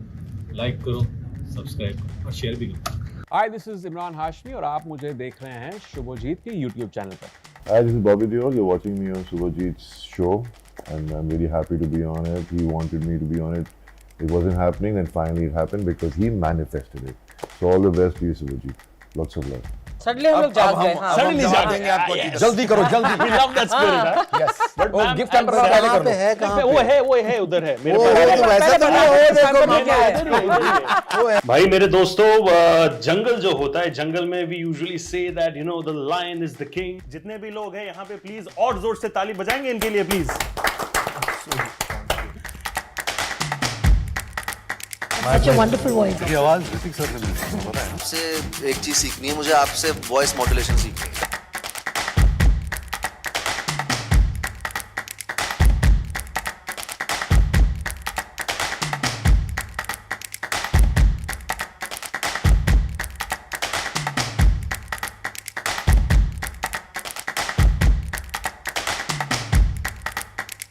Couple is all set to arrive in some time. But before that, I see a lot of high-spirited energy over here.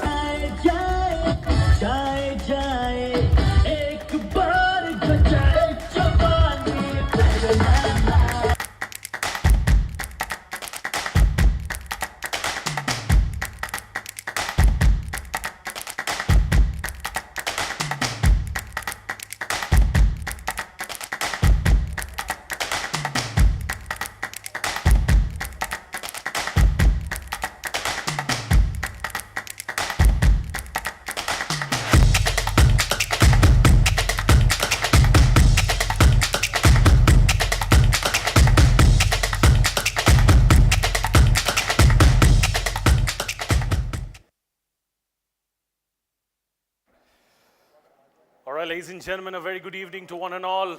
Dear, what an honor and privilege it is to be amongst all of you over here. Welcome everybody, ladies and gentlemen, to Imagexx 2025, the awards. All the great work that you have done as PR professionals and corporate industry professionals, that has yielded great results for the community. And of course, the awards matter the most. Thank you so much. And first of all, thank you so much. My gratitude to all of you for being very patient. A lot of you came very early, but you've been waiting. So thank you so much. My gratitude to all of you over here. Before we get going, to set the tone right, it's important that we hear the lady who matters the most, the visionary herself. So on this note, I'm going to be calling up on stage the one and only founder and CEO of AdGully Media Network, Ms. Bijoya Ghosh. Please, unke liye zor se taali, everybody in this room. Thank you.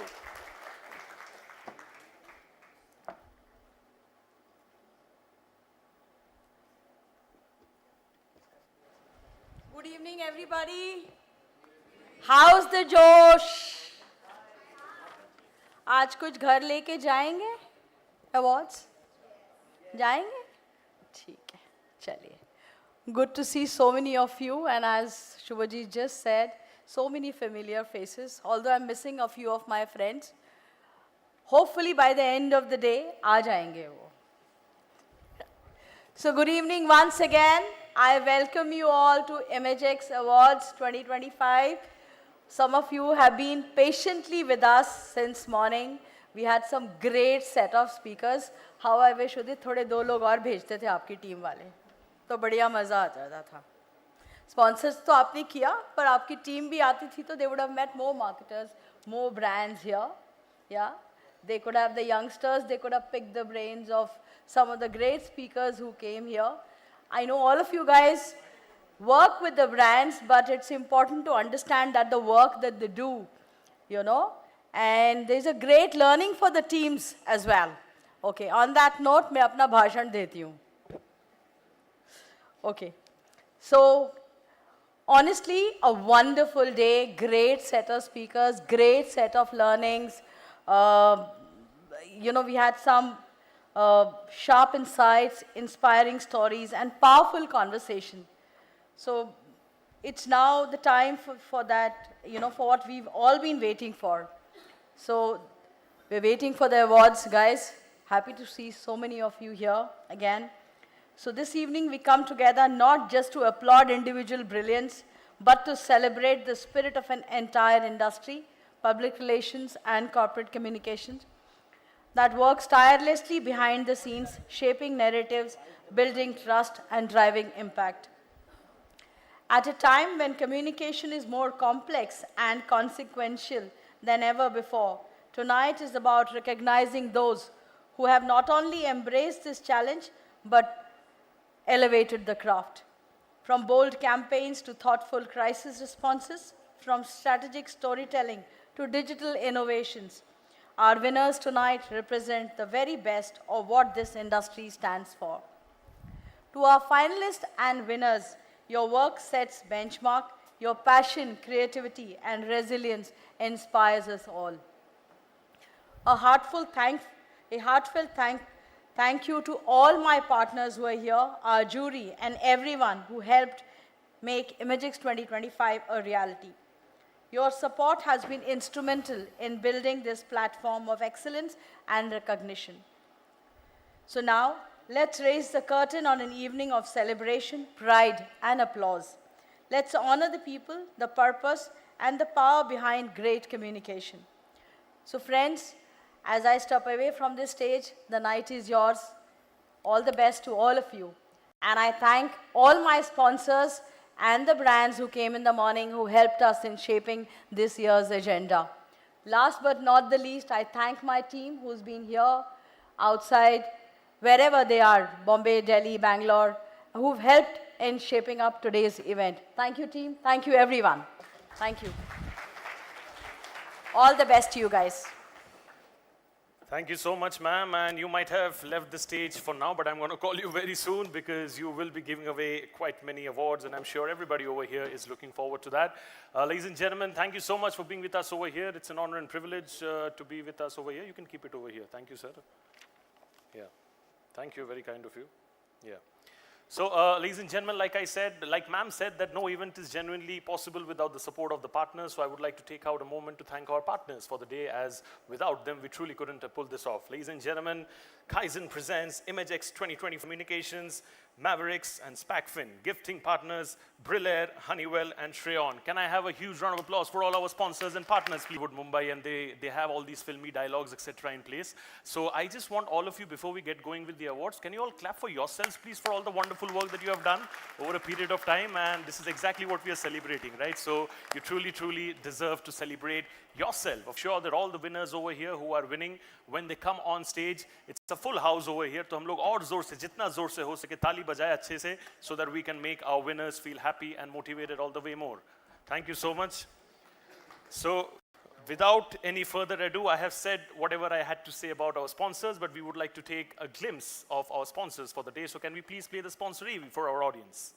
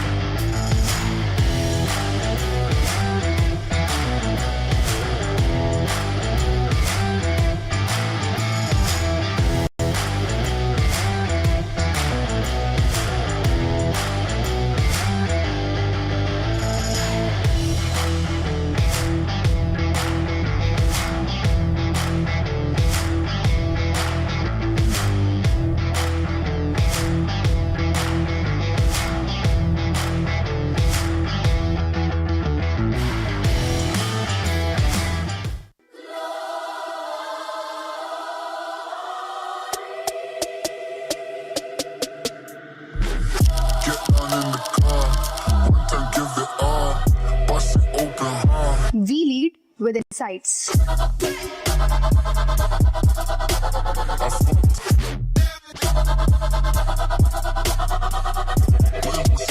Advertising that drives action.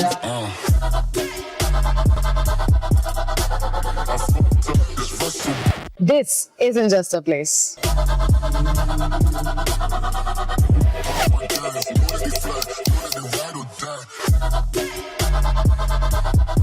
No fluff. Just fire.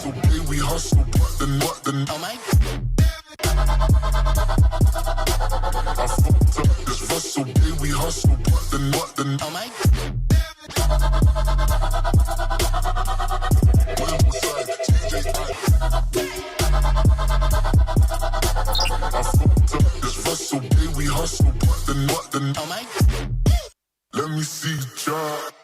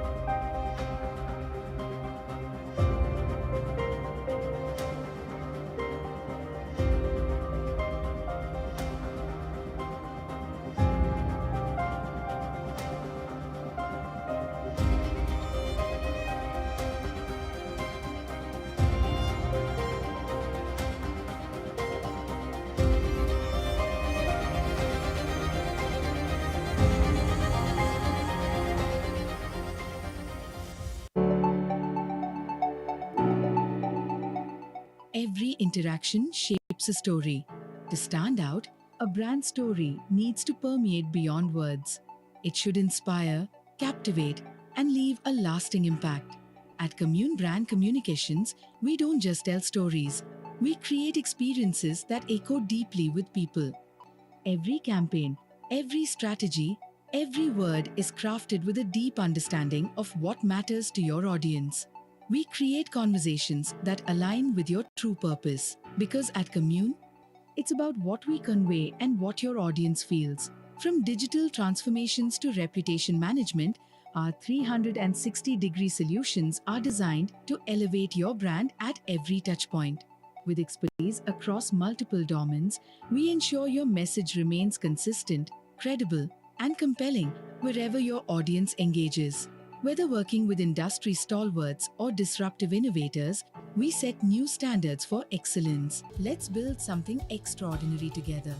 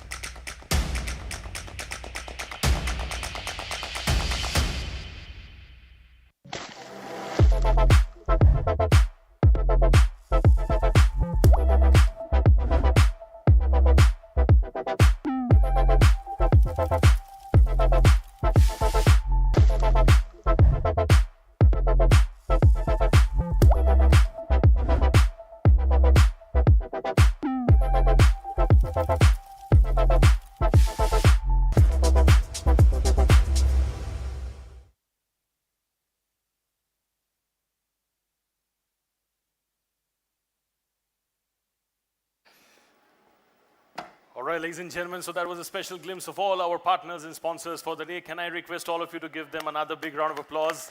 And what I spotted interestingly was that a lot of you are sitting over here. It's all lovely to see all of you smiling and stuff. And जब आपके team का हो रहा था, what I realized is a lot of you are clapping for your team as well. That shows the kind of team spirit that you all have, right? Give it up for team spirit, please, everybody. Thank you so much.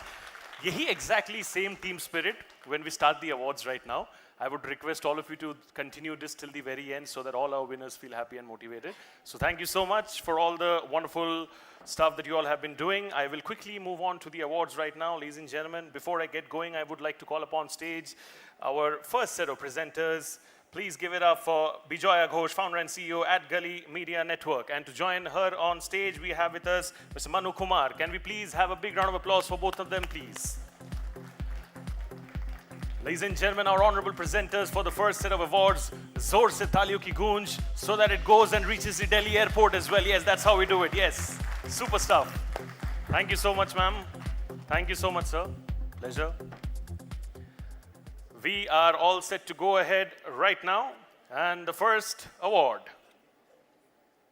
This is going to be Excellence in the Field of Corporate Branding. Ladies and gentlemen, please give it up for Water. A huge round of applause for them, please. Can I have the team of Chachi Communications on stage? The bronze is yours. Can I have the wonderful, wonderful, incredible team of Chachi Communications on stage, please, for this? Thank you so much and congratulations. Ladies and gentlemen, it's a full house. We can do a lot better in terms of clapping and appreciation. Yes, it's simple, easy. 1, 2, 1, 2, yes. Thank you so much. Congratulations to our winner. We'll quickly move on to the next award. This one is going to be Excellence in the Field. Win it for the campaign. Build your new world with Birla New. The silver is all yours. Congratulations, Team Kaizen. Congratulations, Team Birla New. Super, super stuff indeed. Quickly moving on to the next award, ladies and gentlemen. This is going to be about excellence in the field of corporate branding. Brace yourselves, everybody. Give it up for Rose. The campaign is Evolve for Greener Future. Gold, aapka hai. Congratulations. OPG Mobility.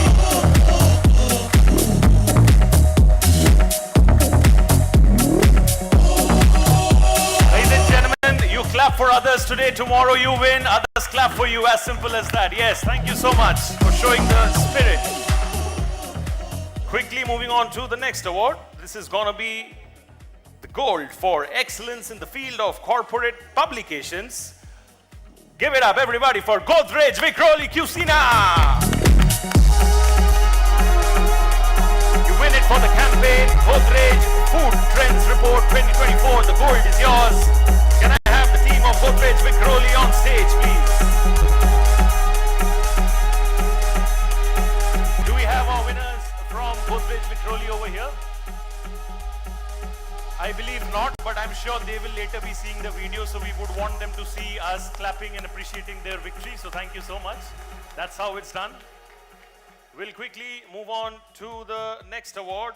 Ladies and gentlemen, we are now gearing up for the silver in excellence in the field of arts, media and entertainment. Ye wala award jata hai Universal Pictures India, nominated by Moisart. Congratulations, Team Moisart. Congratulations, Universal Pictures India. Fantastic, fantastic team. I myself always have a great experience working with Moisart. Congratulations to them. You win it for the campaign. The Fall Guy, the silver is yours. Congratulations.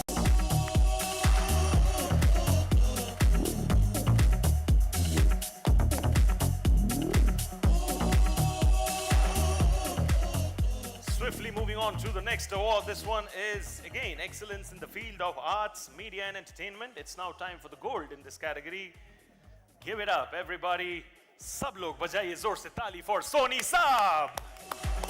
Congratulations, Team Soni Saab. Congratulations, Team Rudafin. Can I please have you over here on stage, Team Rudafin?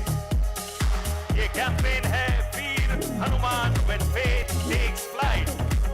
And all the faith that you've had in your great work, that is definitely resulting and yielding in great awards. Congratulations to all of you. Soni Sab, Rudafin, it is.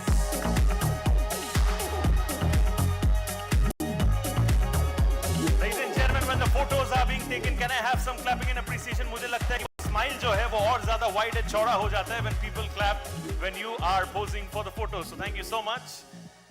बढ़ेंगे आगे to the next award. This one is excellence in the field of fintech. Please, everybody, make some noise for Unicoin, nominated by Media Mantra. And you win it for the campaign Shaping Crypto Narrative. Congratulations. Bronze is yours, Unicoin.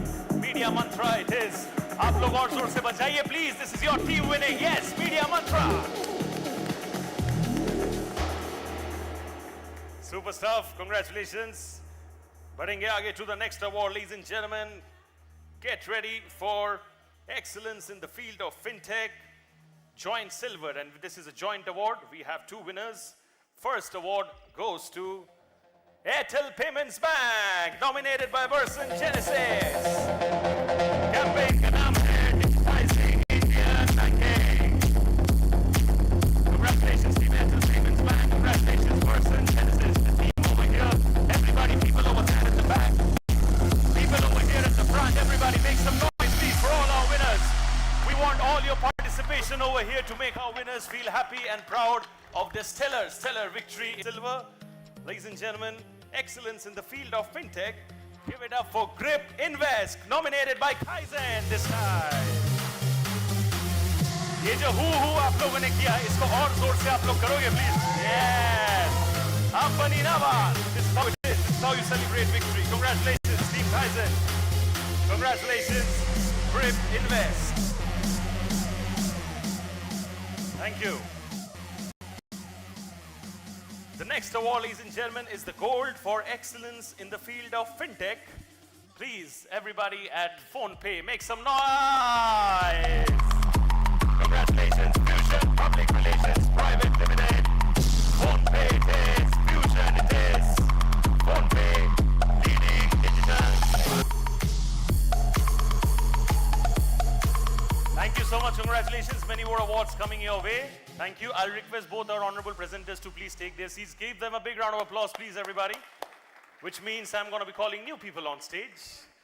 Please, everybody, make some noise and clap and appreciate the presence of Arun Mittal from Board and Ruby Sinha from Commune. A big round of applause for them, please, as I call them on stage to be our honorable presenters for the next set of awards. Thank you so much, sir. Pleasure. Thank you so much. Give a big round of applause for them, please, everybody. Thank you.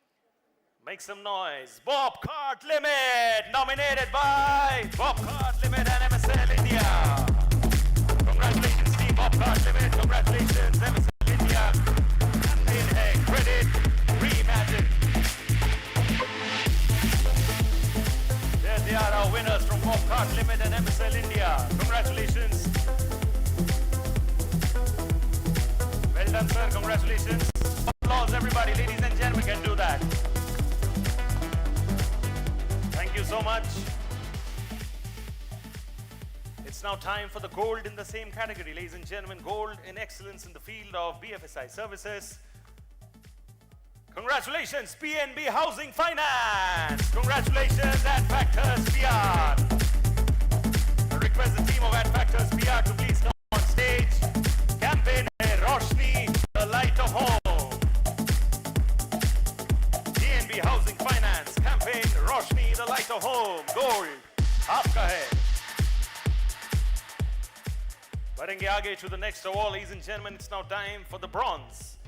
The category is Best Cause-Related Public Awareness. This one goes to Anand Nichani. Training Drive, a traveler's quest for airport hygiene. Great stuff in that department. Congratulations. Do we have a winner over here? I appreciate their victory, right? So thank you so much. We'll quickly move on to the next award. This one, ladies and gentlemen, is the silver for Best Cause-Related Public Awareness. Please give it up for Mars Pet Care and Swiggy Instamart. Nominated by Practice. Congratulations, team Practice. Congratulations, Mars Pet Care and Swiggy Instamart. Campaign ka naam hai Paw Protect. Paw Protect it is. Silver is yours. Congratulations. Congratulations, and we love the beaming smiles on your faces.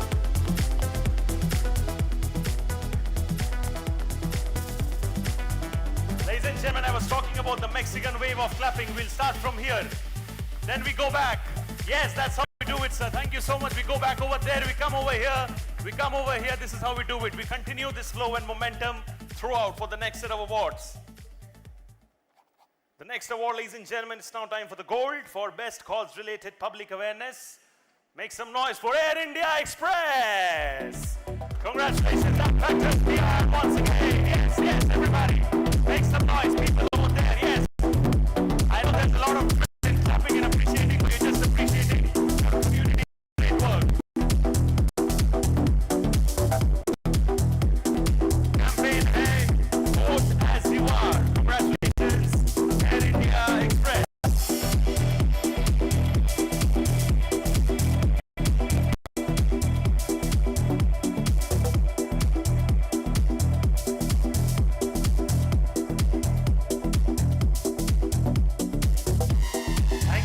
Congratulations. On that note, बढ़ेंगे आगे to the next award. This one is the excellence in the field of consumer products, FMCG.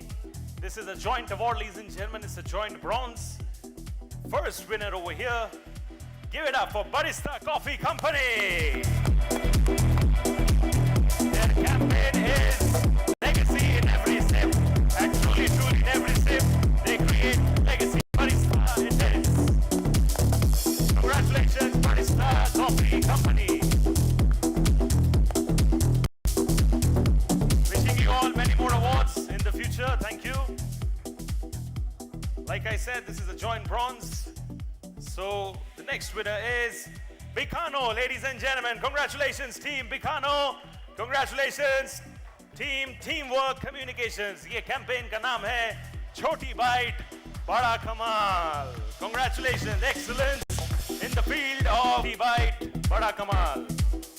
And छोटी bite बड़ा कमाल के साथ बड़े-बड़े awards as well. Congratulations. Moving on to the next one, ladies and gentlemen, it's now time for the silver in the same category, excellence in the field of consumer products, FMCG. Congratulations, team Avian V. May I have the team of Avian V over here, please, on stage? Congratulations. Campaign का नाम है Sunfeast Dark Fantasy, Big Fantasies School Contact Program. Congratulations, ma'am. Congratulations to you and your entire team. Well done. स्वागत है आपका. Ladies and gentlemen, it's a full house. हम लोग कहते हैं दिल्ली दिल वालों का शहर है. आप लोग अपना दिल दिखाइए, please. जोर से तालियों की गूंज रखें for all our winners. Thank you. Congratulations, team Avian V. बढ़ेंगे आगे to the next award. This one is the excellence in the field of consumer products, FMCG. This time it's the gold now. Everyone's favorite. Give it up for Lay's India. Congratulations. Congratulations, Lay's India. Congratulations to Team Edelman. Campaign hai Way to Lay's. Congratulations.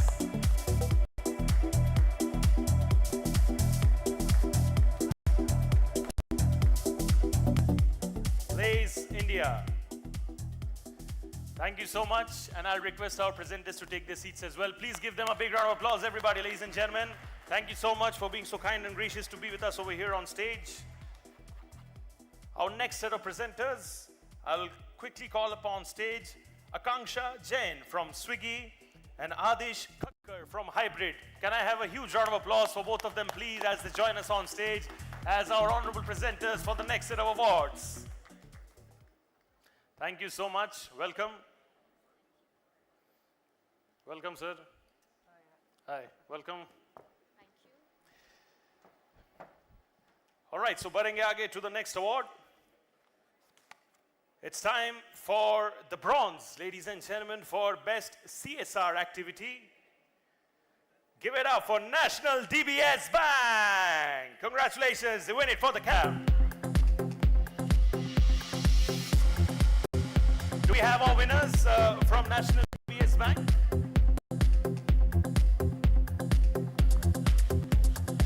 Can I have the Ad Factors team over here on stage, please? Give them a big round of applause, please, everybody.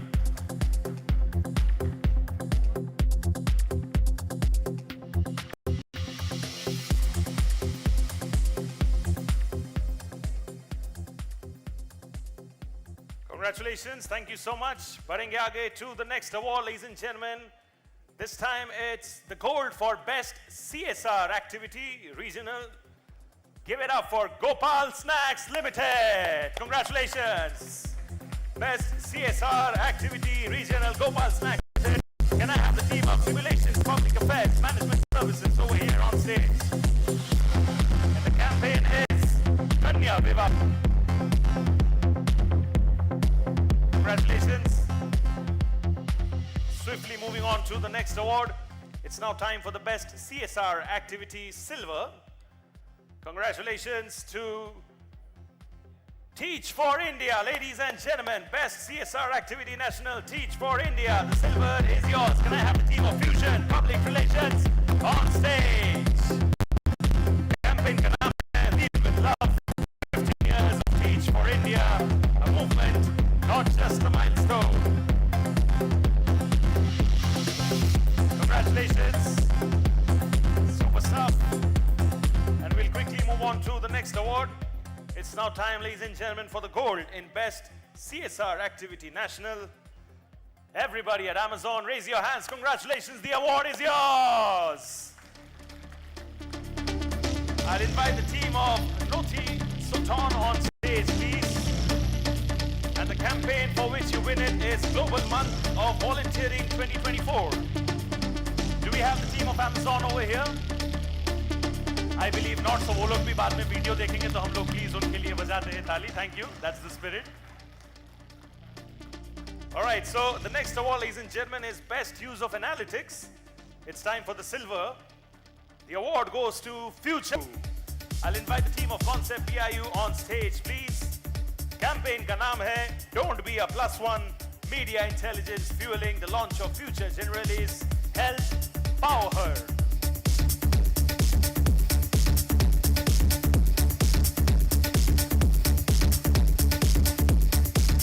Gentlemen, I come from the land of Bollywood. एक कहावत है इतना सन्नाटा क्यों है भाई? Can we please avoid all sorts of sannatas and make some noise for all our winners over here throughout? Yes, thank you. Same momentum, please, throughout. Next award, ladies and gentlemen, it's the gold for best use of analytics. Give it up for Kia, ladies and gentlemen. Congratulations, Value 360 Communications Limited. That's the vibe that we want. Yes, yes, bring it on. Campaign hai Kia, Ceros. Of SUV. Best use of analytics. Kia, congratulations.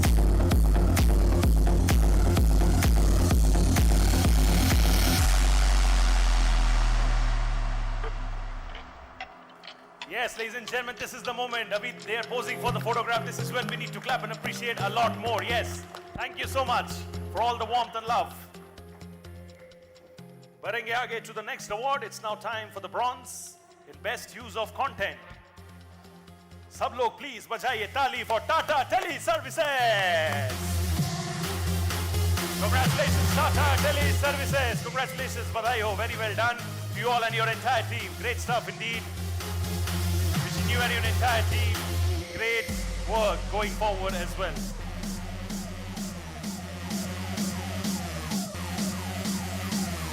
Just in case you want to be a part of the photograph, then you all can come on stage. We have photographers in house, don't worry. Nonetheless, thank you so much. Congratulations to your entire team. It's now time for the silver, ladies and gentlemen, in best use of content. After Tata Tele Services, it's now time for the silver. Give it up for British Telecom.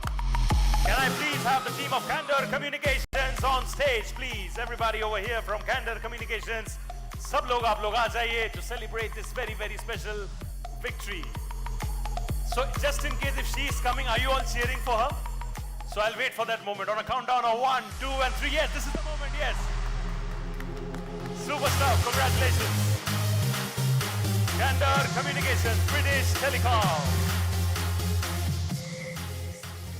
Abhi waqt gold ka for best use of content. Please everybody make some noise for Swastik Well-being. Yes. ये जो आवाज था इसमें मजा आया. एक और बार I want to hear this, please everybody. Media mantra, yes. Can you all complete and repeat the same intensity when your team is winning? Let's have that competition. एक अलग award रखेंगे just for that, please everybody. Congratulations. Congratulations, Media Mantra. Congratulations, Swastik Wellbeing. Super stuff. Thank you. We'll quickly move on to the next award. This one, ladies and gentlemen, is going to be a joint bronze. Category hai Excellence in the Field of Automotive and Transportation. First winner over here, give it up for JSWMG Motor India. Congratulations, Rudafin. Can I have the team of Rudafin over here on stage, please? Campaign ka naam hai MG Windsor EV, India's first intelligent CUV. Congratulations. Congratulations, Team Rudafin. Congratulations, JSWMG Motor India. Congratulations to all of you. Great stuff. Taaliyon ki goonj inke liye, please, everybody.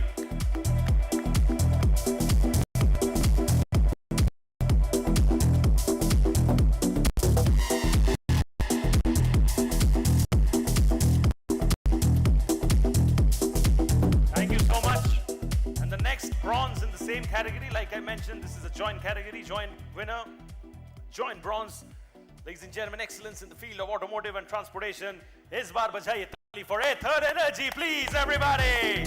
Congratulations to Fusion Public Relations Private Limited. इनके लिए और जोर से बजाइए, please, because ये बाकियों के लिए भी बजा रहे हैं. Congratulations. Super stuff, please, everybody, for Fusion Public Relations Private Limited. They deserve all the appreciation. All the people at the back, raise your hands and make some noise for them, please. Fusion, it is. Barenge aage to the next award. It's now time for the silver in excellence in the field of automotive transportation. Give it up for Static, ladies and gentlemen.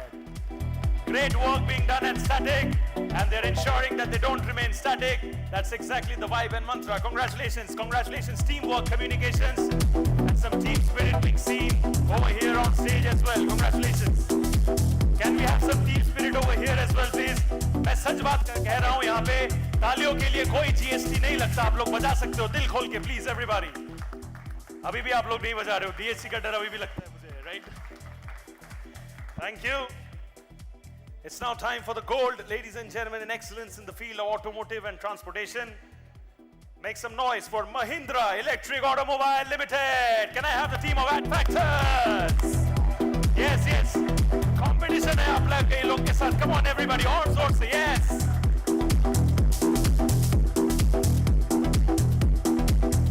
Mahindra Electric Automobile Limited. Congratulations, Advocacy. Moving on to the next award. It's now time for the bronze in Best Internal Communication Campaign. Make some noise, everybody, for Pernod Ricard. Congratulations, Pernod Ricard India. Campaign ka naam hai Crux Market Day. Congratulations, Pernod Ricard.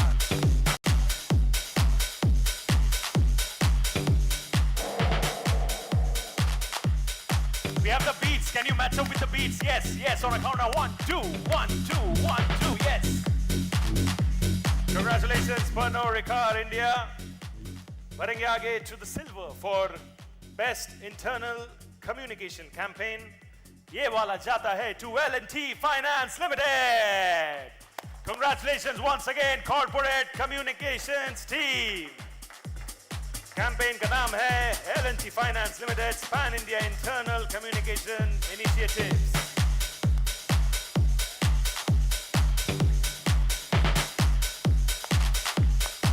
Ladies and gentlemen, the DJ is pumping up the music for all of you and setting up the tone for the night. Everybody over here on a countdown of 1, 2, 3.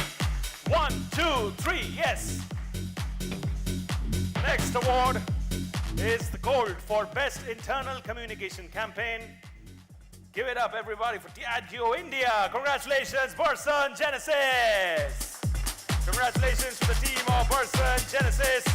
Campaign ka naam hai Celebrating You. And like the campaign, today we are celebrating your victory. Congratulations to the team.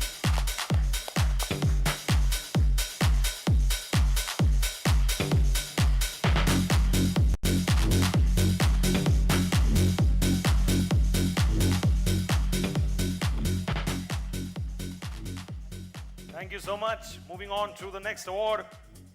It's now time, ladies and gentlemen, for the bronze in best use of media relations. ये वाला award जाता है to Pick Your Trail. Congratulations, the Mavericks. Mavericks tough indeed. Congratulations, the team Mavericks. Campaign का नाम है From the Sidelines to Center Stage, a media-led reinvention of Pick Your Trail.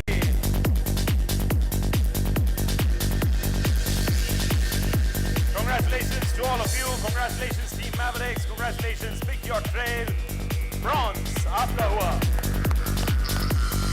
They're celebrating their victory with a special smile on their faces. All we need to do is acknowledge their good work. Moving on to the next award. It's now time for the silver in best use of media relations.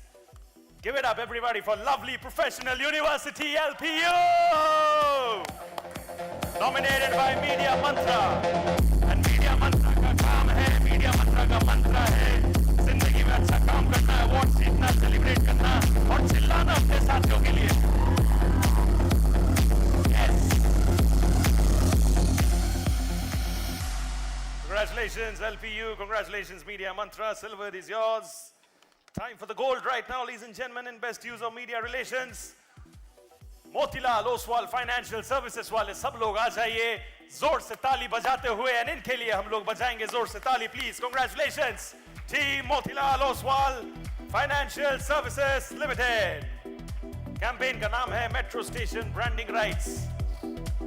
And as far as I see, there's no one. So you got the hint right. We need to clap because बाद में वो video देखेंगे. That's how it is. Thank you. Thank you so much. On that note, I'll thank our presenters as well. इनके लिए जोर से ताली please, ladies and gentlemen. Always a special feeling to come up on stage and receive awards. But when you're giving away awards, it's truly a very, very unconditional thing to do. So thank you so much. Truly grateful. Before I move on to the next set of awards, I would like to quickly call up on stage our presenters for the next set of awards. May I please have on stage Abhishek Sahai from Mondelez and Madhurima Bhatia from Ipsos. Can I have the duo over here on stage, please? Sir, I've been loving your spirit right from the first seat. Pressure from the first row, huh? Kya baat hai? Love it. Love the honesty over there. Thank you so much, Madhurima. I'm going to give a big round of applause for Madhurima ma'am as well. She was there earlier for a session as well, so she's been very patient with us throughout. Thank you so much. Badenge aage to the next award. It's now time for the best use of social media. Time for bronze. KRBL Limited it is. Nominated by Consortia Advisory. Congratulations, Team Consortia Advisory. Campaign का नाम है Re-envisioning India Gate for Modern Consumer. Shivam भाई.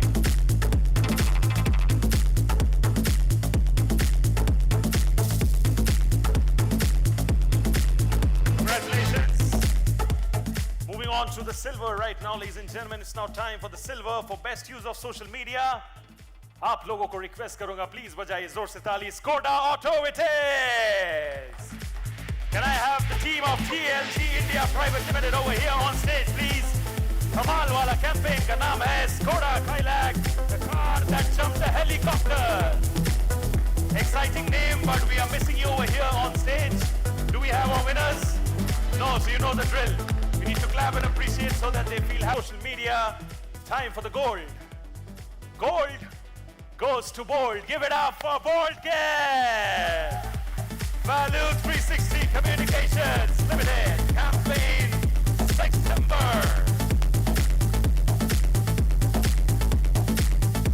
December is synonymous to September. September अभी तक आया नहीं है. जुलाई में awards लेके आप लोग जा रहे हो. क्या बात है? Congratulations.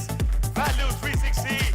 Bold Care के लिए bold तालियों की गूंज and bold noise please. Yes. Thank you so much. Thank you so much. Moving on to the bronze right now. It's now time for the best use of PR by a brand. ये वाला award, the bronze, goes to Indian Sugar and Bioenergy Manufacturers Association, ISMA. Congratulations, Media Mantra. अभी आप लोग part by part आ रहे हो. एक time होगा सबको आना पड़ेगा. आएंगे सब लोग. Super.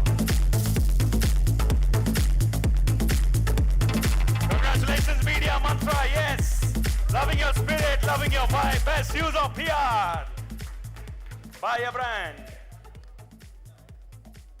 All right, so it's now time for the joint silver in the same category, ladies and gentlemen. Best use of PR by a brand.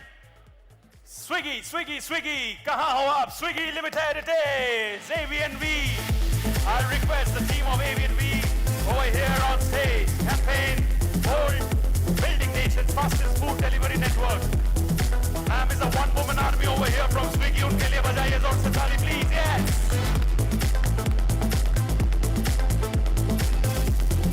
Congratulations, AV&V. Congratulations, Swiggy Limited. Joint silver alongside Swiggy Limited. Best use of PR by a brand. IHCL it is. Congratulations, team IHCL. Can I have all of you over here on stage, please? Because you have been truly setting the benchmark for the Indian hospitality industry. Congratulations, IHCL. Yes. Bro, I swear if I had a consistency award, I would have given it to you. And I loved it. Can I please request all of you to learn from him as well, because he has been cheering for literally every winner, be it his team or others. So can we please continue the same momentum? I swear, I promise I'll figure out an award for that. Love you for that consistency. Thank you so much. That's the spirit we want during award shows. Quickly moving on to the gold. Right now, ladies and gentlemen, best use of PR by a brand. ITC Limited it is. Congratulations. Campaign का नाम है ITC Next Gen Agri Trail. Can I have the team of ITC Limited over here on stage, please? I believe we don't have the team of ITC Limited over here. So I see no ITC, so in that case, can we have some clapping and appreciation going in? Thank you so much. Congratulations, team ITC. Moving on to the gold right now for excellence in the field of e-commerce. Fabulous, fabulous stuff. No brownie points for guessing. Fab India it is. Kaizen, where are you guys? Yes. Congratulations, team Kaizen.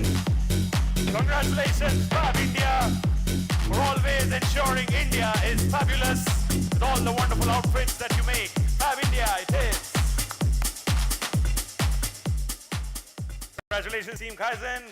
बढ़ेंगे आगे to the next award. It's time for the bronze right now. Category का नाम है Excellence in the Field of Environmental. And इसके विजेता है bronze के Hindustan Coca-Cola Beverages HCCB. Campaign का नाम है Green Sweeps Used PET Bottle Free Indian Festivals. Brilliant campaign indeed. Give it up for man, please, representing our entire team over here. Come on, everybody, show some knowledge, show some noise, everybody over here. Congratulations, Coca-Cola Beverages. बढ़ेंगे आगे to the next award. It's now time for excellence in the field of environmental. It's the silver right now. Make some noise for Nestle India this time. Yes, Nestle it is. GCI Health India Burson Company. Congratulations, GCI Health India. Congratulations to you all. I'll ensure आप लोग का cardio आज इधर ही हो जाए जिस तरीके से आप लोग जीत रहे हो. Superstar. Congratulations, GCI Health India. Congratulations, Nestle India. The award is yours. Silver. Silver हुआ तो बढ़ेंगे आगे to gold. It's now time for excellence in the field of environmental. The gold, ladies and gentlemen, Tata Power Renewable Energy Private Limited. It is Madison Public Relations. Where are you guys? Can I please have you over here on stage? Congratulations to the team of Madison PR. Congratulations, welcome. Such a pleasure to have you. Congratulations, sir. Congratulations. Madison PR it is. Ladies and gentlemen, Tata Power Renewable Energy Private Limited. Gold is yours for Ghar Ghar Solar. To move on to the next award, this is going to be a joint bronze. Category का नाम है Excellence in the Field of Food and Beverages. पहला award जाता है Divan's Modern Breweries for Saints Art Private Limited. Can I have the team of Saints Art Private Limited over here, please? You win it for the spirit of Jammu. Congratulations, ladies and gentlemen. Can we have some more clapping and appreciation, people at the back? I humbly request, please, जोर से तालियों की गूंज for all our winners over here, please.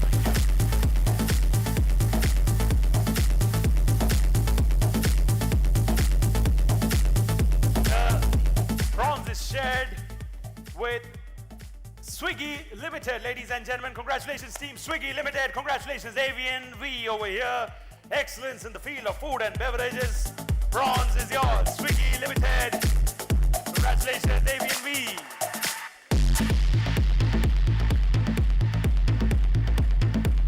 Congratulations Swiggy Limited. Nominated by Avian V. Congratulations team Avian V. Barenge aage to the next award, ladies and gentlemen. This one is going to be the silver for excellence in the field of food and beverages. Excellence truly, truly justifies them in the true sense of the term. Give it up for Domino's India, ladies and gentlemen.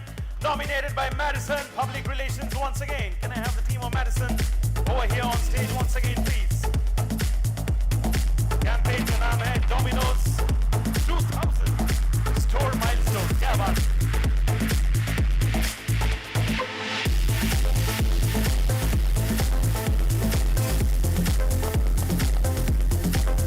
Congratulations. Moving on to the next award, ladies and gentlemen. It's now time for the gold in excellence in the field of food and beverages. Give it up for Barista Coffee Company, ladies and gentlemen. Yes.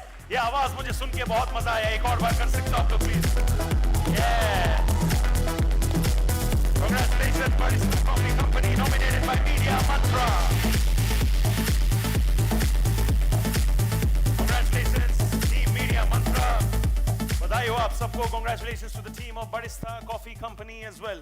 And on that note, I'll request both of you to take your seats. Thank you so much. Give them a big round of applause, please, everybody, our presenters. Iska matlab, I'm going to be calling up our new set of presenters for the new set of awards. Please, everybody, welcome on stage Udit Pathak from Media Mantra and Astha Jindal from PepsiCo. Can I have both of you on stage, please? Udit ji is outside.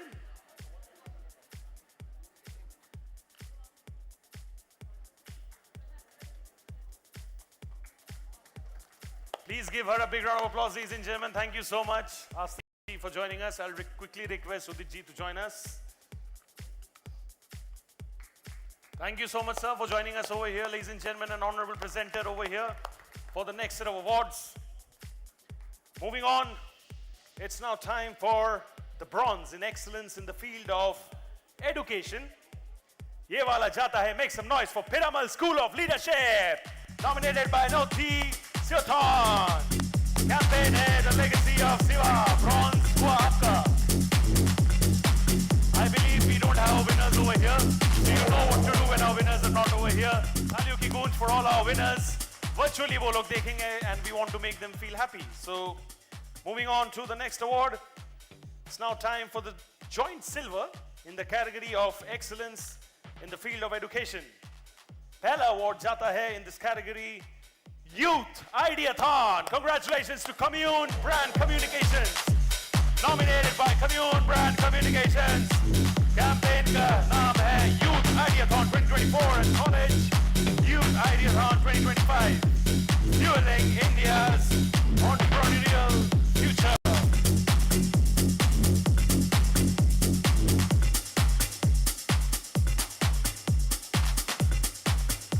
Congratulations, Commune Brand Communications.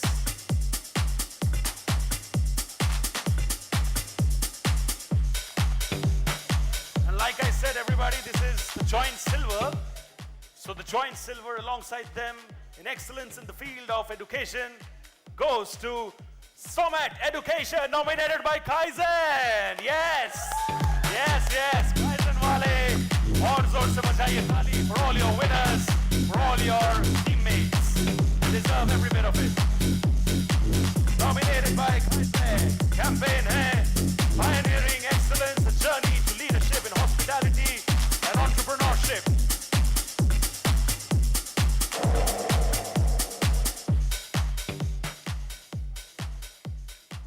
the next award. It's now time for the gold, ladies and gentlemen, in excellence in the field of education. Of course, no brownie points for guessing. Bits Pilani it is! Nominated by Verson Genesis. Congratulations to the team of Verson Genesis. Bits Pilani it is. Campaign and attracting endowments through research excellence.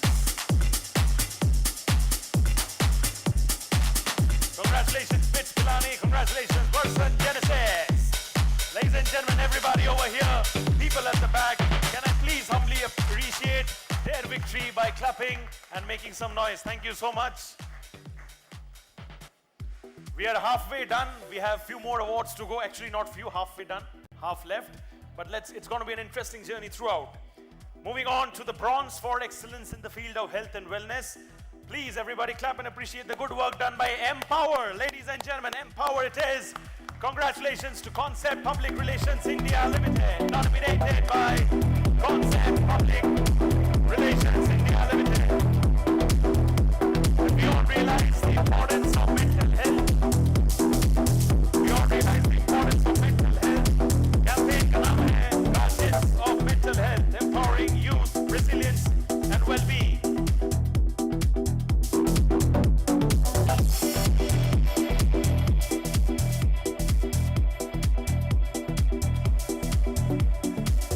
So much. बढ़ेंगे आगे to the next award, ladies and gentlemen. It's now time for the silver in excellence in the field of health and wellness. Everybody, please appreciate the good work done by Godrej Consumer Products, Ibans Foundation, and Cumulus PR. Nominated by Godrej Industries Group. Campaign ka naam hai The Undekha Eye Test. I believe they're not here. So yes, you all know the drill. बढ़ेंगे आगे to the next award. This one is the gold, ladies and gentlemen, for excellence in the field of health and wellness. Give it up for Rekit, ladies and gentlemen, nominated by Plan International. Can I have the team of Plan International over here on stage, please? Rekit, Plan International. क्या आप लोग हो मौजूद यहाँ पे? आप लोग नहीं हो मौजूद यहाँ पे, so हम लोग आपके लिए ताली बजाएंगे. That is what it is. Thank you. Moving on to the next award. It's now time for the bronze in excellence in the field of IT and technology. ये वाला जाता है to IG Drones. Once again, teamwork, communications, doing some brilliant teamwork and ensuring that they bag many, many awards.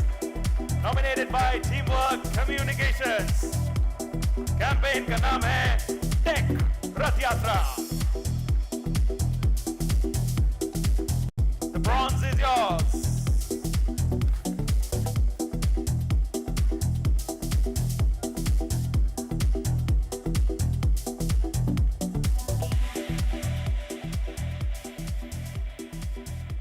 Moving on to the next award, ladies and gentlemen. This one is the silver for excellence in the field of IT and technology. This one goes to MediaTek India, nominated by Commune Brand Communications. Congratulations, team Commune Brand Communications. Can we have some more clapping and appreciation, please? All right, so let me make it a little interesting. Whoever in this room wants to be super successful in life, please taali bajaiye. You see the difference right over there. Maybe some trigger words matter. Super stuff. I'm sure you all are already very successful, but of course, sky is the limit. Moving on to the gold right now. It's now time for the gold in excellence in the field of IT and technology. Give it up for Databricks, ladies and gentlemen, nominated by Candor Communications. All you wonderful, successful people in the room, it's now time to level up your success 2x. Bajaiye tali, please, yes. Congratulations, Candor Communications. Congratulations, Databricks. Gold is yours.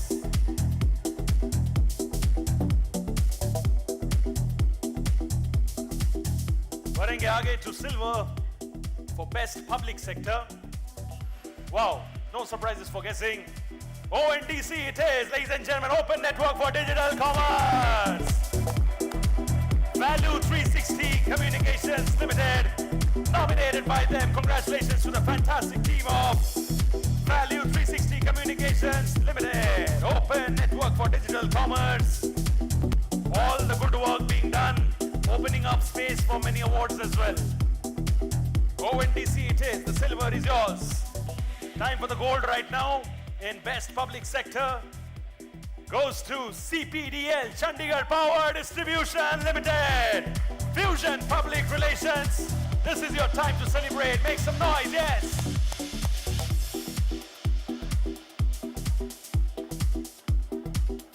Congratulations team Fusion, very, very well done. You want to go and I'll click a photo of yours? Sure. Congratulations, super stuff. May many more awards rain on both of you. Quickly moving on to the next award, ladies and gentlemen. It's now time for the silver in excellence in the field of real estate. ये वाला award जाता है to Nexus Select Trust, nominated by Consortia Advisory. Do we have the team over here, Nexus Select Trust? Oh yes, we do. Congratulations to Nexus Select Trust, nominated by Consortia Advisory. Congratulations to all of you over here at Consortia Advisory. Campaign का नाम है Celebrating Happiness with हर दिन कुछ नया. Silver हुआ आपका. Congratulations, Consortia Advisory.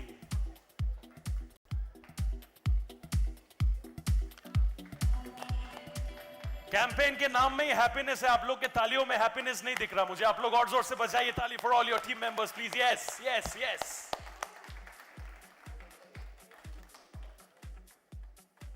Moving on to the next award, ladies and gentlemen, it's now time for the gold in excellence in the field of real estate.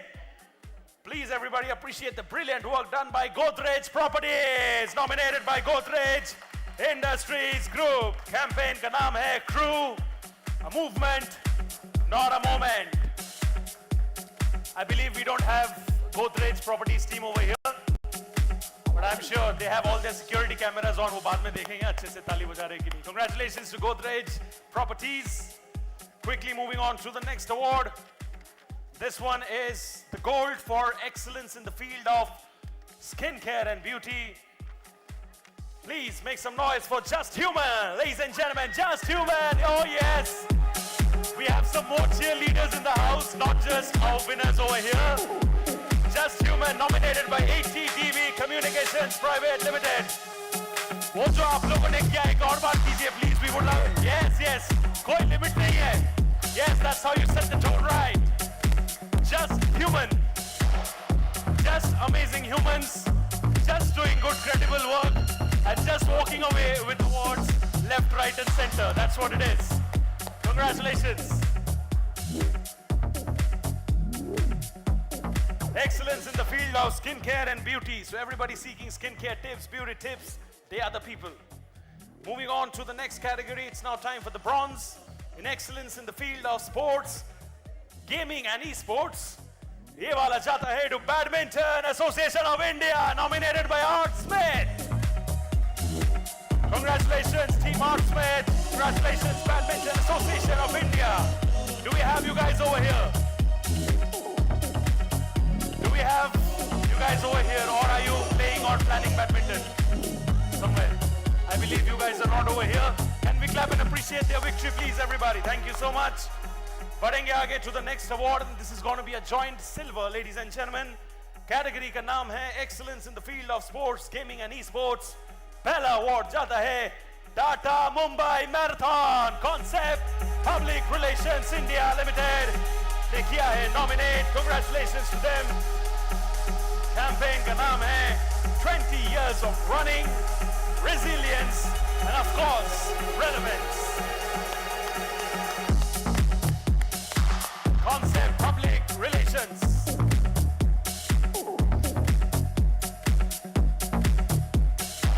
The award is going to be shared, the same categories, joint silver, excellence in the field of sports, gaming and esports. Please everybody, can I have the team of Zupi over here, Value 360 Communications. Now you guys are pumping up, you saw more competition in the house. Super stuff. Congratulations, Value 360 Communications Limited, Zupi.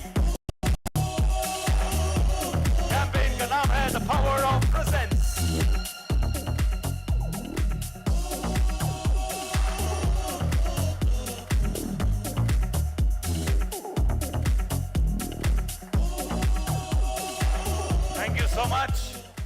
On that note, बढ़ेंगे आगे to the next award. It's now time, ladies and gentlemen, for the gold in excellence in the field of sports, gaming and esports. No surprises for guessing. This one goes to All India Gaming Federation. Nominated by Kaizen. Kaizen, yes, Kaizen, yes. Congratulations. Can we have more people from Kaizen, please? We are loving your team spirit. कभी एक award के लिए तो आप लोग आ जाओ. Sir, please. Thank you, sir.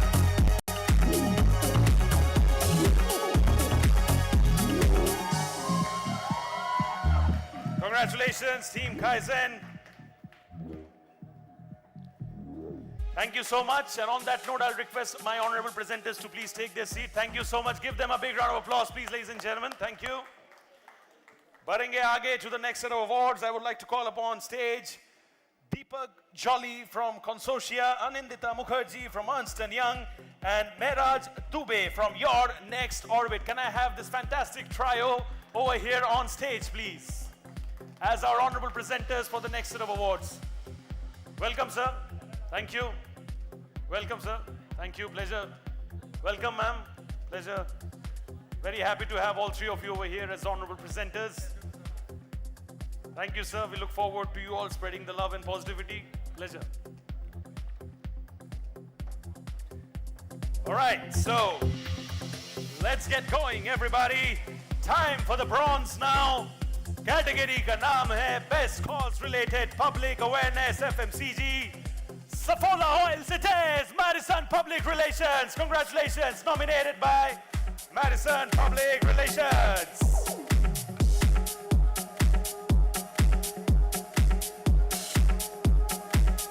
Congratulations to all of you over here. Madison Public Relations.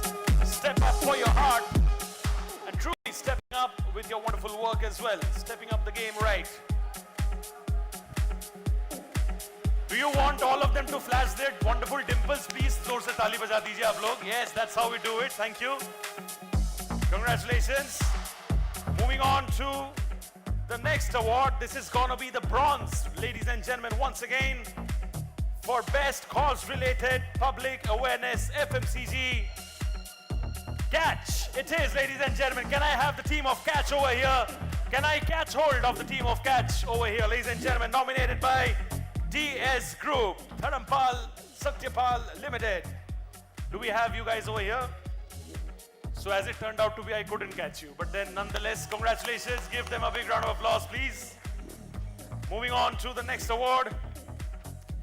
It's now time for Best Cause-Related Public Awareness FMCG. It's the gold right now, ladies and gentlemen. Give it up for Coca-Cola India and Southwest Asia, nominated by First Partners.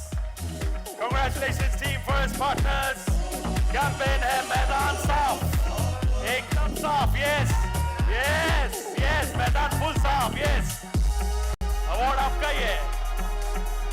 Congratulations, gold is yours. Coca-Cola India and Southwest Asia.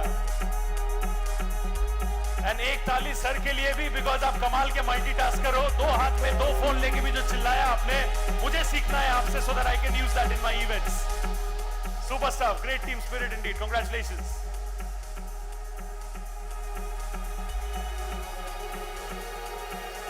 Thank you. And you know, ladies and gentlemen, I must reiterate for all of you, this is the world of social media. I'm sure that you all will be sharing your winning moments on social media. So please do tag @Gully. Please do tag the PR post. Let me quickly tell you all the hashtags. Nothing is to be told, you all know it all. Imagexx 2025, hashtag Imagexx, and of course, hashtag @Gully and hashtag the PR post. So please do tag us in your winning shots. We look forward to seeing all those winning Insta stories, posts, and feel happy with your celebration as well. And another bit of an update, I'll request all of you to please remain with us right till the very end as well. We're looking forward to doing a very nice group photo with all of you with your trophies to celebrate your wonderful win as a community together. So please, leisure. This one goes to Make My Trip. Congratulations once again, AVNV. Nominated by AVNV. Campaign hai from trips to trends, decoding India's travel stories. Do we have the team of Make My Trip over here? I believe they're busy making someone else's trip, but then let's please clap and appreciate their good work. Ladies and gentlemen, Make My Trip. It is nominated by Avian V. Quickly moving on to the next award. This one is the silver for excellence in the field of travel and leisure. Once again, Swastik Wellbeing, nominated by Media Mantra. And campaign का नाम काफी interesting है. मैं पढ़ रहा हूँ, Bloom in Abundance.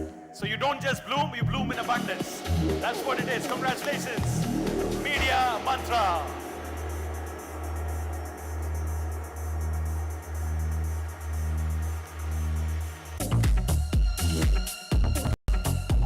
Congratulations, Media Mantra.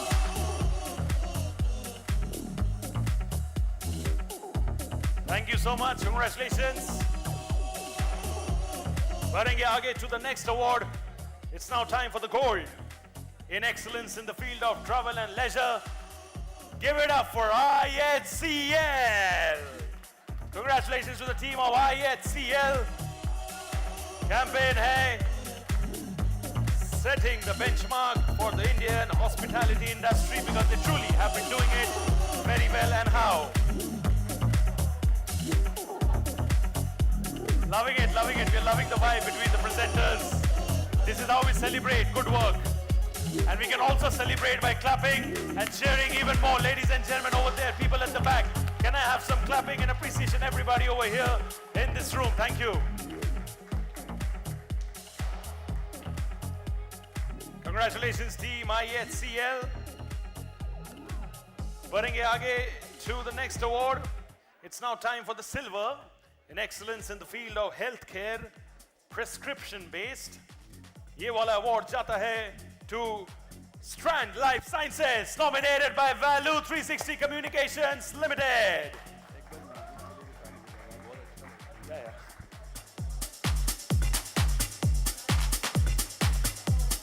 Congratulations, Strand Life Sciences. Congratulations, Value 360 Communications. We're talking about AI, campaign be AI related here. AI powered early cancer detection, revolutionizing the awareness battle with Strand Life Sciences. The silver is yours. Moving on to the gold right now for excellence in the field of healthcare. Again, prescription based. ये वाला जाता है Advocacy, Drugs and Pharmaceuticals, nominated by Teamwork Communications.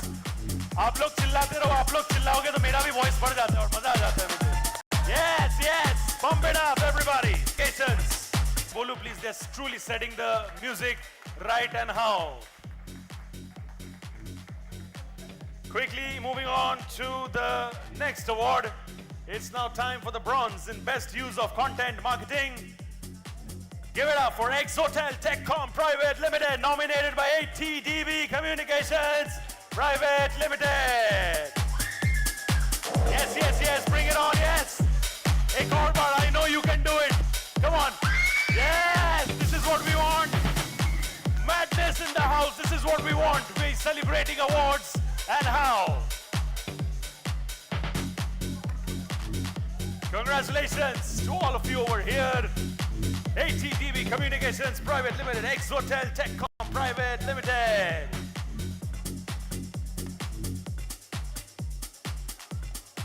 Super stuff indeed, thank you so much. बढ़ेंगे आगे to the next award. Ladies and gentlemen, it's now time for the silver in best use of content marketing. Give it up for Meta, ladies and gentlemen. Meta it is, nominated by Rudafin. Congratulations to the team of Rudafin. Congratulations, Meta.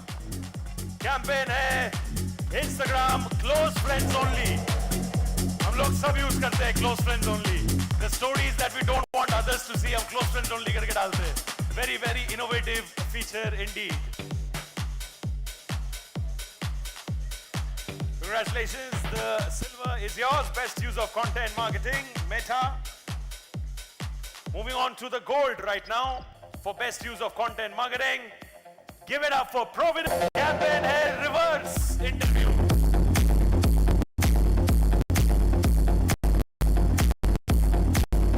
Seems like I'm more motivated. We want to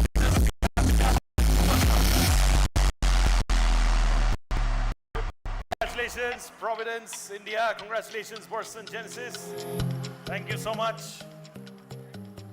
All right, so I'll request all three of you to please take your seats. Please give it up for this fabulous trio over here. Thank you so much. Yeah. Let's cheer up for Shubhajit also. मैं bless करने लगूंगा आप लोग last में cheer up करना में और मजा आएगा मुझे thank you so much sir for appreciating means a lot jokes apart we'll quickly move on to the next award ladies and gentlemen but prior to that I'm going to be calling upon stage our honorable presenters for the next set of awards we have with us today PG Pragesh from Air India Express Nikki Gupta from Teamwork and Amit Nanchahal from PepsiCo. Can I please have all three of you over here, please, as our honorable presenters for the next set of awards. Ladies and gentlemen, all three of you over here, can I please request you to come? Congratulations, and I'll request PG Pragesh from Air India Express, Nikki Gupta from Teamwork, and Amit Nanchahal from PepsiCo. All three of you over here on stage. Nanchahal. Beg your pardon, Nanchahal. And she's there? Yeah. Okay, so we'll quickly move on. What I'm going to do is I'm going to be quickly moving on to the next award. This is the silver, ladies and gentlemen, for best use of digital.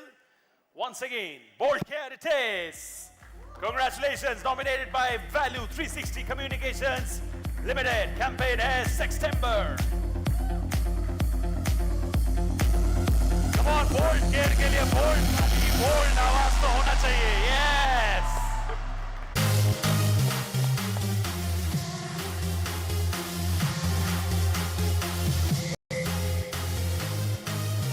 Congratulations. Thank you so much. Moving on to the gold right now for best use of digital. Give it up for KRBL Limited, please, nominated by Consortia Advisory. Congratulations, Consortia Advisory. Campaign hai re-envisioning India Gate for the modern consumer.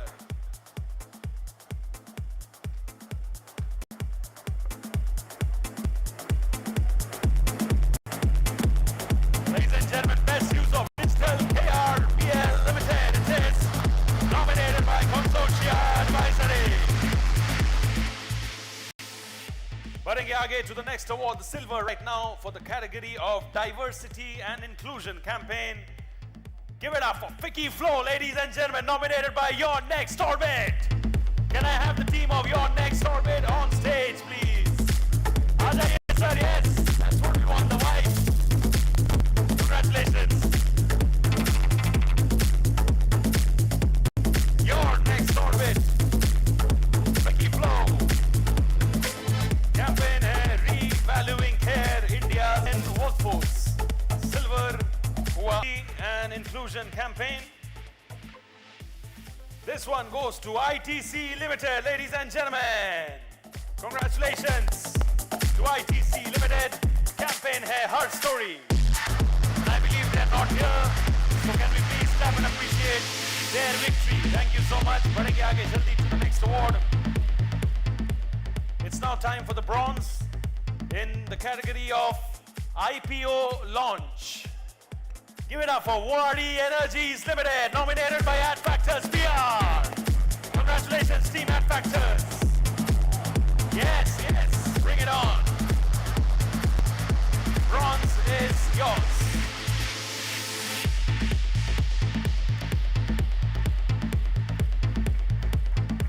Thank you so much. Moving on to the silver right now for the category of IPO launch. Give it up for Kataria Industries, ladies and gentlemen, nominated by The Right PR, and rightly done so. Congratulations, The Right PR. Silver is yours. Kataria Industries, IPO launch. The Right PR.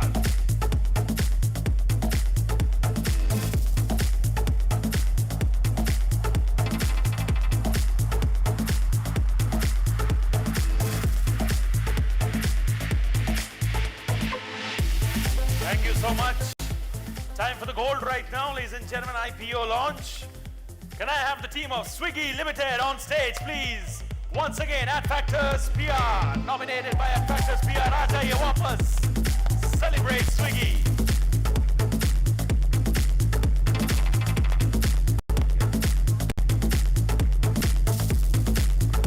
Congratulations, Adfactors PR. Swiggy it is. Thank you so much. Time for the gold right now, ladies and gentlemen, in the category of data, privacy and security campaign. Very, very well deserved indeed. Quick Heal Technologies. Congratulations, Quick Heal Technologies. Nominated by Value 360 Communications Limited.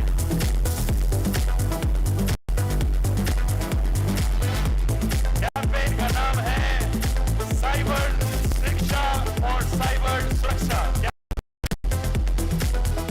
You aren't just designing great campaigns, you all have the ability to become great poets as well, and rhyming them very, very well. Cyber shiksha for cyber suraksha. Kya baat hai? Gold. Moving on right now to the next category. This is the silver right now for emerging technology integration.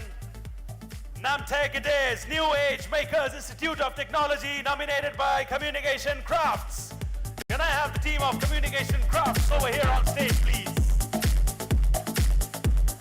I believe they're not over here, so we can clap and appreciate their special victory indeed. All right, so moving on to the gold right now. It's now time for the gold in emerging technology integration. Give it up, ladies and gentlemen, for Adobe.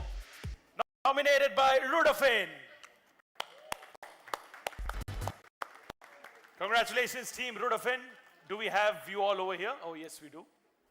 Can we have some more clapping and appreciation for team Rudafin, please, everybody? This definitely isn't the first time they're walking today. So multiple cheers and appreciation zarur banta hai.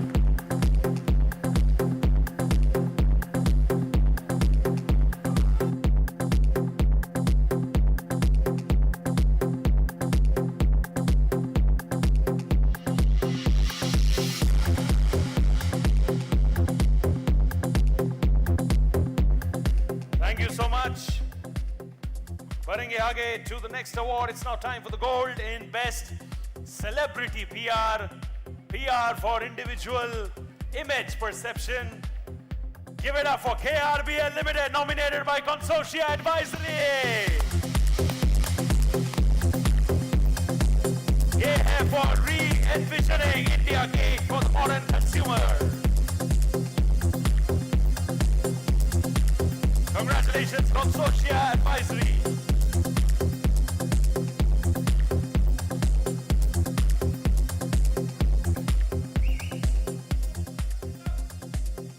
जिन्होंने सीटी मारा मैंने सुन लिया, अभी आगे भी बजाना पड़ेगा प्लीज ना, for all our winners going forward. Moving on, ladies and gentlemen, it's now time for the gold best multilingual campaign. Give it up for Godrej Agrovet Limited, nominated by Godrej Industries Group for the campaign Jagrok Baniye PYNA Chuniye. Congratulations. Do we have the team of Godrej? I believe not. वो लोग देखेंगे हमारा video आगे बाद में, तो please Godrej की team के लिए जोर से ताली. Yes. Moving on to the next award, it's now time for the gold in most effective crisis management. Very, very special indeed. Digi Yatra Foundation, nominated by Value 360 Communications Limited. Aap maza aa raha hai, yes.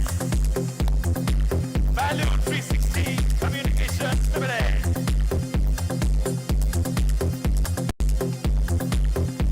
और पूरी दुनिया KYC करती है, know your customer, know your customer. इन्होंने don't know your customer करके अच्छे awards जीत लिए हैं. क्या बात है? Don't know your customer, TKYC. Congratulations, thank you so much. I'll request both of you to please kindly take your seats. Please give them a big round of applause, ladies and gentlemen, for being with us over here. What I'm going to do is I'm going to be calling up on stage presenters for the next set of awards. To do the honors, I would like to call upon stage Dr. Praveen Agarwal from Consortia Advisory and Rahul Mehta from Media Mantra, alongside Akriti Bhargava from Viziki. Can I have the fabulous trio over here on stage, please? Thank you so much, sir, for joining us over here. Honored and privileged to have Both of you over here, sir. Thank you so much. Thank you so much, sir. Thank you so much. Means a lot. Hello, ma'am. Pleasure. Super. Yes. The best things in life sometimes come unexpected. That's what the mantra should be. All right, so quickly moving on. This is the bronze for experiential PR. Give it up, everybody, for Asian Paints, ladies and gentlemen, nominated by Madison Public Relations.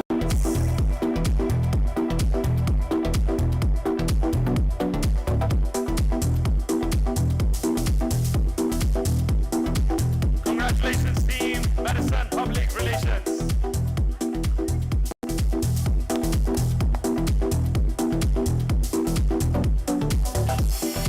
Congratulations to all of you over here.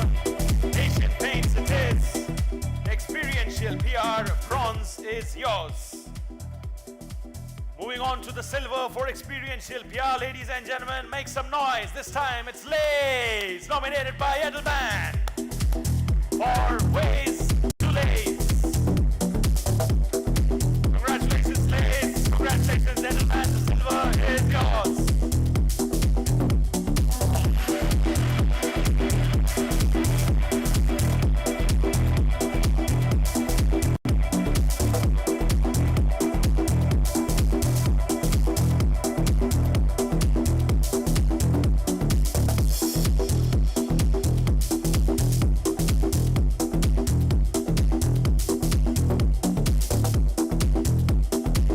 Congratulations to Team Lays. Moving on to the gold right now for experiential PR, ladies and gentlemen.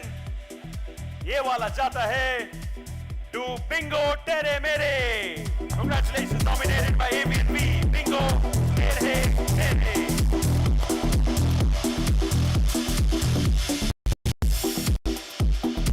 Congratulations, Team ABNB. Campaign भी है बहुत interesting. Bingo Tere Mere. Hauka Lok at Mahakumbh. Congratulations to all of you over here.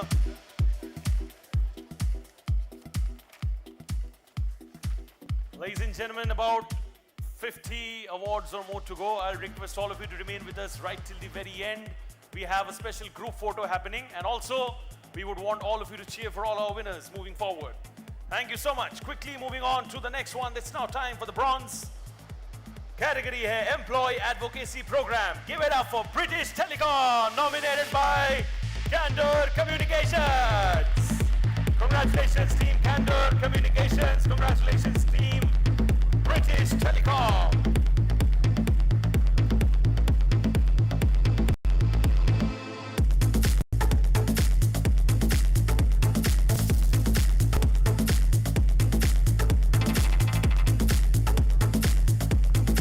Congratulations. बढ़ेंगे आगे to the next award. It's now time for the silver in Employee Advocacy Program. This one goes to Volkswagen India, ladies and gentlemen, nominated by Adfactors PR. Adfactors wale bajai zor se taali. Award is yours. Volkswagen India. Silver is yours.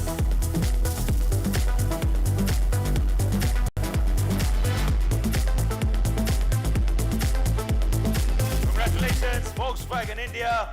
Congratulations once again, Adfactors PR. बढ़ेंगे आगे to the next award, which is the gold for the same category, Employee Advocacy Program. Give it up, everybody, for Pernod Ricard India. Congratulations, Pernod Ricard India. Campaign का नाम है Crux Market Day. Gold is yours. Pernod Ricard India.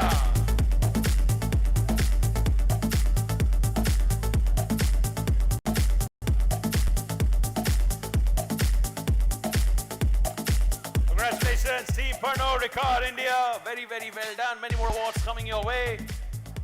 Moving on to the silver for Best Influencer Marketing Campaign. Give it up, ladies and gentlemen, for Quality Council of India, QCI. Teamwork Communications Campaign Youth for Quality Bharat Mission.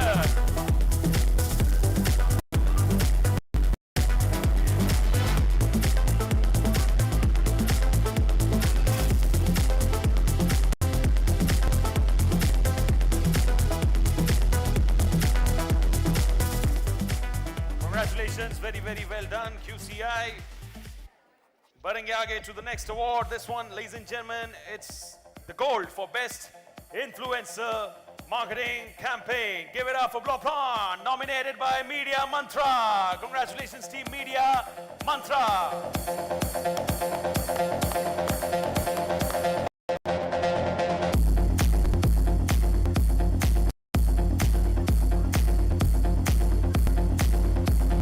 Best Influencer Marketing Campaign.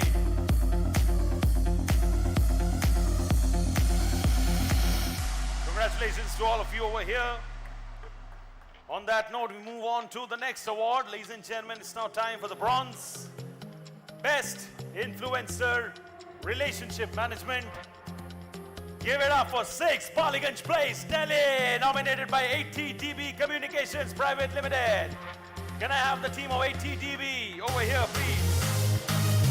6 Paliganj Place, Delhi. Some exotic food. And the Bengali in me shines when I say Bengali food. Kya baat hai? Congratulations, 6 Paliganj Place, Delhi.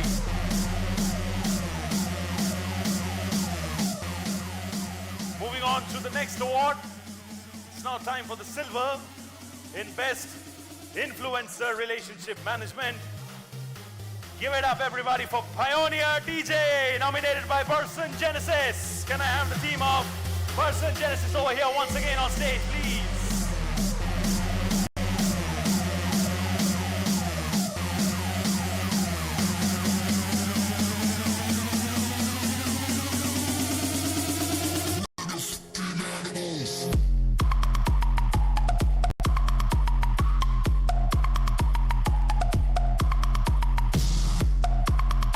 Thank you so much. Quickly moving on to the next award. It's now time for the gold, ladies and gentlemen, for Best Influencer Relationship Management. Give it up for Megalio by Navanami, nominated by Ad Factors PR. Congratulations, Team Ad Factors. Once again, another one in your kitty. Congratulations, Team Ad Factors. Slaying it and how.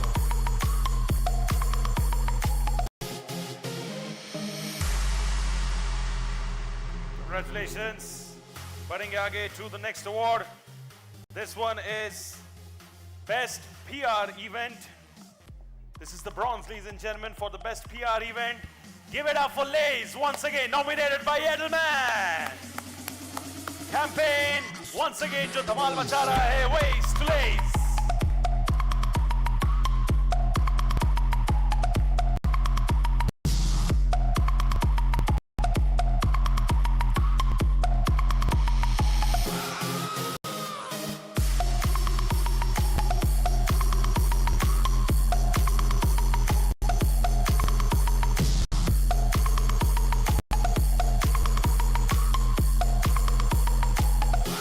Congratulations, Team Lays over here. Congratulations, Edelman. Super stuff. All right, so ladies and gentlemen, moving on to the next award. It's now time for the silver in Best PR Event. Ye wala jata hai to Skoda Auto, nominated by TLG India Private Limited. Campaign ka naam hai Skoda Hilux, the car that jumped a helicopter. I believe our winners are not here, so we can do a bit of clapping appreciation for them to ensure that they feel happy when they see the videos later on. Thank you. Moving ahead to the next award. This one is the gold for Best PR Event. Give it up for Tech Entrepreneurs Association of Mumbai team, nominated by Value 360 Communications Limited.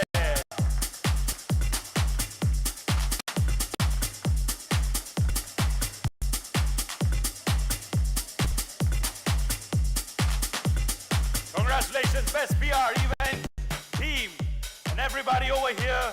I know it's been a long day so far. Many more awards, actually not many, few more awards. जितना energy हम लोग ने रखा है पहले से, can we have the same energy once again? एक बार अपने लिए बजाइए जोर से ताली please for showing the same intensity and energy throughout. And also a bit of a drill to ensure that we continue this till the end. Thank you. I'll request all three of you to please kindly take your seats. Thank you. बहुत बहुत शुक्रिया. Give them a big round of applause, please, everybody, ladies and gentlemen.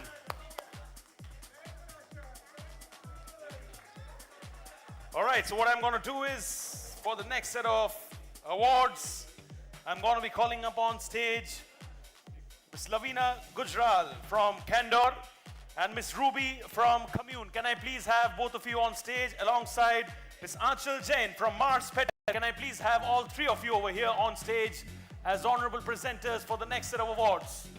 Thank you so much, ma'am, for being with us over here.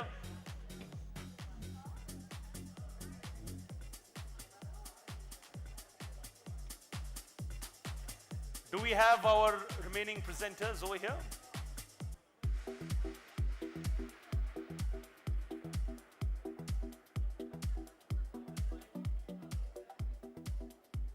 Okay, so what I'm going to do is I'm going to be requesting Mr. Mehraj Dubey from Your Next Orbit to please kindly join me on stage once again. Can I please have Mr. Mehraj on stage? Thank you so much, sir. Give it up for sir, please, everybody, ladies and gentlemen. Thank you so much. Yes, this is what we love. Self-appreciation is the key. Ambi, wait. Huh? Okay. Aa jayegi bahut jaldi. All right, so quickly moving on, ladies and gentlemen, it's now time for the gold for Best PR Tech Platform. Give it up for Wiziki Software Private Limited. Congratulations, team Wiziki. Can I have all of you over here? Asia's first media intelligence platform.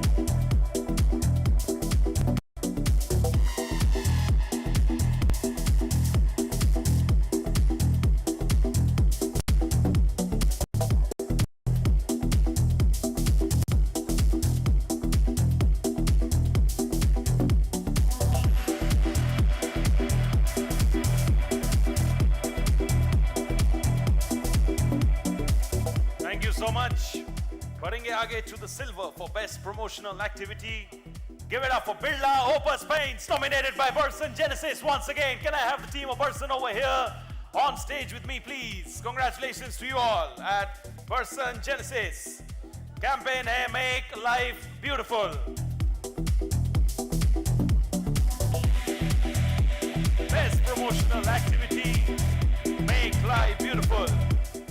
Silver hua aapka. Congratulations to all of you, the entire team at Birla Opus Paints and Burson Genesis. All right, so quickly moving on to the gold right now for best promotional activity. This one goes to Sony Sub, ladies and gentlemen, nominated by Rudafin once again. Congratulations to you all at Rudafin. I'll request all of you to please kindly join me over here on stage. Campaign ka naam hai Veer Hanuman, when faith takes flight.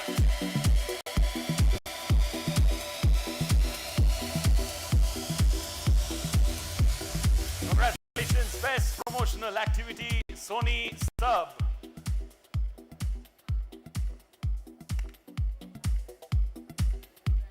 Thank you. Moving forward quickly to the next one, it's the bronze for best reputation and issues management.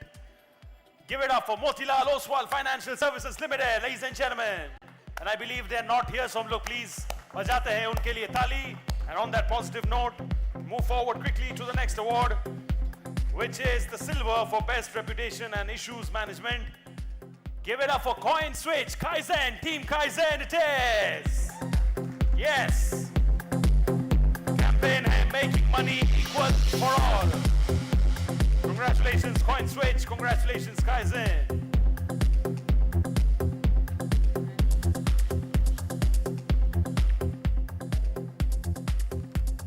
Thank you. Moving on to the gold for best reputation and issues management. Ye wala jata hai to Indian Sugar and Bioenergy Manufacturers Association. Give it up, Media Mantra.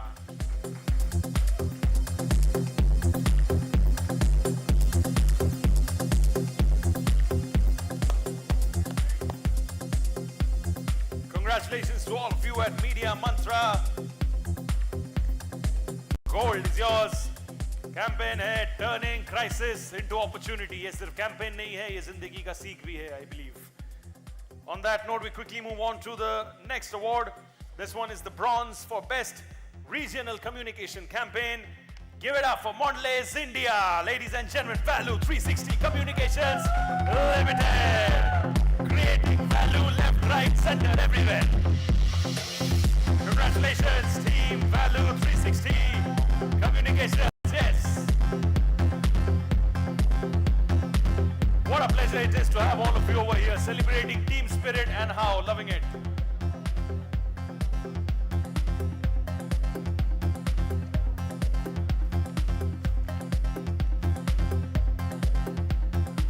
Thank you so much. Quickly moving on to the next award. It's the silver for best regional communication campaign. Give it up, ladies and gentlemen, for PB Partners, a point of sale platform by Policy Bazaar. They've been nominated by Fusion Public Relations Private Limited. Congratulations to Fusion Public Relations Private Limited. Campaign hai, local hai, leader hai. PB Partners, real people, real places, and of course, real impact. Congratulations to all of you. Very well done once again. Moving on to the next one. This one is the gold for best regional communication campaign.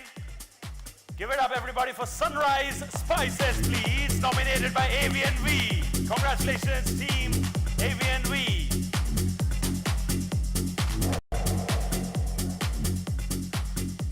Congratulations to the team of Sunrise Spices.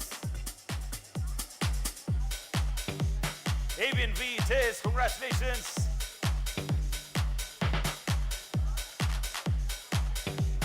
Ladies and gentlemen, Sholay ka dialogue, itna sannata kyun hai bhai? Let's not have sannata, please, everybody. For our winners, that's how we do it, yes. Quickly moving on to the next award. Dance break. I would love it. Sir is suggesting Everybody has to stand wherever they are, not move, and move legs the way I do. Let me, I am ready. Let's do a bit of a... Not more than a minute. Not more than a minute. Sir has suggested something interesting. It will only liven up the audience, right? Can I request everybody to stand up, please? Yes. मैं करूँगा sir. आप repeat तो करो. चलाओ music चलाओ. क्या करना है बताओ sir?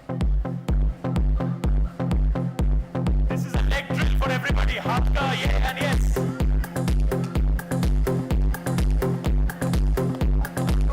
Come on everyone, yes.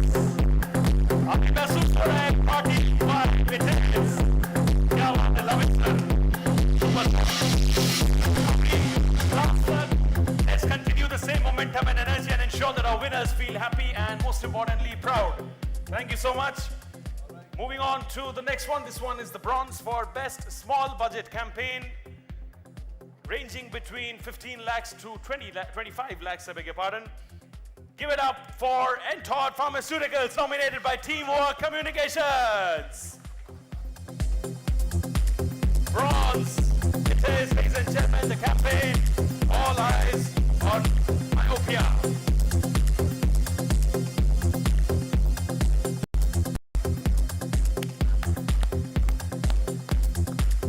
Congratulations to all of you over here. Quickly moving on to the silver for the same category. Give it up for IGP, ladies and gentlemen, nominated by Cha-Chi Communications. Give it up. Big Diwali box.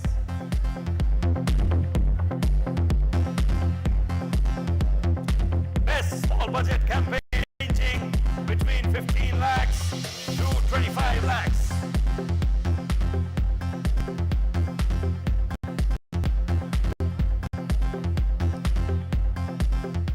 Thank you so much. Congratulations. Moving on to the gold for the same category, ladies and gentlemen, best small budget campaign ranging between 15 lakhs to 25 lakhs. Give it up for ITC Limited, ladies and gentlemen. Desh Ek Raag, an ode to the nation. Congratulations, team ITC Limited. I believe they're not here in this room, so let's clap and appreciate their victory. Thank you so much. Moving on to the next award. It's the time for gold in Best Internal Communication. No surprises for guessing, ladies and gentlemen. Pernod Ricard India, nominated by Value 360. Communication.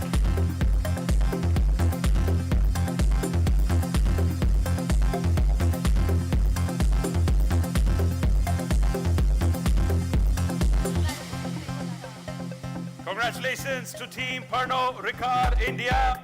The gold is yours for Best Internal Communication. Pernod Ricard India, doing it brilliantly, and how wonderful stuff indeed. Congratulations to the entire team of Pernod Ricard India. Many more coming your way.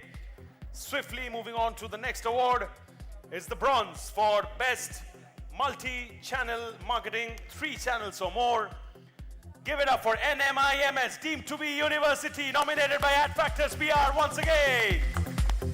Can I have the team of AdFactors PR over here, please?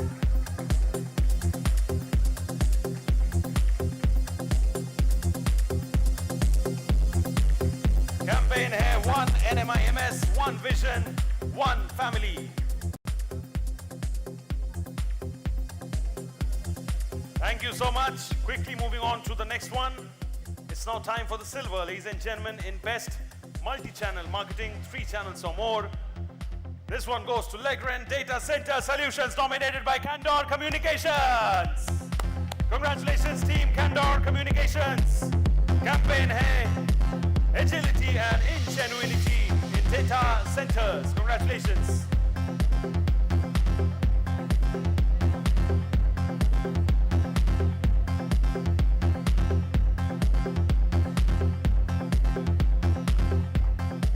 Congratulations to Team Candor Communications. Moving on to the next award. It's now time for the gold for Best Multi-Channel Marketing, 3 channels or more. This one goes to Lays, ladies and gentlemen, once again, nominated by Edelman. Campaign Ways to Lays, gold, Taste, nominated by Edelman. Can I have the team over here on stage, please? Congratulations, Team Lays. Congratulations, Team Edelman.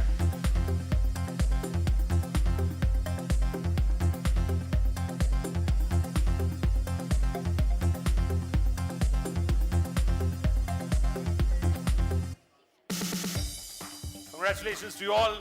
Ladies and gentlemen, the next award is a joint bronze.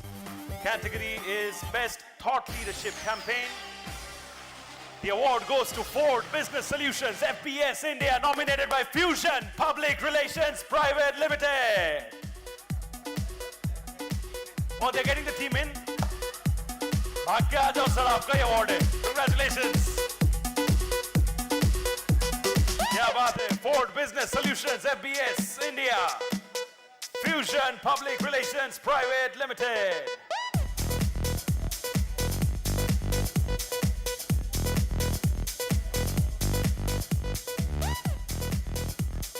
Thank you so much. Barenge to the next category, which is the shared joint bronze. This is again Best Thought Leadership Campaign. Give it up for ANSR, please, nominated by Kaizen. Congratulations, Team Kaizen, once again. You win it for the GCC Blueprint Insights 360 by ANSR.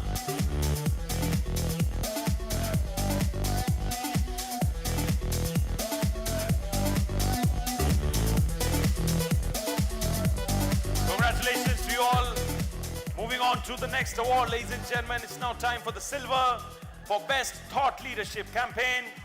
Give it up for winners, IESA, nominated by Consortia Advisory. Big round of applause for Consortia Advisory, please. Here we have our winners from Consortia Advisory. Silver is yours. Yes, yes, can you bring it on? That whistle once again, please. मजा आ गया. एक और बार हो सकता है. ये हुई ना बात. Yes, superb. Congratulations, Consortia Advisory. बढ़ेंगे आगे to the next one. It's now time for the gold. Best Thought Leadership Campaign. Godrej Appliances it is, nominated by Adfactors PR once again. Adfactors team, I request you to come up on stage. Thank you.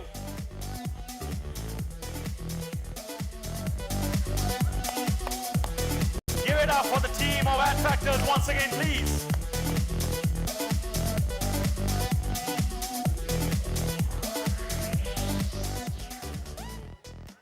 All right, so quickly moving on to the next award, ladies and gentlemen. Few more awards to go. This is the gold for Best Omnichannel Marketing. Give it up for Quality Council of India, QCI, nominated by Teamwork Communications. Teamwork wale, teamwork ke saath, yahan pe stage pe aa jaiye and show some teamwork over here on stage when you accept this award honor. Congratulations to Teamwork Communications, yes. मजा आ रहा है आप लोग करते रहो. Your winners only will feel happier. Yes, Teamwork Communications. That's what teamwork is all about. Campaign hai Youth for Quality Bharat Mission. Moving on to the next one. This one is the bronze for best use of media relations technology. Give it up for our winner, AVPL International, ladies and gentlemen, nominated by Chachi Communications. Campaign hai Jai Jawan, Jai Kisan, Jai Drone.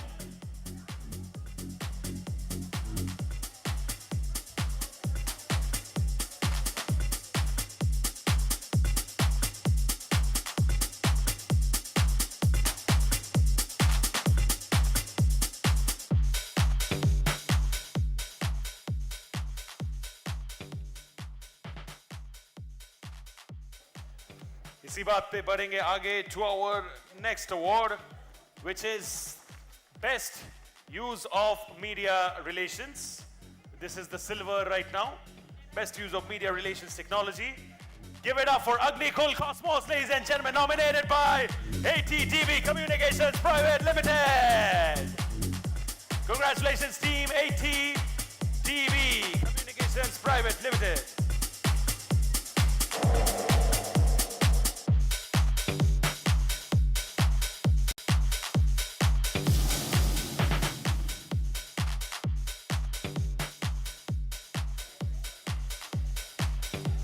Congratulations, super stuff.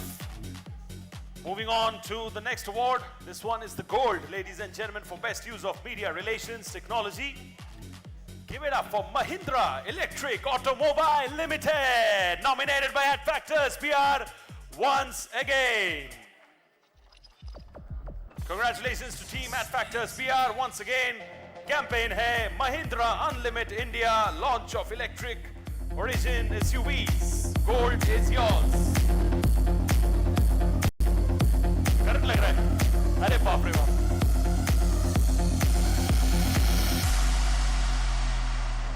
Thank you so much. Thank you so much to our winners. Congratulations and a huge shout out for our presenters as well. Please, I'll request both of you to take your seats. Give it up for them, please, ladies and gentlemen. You know, sir ने एक dance step हम लोग को दिखाया था जो हम लोग ने किया था. अब डरिए मत, मैं वापस आप लोगों को अभी नहीं कराने वाला. Dance part is done, but then just the sheer wonderful stuff that you all have been doing.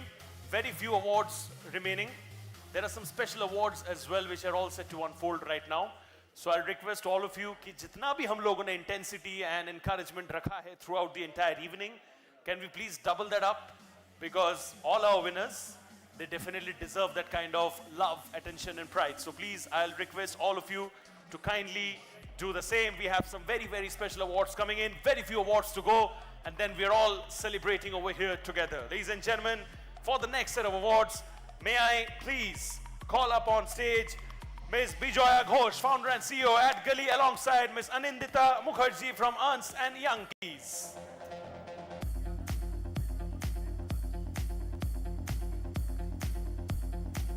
Give it up once again for Bijoya ma'am, please everybody. She was here during the opening keynote. Bijoya ma'am के लिए सबसे ज़्यादा जोर से ताली बनती है, please, because without an initiative there are no awards, no summits, right? So you got to clap and appreciate the teamwork. led by Bijoya ma'am. Thank you. I request Anindita ma'am on stage as well, please. Oh yeah, I've turned light. Sorry with all the lights and all. Thank you so much. So, moving on, ladies and gentlemen, let's get ready for the special awards. This one is the Ad Gully Young Guns of the Year PR Professional. This is a special felicitation, ladies and gentlemen. It goes to Misha Bhatia from Value 360 Communications Limited. Yes, it is. Misha Bhatia, special felicitation from Value 360 Communications Limited.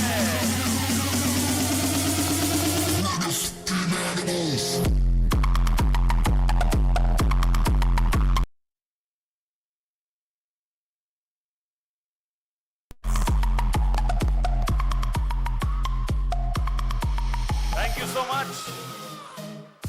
Moving on to the next special felicitation. This one is the Ad Gully Young Guns of the Year PR Professional.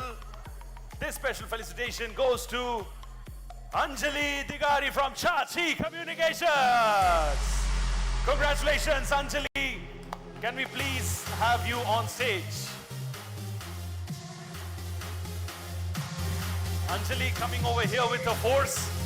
And if you all can clap and appreciate the great work done by Anjali in her space. Ladies and gentlemen, Chachi Communications.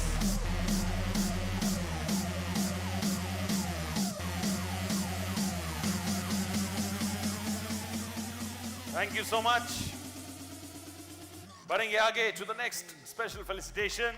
This one is Ad Gully Young Guns of the Year Digital Agency. Ladies and gentlemen, please make some noise for Nafisa Shaheen from Global Media. Congratulations, Nafisa Shaheen from Global Media. Can I please have you over here on stage? Ad Gully Young Guns of the Year Digital Agency. This one goes to you.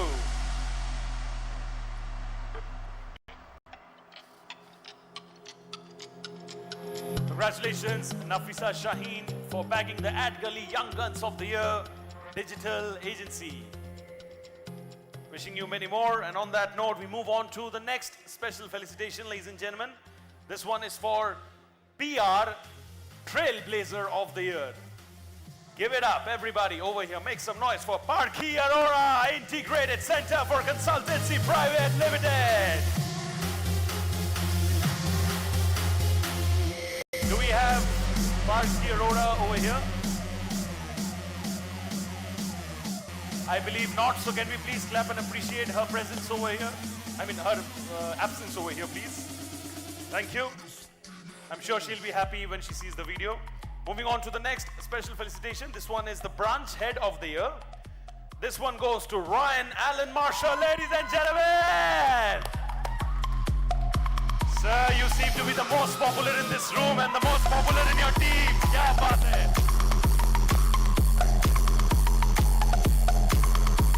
Congratulations. Ryan Allen Marshall from Madison Public Relations. The special felicitation is yours for Brand Head of the Year. And truly, with all the cheering that you got, we know why you deserve this Branch Head of the Year award. Thank you so much. Very, very well done. Thank you. Moving on to the next award, ladies and gentlemen, the next special felicitation. This is going to be about Best Working Culture of the Year brand. This one goes to Motilal Oswal Finances Services Limited. And I believe the team of Motilal Oswal is not here. So can we please clap and appreciate so that they feel happy when they see the video. Moving on to the next special felicitation. This one is Best Working Culture of the Year Agency Jury Choice. Teamwork. It is Teamwork Communications Group. Time for some teamwork celebration over here on stage. Everybody, yes. Congratulations to all of you. Super stuff.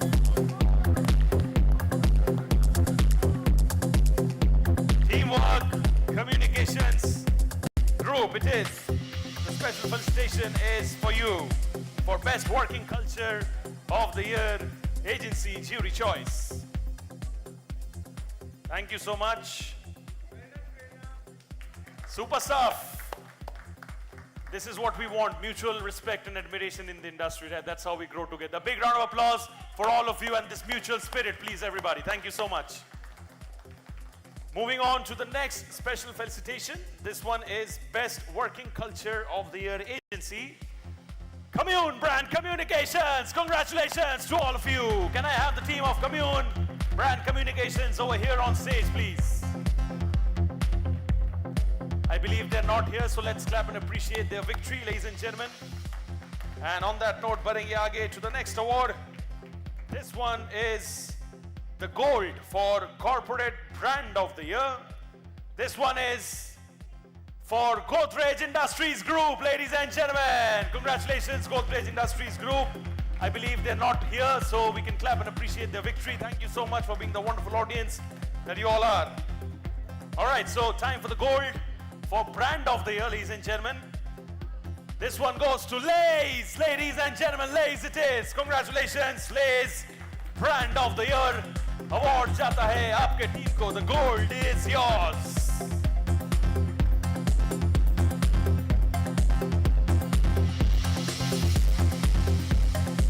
Congratulations, Brand of the Year, Lay's. Ways to Lay's.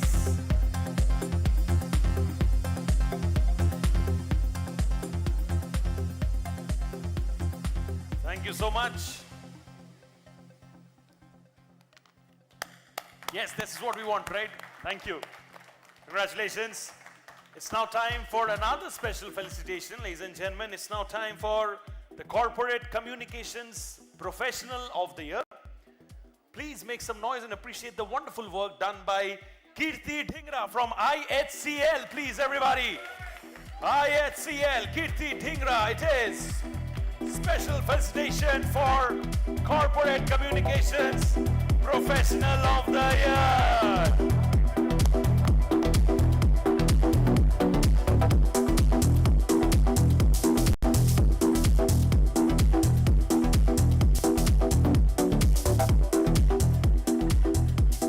Thank you so much.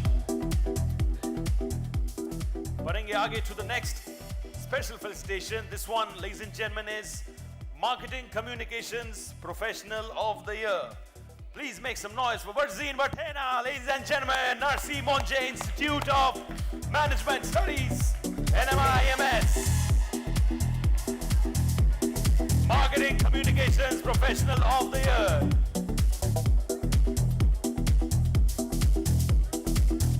Thank you so much for accepting it on his behalf. Thank you, and moving on to the next special felicitation, ladies and gentlemen. This one is the PR Agency Head of the Year Jury Choice. There's going to be a lot of noise for this one, I'm sure. Rahul Mehta, Media Mantra! Pehle hi bata diya tha, a lot of noise. Anticipation in the best way possible. Congratulations, sir. Very well done.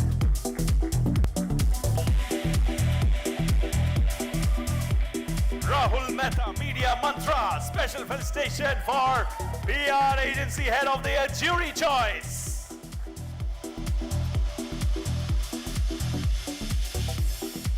All right, so quickly moving on to the next one. This one is again a special felicitation, ladies and gentlemen, for PR Agency Head of the Year. This one goes to Deepshika Dharmaraj from Bursan, India. Give it up for Deepshika, please, ladies and gentlemen. I'll request Deepshika to please join me on stage over here. Thank you so much.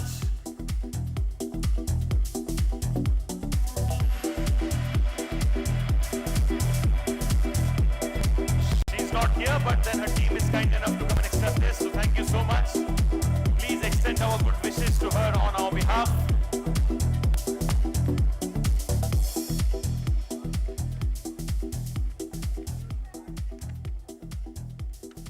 Thank you so much. बढ़ेंगे आगे, this time to another award. This time, ladies and gentlemen, is the gold. Very, very special award indeed. Lifetime Achievement Award. The category itself speaks of the volume of great work done over a period of time consistently. Please, Let's appreciate the wonderful work done by Deepak Jolly from Consortia Advisory. Deepak ji, one of the most popular people in the house. And I believe we all should stand up to appreciate the incredible legacy that he has created with his work. Ladies and gentlemen, Lifetime Achievement Award, sir. Congratulations, sir. What an honor. Thank you so much.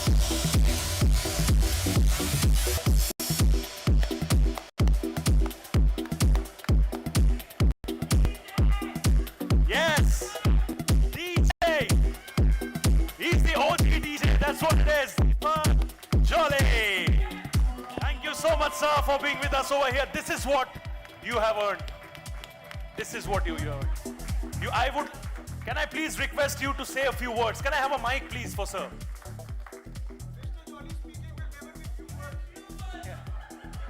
Kitne? 45? Okay. Now, guys, this award belongs to the consortiums first. The team consortia, for which I think we've slogged hard for last 8 years, along with Praveen Agarwal, Kunal, team, Fareen, Farah, Saurav, all of you, and this young man who's taking the video, the youngest man,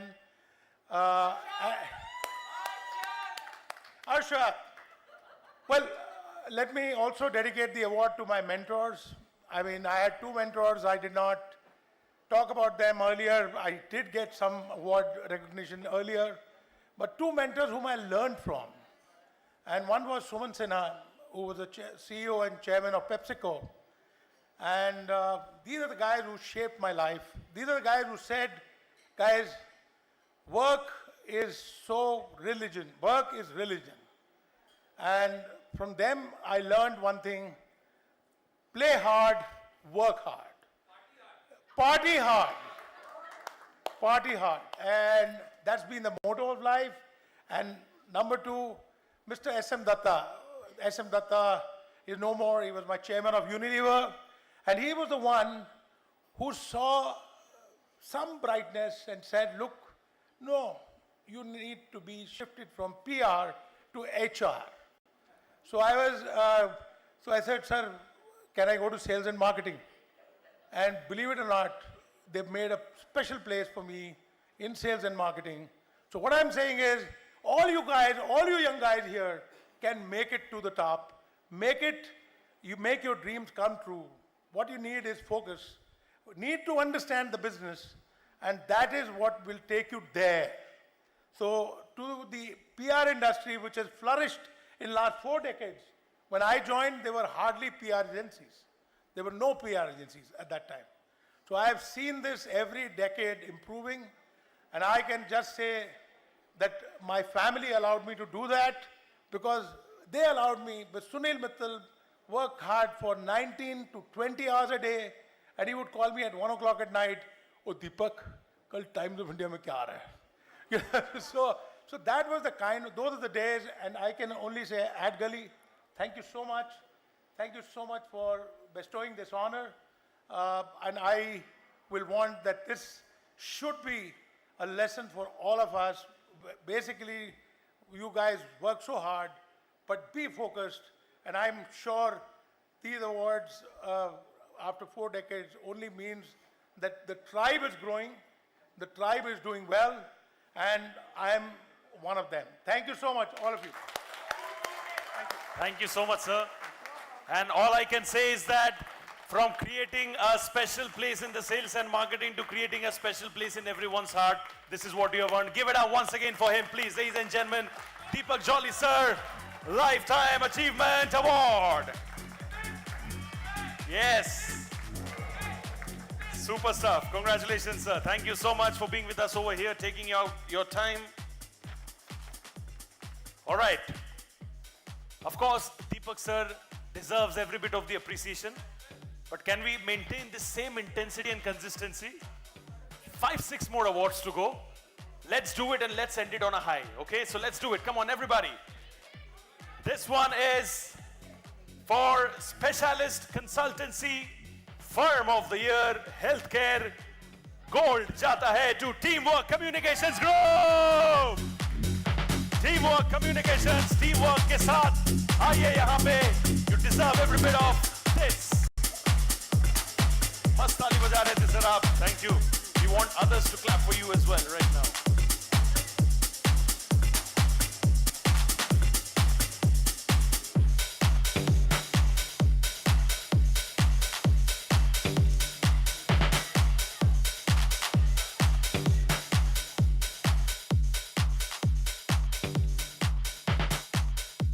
Thank you so much.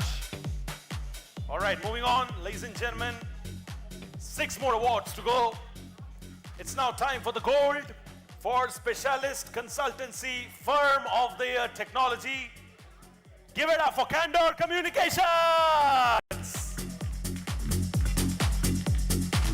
Congratulations to Team Candor Communications. And I'll request all our winners to please be with us right till the very end for that very special group photograph. Candor Communications with the award. It's now time to get candid on stage. Yes. Congratulations, Team Candor Communications. Please give it up for them, please, everybody. Candor Communications. Super stuff. Thank you so much to all of you. We look forward to seeing the winning shots on social media. Thank you. It's now time, ladies and gentlemen, for the Regional PR Agency of the Year.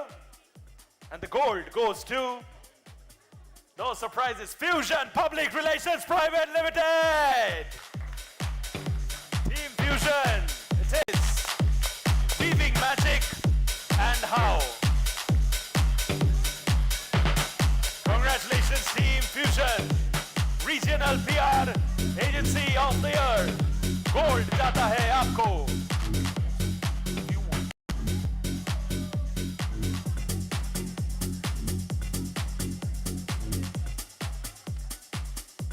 Thank you so much. Congratulations, Fusion. And इनके लिए और जोर से please, the entire team had been very sporting throughout when it comes to clapping for others. So please, उनके time पे भी वो clapping जरूर बनता है. Yes. Thank you so much. Ladies and gentlemen, 4 more awards to go for this spectacular night. Independent PR Agency of the Year, Gold. The mantra has worked. Media Mantra. Can I have the entire team of Media Mantra over here, please? आप दे दो photo लेने के लिए यहाँ पे लोग हैं. They will assist. If you can kindly help. आप सब आ जाओ, कोई स्ट्रेस नहीं. हम लोग ने इतना बड़ा स्टेज बनाई है ताकि सब लोग को फिट कर सके. Congratulations, Media Mantra, Independent PR Agency of the Year. Award is yours, gold.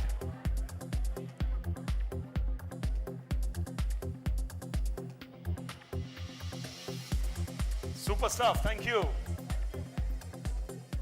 Many more awards coming your way with all the great work that you all have been doing consistently for such a long time. Thank you.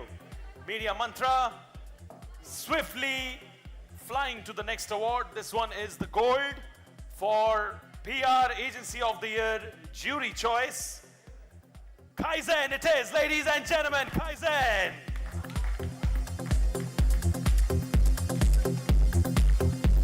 Congratulations to the entire team of Kaizen. Ladies and gentlemen, PR Agency of the Year, Jury Choice, Kaizen. Ladies and gentlemen, it's a big award. Big awards call for bigger appreciation indeed. Ladies and gentlemen, Kaizen, yes. Super stuff. Moving to the penultimate award of the night. This one is the gold for PR Agency of the Year, AdGully Choice. And AdGully's choice is Versun Genesis. Give it up for Versun Genesis. Gold is yours, PR Agency of the Year, AdGully Choice. I'll request the entire team of Versun Genesis over here on stage. Do we have your entire team over here?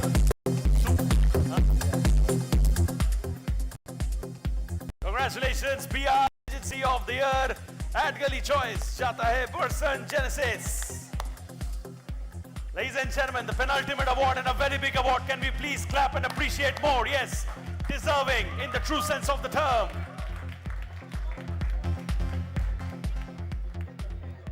Last, but definitely not the least, gearing up, ladies and gentlemen, for the Imagexx 2025 PR Agency of the Year Award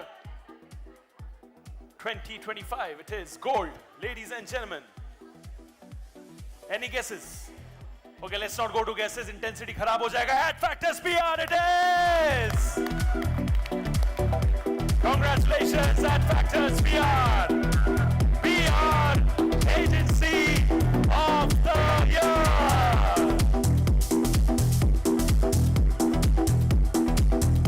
Gold, Adfactors PR!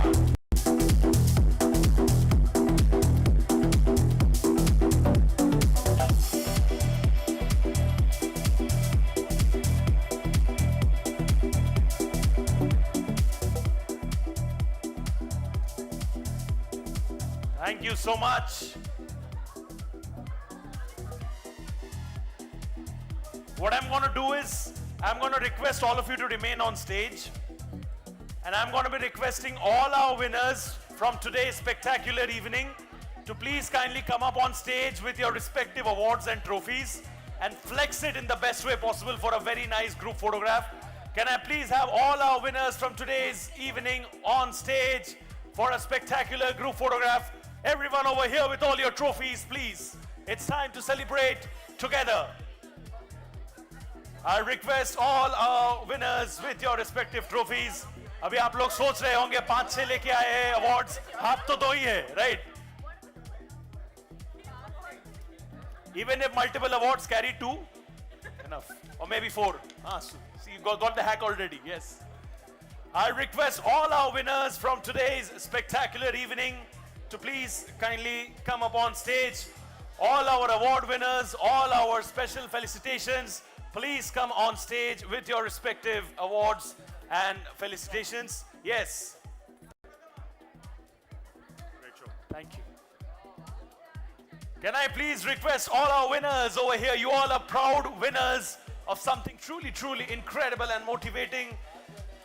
हम लोग ने इतना बड़ा stage मैं बार-बार repeat करूंगा इसीलिए बनाया है ताकि हम सबको लेके सेलिब्रेट कर सके. बहुत जगह है यहाँ पे.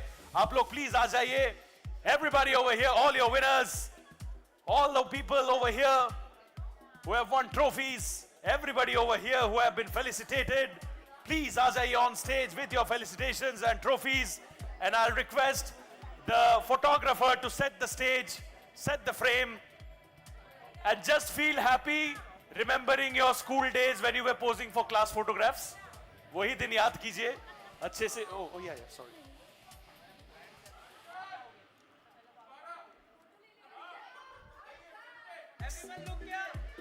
Everyone first look here, yes. We'll do a normal photo first with just the flexing. And I'll request all of you to stay on stage. I have an announcement to make. I'll request all of you to wait on stage. These photos are done. Normal done. Abhi hip hip. Hip hip. Ek aur baar hip hip. Super stuff. Thank you so much. I'll request all of you to wait on stage. I'll request all of you to please kindly remain over there. I have a bit of an announcement to make. Gratitude is always the attitude. So first of all, I'll request all of you to kindly join me in thanking our console people over here who have been working hard since morning and putting up a great show tonight for all of us over here. All our console people, they definitely deserve every bit of it. Can I please request all of you over here to kindly clap and appreciate the hard work of our videographer and photographers who have been working hard since morning for this. Can I request all of you to clap and appreciate for all the hotel staff putting up the chairs on stage, taking stuff outside for everything that you have done. Thank you so much. Can I request that will... But then I want all of you to please clap and appreciate the wonderful work done by Team at Gully in putting this year and year again. I believe they're in their 17th year, 16th? Yes, it's the 16th year of at Gully, so great stuff. Lastly, but not the least, like I said in the very beginning during the awards, you all are the stalwarts from the corporate communications and PR industry. एक बार अपने लिए बजाइए ताली. All these awards will definitely motivate you for even better work so that the industry grows together. Thank you so much. God bless. Take care. Stay safe. Thank you. My name is Shubhojit Ghosh. It's been an honor to host all of you over here. Thank you so much. I'll see you all the next year.